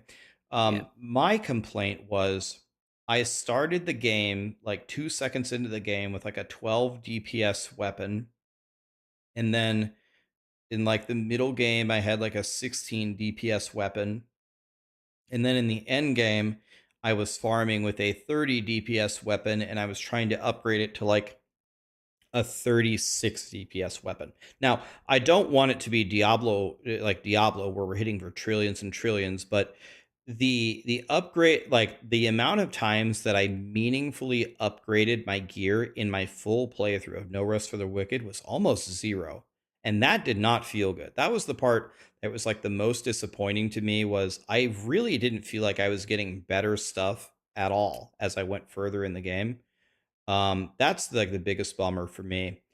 When on your second question, where if people just went back, I think the question was if the people went back to the roots of MMO and re-released that and did really well, would that be something that people would gravitate to? And I think we could answer that with just empirical evidence. I cannot tell you how many times since 2005. I have heard that this MMO is going to be the WoW killer. This MMO Oh is going yeah. to be the WoW killer. It has never even remotely, even an ass hair, come even close to being true. When people want to play the vintage old school WoWs, WoW shut down that market completely by releasing WoW Classic. Only Fangs right now is going crazy playing WoW, and people love that shit. You can't kill WoW by trying to imitate WoW and do it better than them. They've already done it, and they still even do it better than other people just by re-releasing what they first had. I think you are going to need an innovation to even try to take it down, and I haven't seen anything come even close to doing it. Yeah, you're probably right about that. I think it has no chance, none. The one that I keep seeing recently, people are talking about Ashes of Creation, and I haven't played it really yet. I don't know anything about Ashes of Creation, but can I tell you something though about it, like the concept that you had that I thought was done brilliantly, but has nothing to do with MMOs? Is a couple of years ago they released Metroid Dread. Did you ever play that? Oh, I did not. I've been saving that one for like an off-stream playthrough in which I really get to enjoy it because I know it's sort of a bring back of what the original Metroid basically was, like a kind of a remastering of the 2D style. It's a 2D style Metroid. If you want, when you come visit, we can do a full playthrough. I have it. I That'd love be that fun. game. I'm telling you, man, that game's a 10. It's so good. It feels like you're playing Super Metroid, and it's got really the same feeling. It just has better graphics and better movement, but it definitely feels Super Metroid-esque. I thought that game was unbelievably good. I am praying that they make more games like that. So there are certainly examples where you go back to the roots of what really worked and just do it a little bit better, and you're going to have a godly game. I'll give you an example of something that they took a godly game and they changed it, and I think that they just made it worse. Was the Final Fantasy VII, like they're not remasters, they're rebirths or whatever. The I think it would have been way better. In fact, I know it would have been a million times better if they would have just taken Final Fantasy VII, made absolutely no changes to the game, and just put better graphics, turn-based everything. Instead, they made it like an MMO. It's open world. It's got these quests. It's a beautiful game. It's probably going to be nominated for Game of the Year. But here's the problem: it's not Final Fantasy VII. It just isn't. It's not the same game. And I think it's just worse. Even though they did a nice job with it, I think it's just worse. I've never been much of a Final Fantasy guy. The only one I played was 11 and 14, and I played 14 for about an hour. So I don't really have any take in particular on it. Was it pretty poorly received by the community then? It's very it was kind of split. Like there's no denying the graphics are amazing. There's a lot of content. It does have the original characters in it. The story, for the most part, follows the same story. I'm not even saying that they did a bad job, but most of the really, really hardcore Final Fantasy people were just disappointed by it. It's very simple. This is just the easiest way I can explain it. It's not Final Fantasy VII. If you really like Final Fantasy VII and you really like if you really like the Rebirth, that's fine. But they could have called it Jim Bob's Adventure, and I think that would have been more accurate to Final Fantasy VII Rebirth. Final This Fantasy is not high VII praise. This is not high praise, dude. Final Fantasy VII is my favorite game of all time. I've beaten it a million times. I one-shot Emerald Weapon. I one-shot Ruby Weapon. I have the gold chocobos. I have the high scores in all the gold saucer games. I know Final Fantasy VII. I don't need a history lesson on the game. It just isn't Final Fantasy VII. It's not close enough for me to call it that. And they should have just stayed way. You already had the best game ever. You should have stayed way truer to what it just was.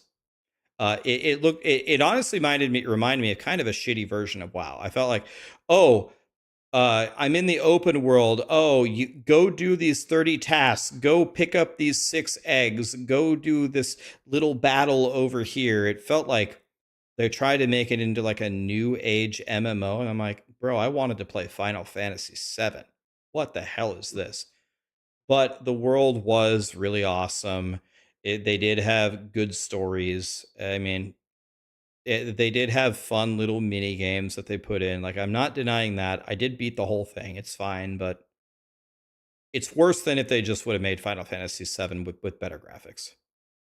My only experience with it was my girlfriend's a big Final Fantasy fan, and there is a moment in that game where you get to play on the piano, and you get to do like this piano mini game in Final Yep. Fantasy, and I actually really enjoyed that. I thought it was super fun. So every time she came across that, I'd be like, "Yo, let me play the piano game. Like that part's super fun." And I thought that was really enjoyable. But that's pretty much my only experience with it. 'Cause other than that, I just wouldn't play because I'm not really like a Final Fantasy person. So okay, I'm gonna wrap up the conversation with one more. We'll bring it back to PoE 2 here for a second, and I'll let you go. Favorite thing that you are looking forward to do? Like, what is the one thing when you think of, okay, Path of Exile 2 is coming out, what are you most excited to focus on? Is it like pinnacle boss, try to get there? Is it getting to level 100? Is it gear finding? Is there anything in particular you can think that sort of stands out that you're mostly excited by? Endgame. Grinding the end game? I mean, I have an endgame in a game. That's Christmas morning and Thanksgiving and Halloween and my birthday, all wrapped into one. I just want an endgame. I can beat. I think I can beat Diablo 4. I think I can kill from a fresh character. I think I can kill T4 Lilith from a fresh character within 6 hours. I can beat the hardest boss on the hardest difficulty in 6 hours. A naked level 1 character in Torment 4. There's nothing to do. So, the thing I'm most excited for is doing stuff. That's, I mean, it's any. I'll do anything, man. I like anything. Endgame. That's it. I mean, Things to do. Things to do. What's my favorite thing to do? Anything. That's what I'm saying. It's like you're when I ask you what you're looking forward to, you're like, oh, I actually have things to do. Like, oh man, poor man, feel down bad. I'm the thing that I'm most frustrated on. Just I guess essentially just to say the same thing I just said is, I need a game where I can sink a ton of hours into and still feel like I'm progressing in not only within the end game content itself, but actually pumping up my character. I need it desperately. I need challenges. I need mega rewards. I need things to strive for.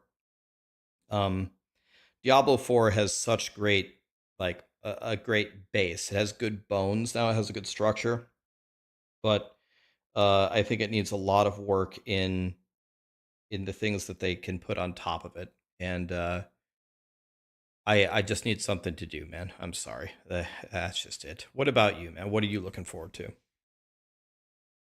My favorite part remains the same of the game. Since I tested it the first time, the bosses. Pretty much doing the bosses are the funnest part. I like pounding my head against an obstacle, refusing to leave until I kill it. And I know you kind of can't do that once we get to maps. It's, you get one shot, you die, it's over. But getting through the campaign has been very enjoyable.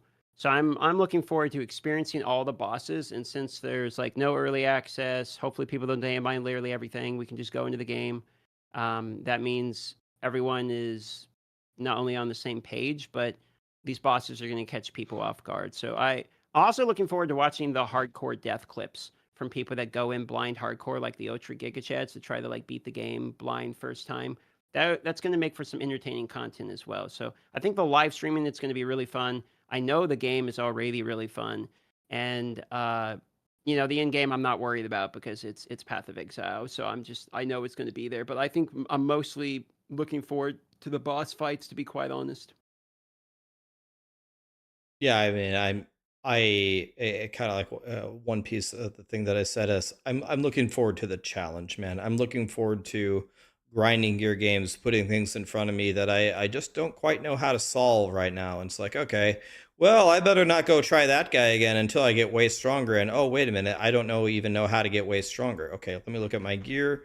Okay, I think my gear is good, but my gear is actually probably garbage. I better learn how to craft. I better learn how to do this, how to do that. I better make my passive tree better. Like, I'm interested to be a student of the game, and then once we finally overcome these challenges, probably gonna feel like $1,000,000, man. Well, 9 more days to go, brother. 9 more days. Thanks for taking the time to chat. I'm looking forward to seeing you in person. And, We're gonna play Metroid Dread, man. That game, you're gonna have so much fun. You have so much fun with that game. It's so are good. you gonna have a hot tub there? So that we can do a hot tub live stream together and be on the front page of Twitch as all hot tub live streamers get to do. I can only get so hard. I don't have a hot tub, but I'm sure there's a hot tub in Nebraska. We can find one. Perfect. All right, I'll bring my streamer backpack then. All right, buddy. Yes. Thanks for taking the hour and some change here to chat everything about POE 2. There's the doggo. Always a pleasure, man. You get to meet Callie soon, and I'll see you in game. We'll probably be in the Quee, not able to play, and I don't know. We can play. Are you a chess player? We should play bullet chess while we're waiting. If you can last long enough, I'll have you know. I have some elo. That's one way I'm going to put it. I'm pretty sure I'm in the triple digits of elo, so I think I'm at least 250 last time I checked. So you might have a fight on your hands. I know what the pieces do. I know that the one goes like this and the other one goes like that. So it's gonna be a struggle. Yeah, I'm terrified. This is gonna be. I think this is. Maybe I better stick to Hog and Woody. No, Hog actually plays, and so I take it from that answer that you don't play much. No, I play chess. I'm just memeing. Oh yeah, are you good? In a chess club no, I'm good. I was in a chess club as a kid. Like I don't actually try hard or anything, but. Yeah, I used to play chess. Bro, let's play, dude. I hope you just kick my ass. That would make me so happy. I love chess. I watched Queen's Gambit once. I know what the fuck I'm talking about. Was it Beth Harmon or what? Yeah, it's good. I've heard about Sicilian defense, and I look up into my ceiling and I see all the pieces memorized moving in my head. This guy's a god. D5, whatever. Yeah, don't worry about it. I'm as good at chess as I am in POE, bro. Better watch out. The Queen's Gambit from an actual chess player, like, not that I am one, but any real chess player would find that so cringe, because everything that they did to sensationalize chess is not how it goes at all. Like, you don't go to a chess tournament and say, you better resign now, otherwise I'm gonna checkmate you. No one has ever said that in the history of chess ever. People just quietly play, and then the game is over and no one says anything, and then they leave. But of course, that wouldn't make for a good Netflix show, so they had to make it into some really interesting story that chess isn't. I was kind of cringing. They didn't exactly do anal vibrators either for the Netflix show, and I guess that has arguably happened IRL. So maybe reality is stranger than fiction sometimes. Yeah, the sequel to Queen's Gambit is going to be called Hans Niemann, and it's going to be the more realistic version of what chess is. All right, before Frosty clips out of context, we better get the fuck out of here. All right, man. GG's. Have a great night. All right, cheers, brother. Good talking to you. Later. Guys, that was DM. What do you guys think of DM? Guys, I heard some of you say that you hard disagree with my take on Final Fantasy. And that's okay if you disagree. I just want to add that you are dumb as shit. If you don't agree with me, then you're dumb as shit. I'm sorry, but that's the nicest way I can put it. There's no other way to view it. Sorry. That's it. Sorry. And I'm not kidding. I agree with you that I'm dumb as shit. Okay, then you can like the Final Fantasy VII Remake. Someone told me the Final Fantasy VII Remake is a sequel. No, it's the same story. I beat part 1 and part 2. It's like halfway through the story of Final Fantasy VII. It's not a sequel. What are you talking about?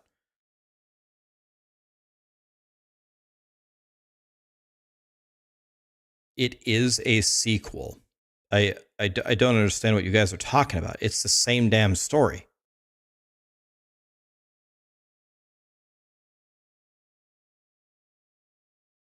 Fix the camera. Fix the camera.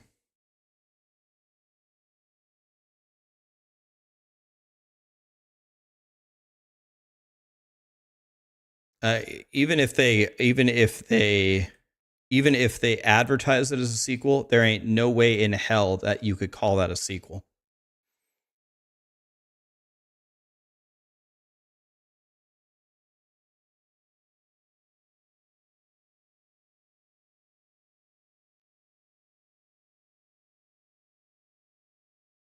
It is LOL. It's literally called Final Fantasy VII Remake. It's like the exact same story with just other pieces added in.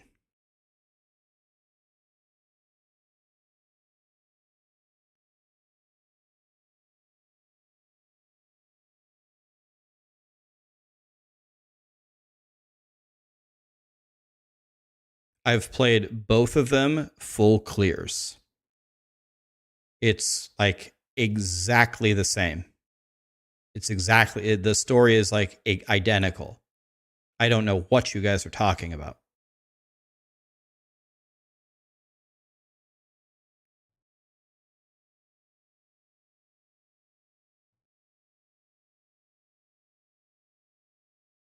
The end of the OG FF7 is the opening cinematic for the remake.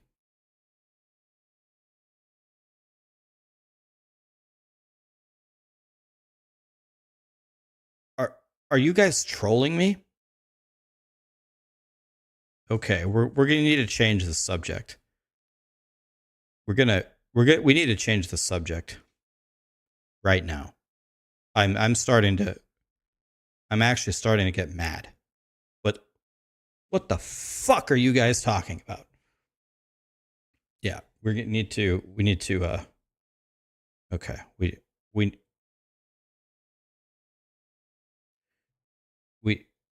need to Final Fantasy VII is my favorite game ever. I've beaten it 1,000,000 times. I have no idea what you guys are talking about.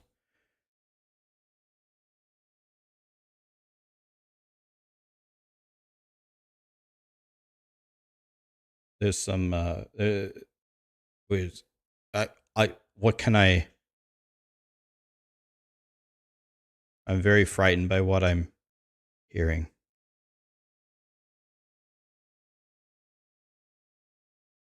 Like I'm not going to be able to sleep at night.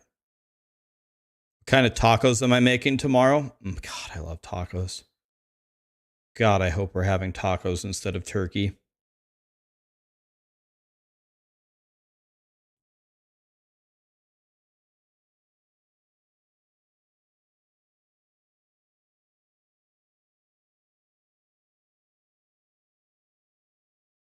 You know nothing. Google says the Rebirth is a direct sequel to the remake. Like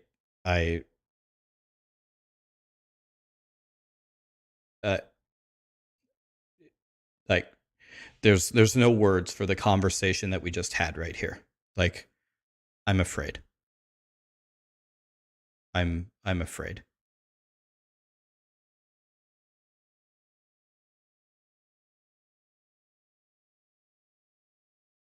I think the thing that people are saying is every piece of the new Final Fantasies are 1/3 of the original story with more story added, and they change some of the story. Like, for example, at the end of the first game, you fight Sephiroth. You would never fight Sephiroth like at the end of Midgar.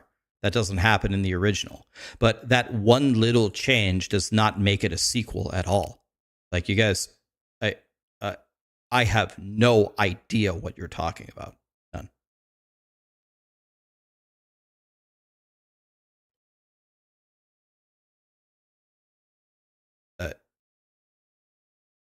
This is not something to mess around with, because Final Fantasy VII is the GOAT. Then you didn't understand the story. No offense.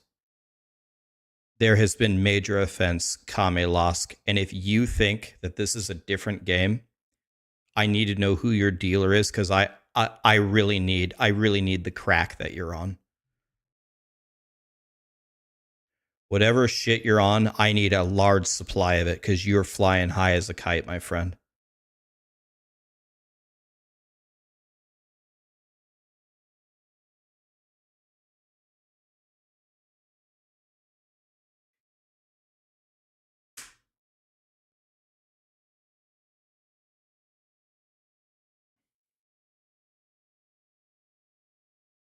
There's no way he's being real, is he?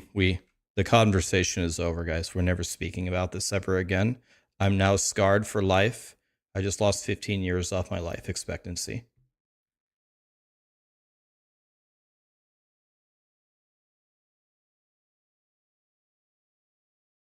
I just lost years off my life expectancy with what I just heard.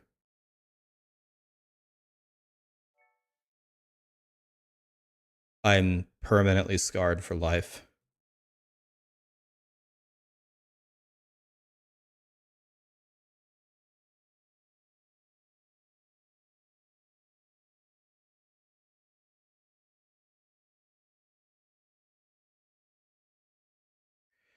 Okay.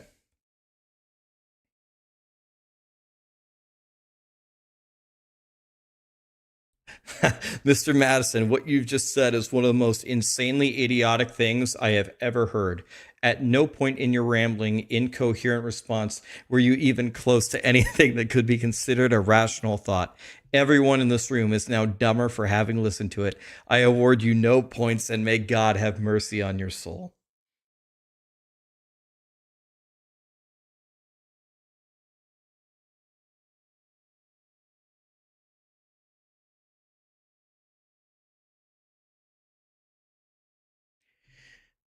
Blame the Kingdom Heart guy. He made the story Lost to Sea.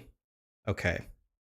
Kame Lost. Here's the thing that you have to get. Here's the thing you have to get behind. See, you're being tricked. Here, I'll help you. Let me give you a diagram. Okay. Let me show you something. Okay. So you have the FF7 original. Let me help you real quick before we end here. I'm gonna help you. It's all right. Original. Okay. And then you have the FF7, the new ones, right? Okay. Now, when you go the original, when you go Midgar into the open world, okay, and let's just put in some inflection points here. You clear Midgar, then you go into the open world and you go to the Temple of the Ancients, and then Ares dies, spoiler alert. And when you fight the exact same Turks, and this and that and this and that, and then the next part where we're going to go into the crater and we're going to go fight Sephiroth and the weapons in the next installment, right?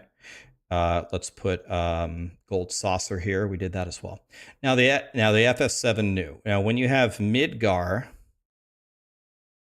and we have the open world, and then we have the Temple of the Ancients, and then we have Ares, and then we have the Turks, and then we have the Gold Saucer, and then Midgar we get Red 13, and it's the same thing. We get the Red 13. Now, here's the problem. Here's where you're getting confused. These things are exactly the same. Now, here's where you're getting confused. If someone from the Final Fantasy team comes out, which they haven't done this, but if they come out and say, no, this is a new story. Oh, look, here we're going to insert a battle with Sephiroth at the end. Oh, look. Oh, no. There's a ton of other little side quests and missions that weren't in here. This is not new.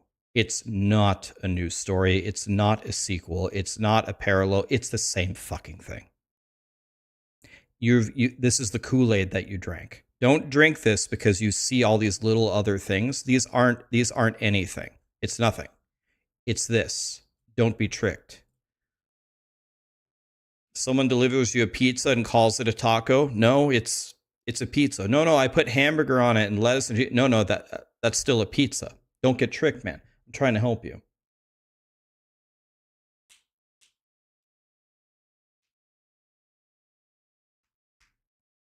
Okay? It's the same exact game. It's exactly the same. Don't get tricked. I'll tell you someone who didn't get tricked, Woody, because he just opened his puzzle box. Let's raid him.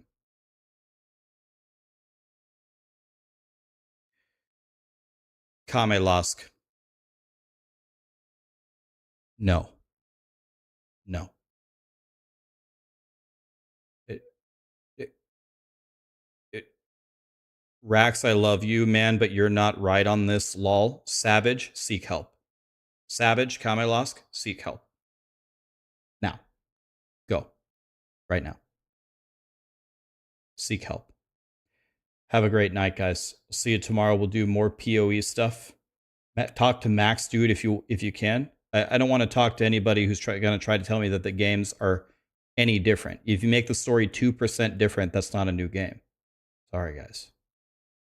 Guys, don't look at lore. Don't look at lore and see 2% changes and call it a new game.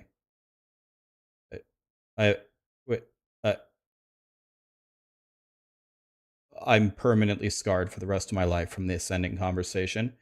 I'm going to go jump off a bridge. Good night, guys.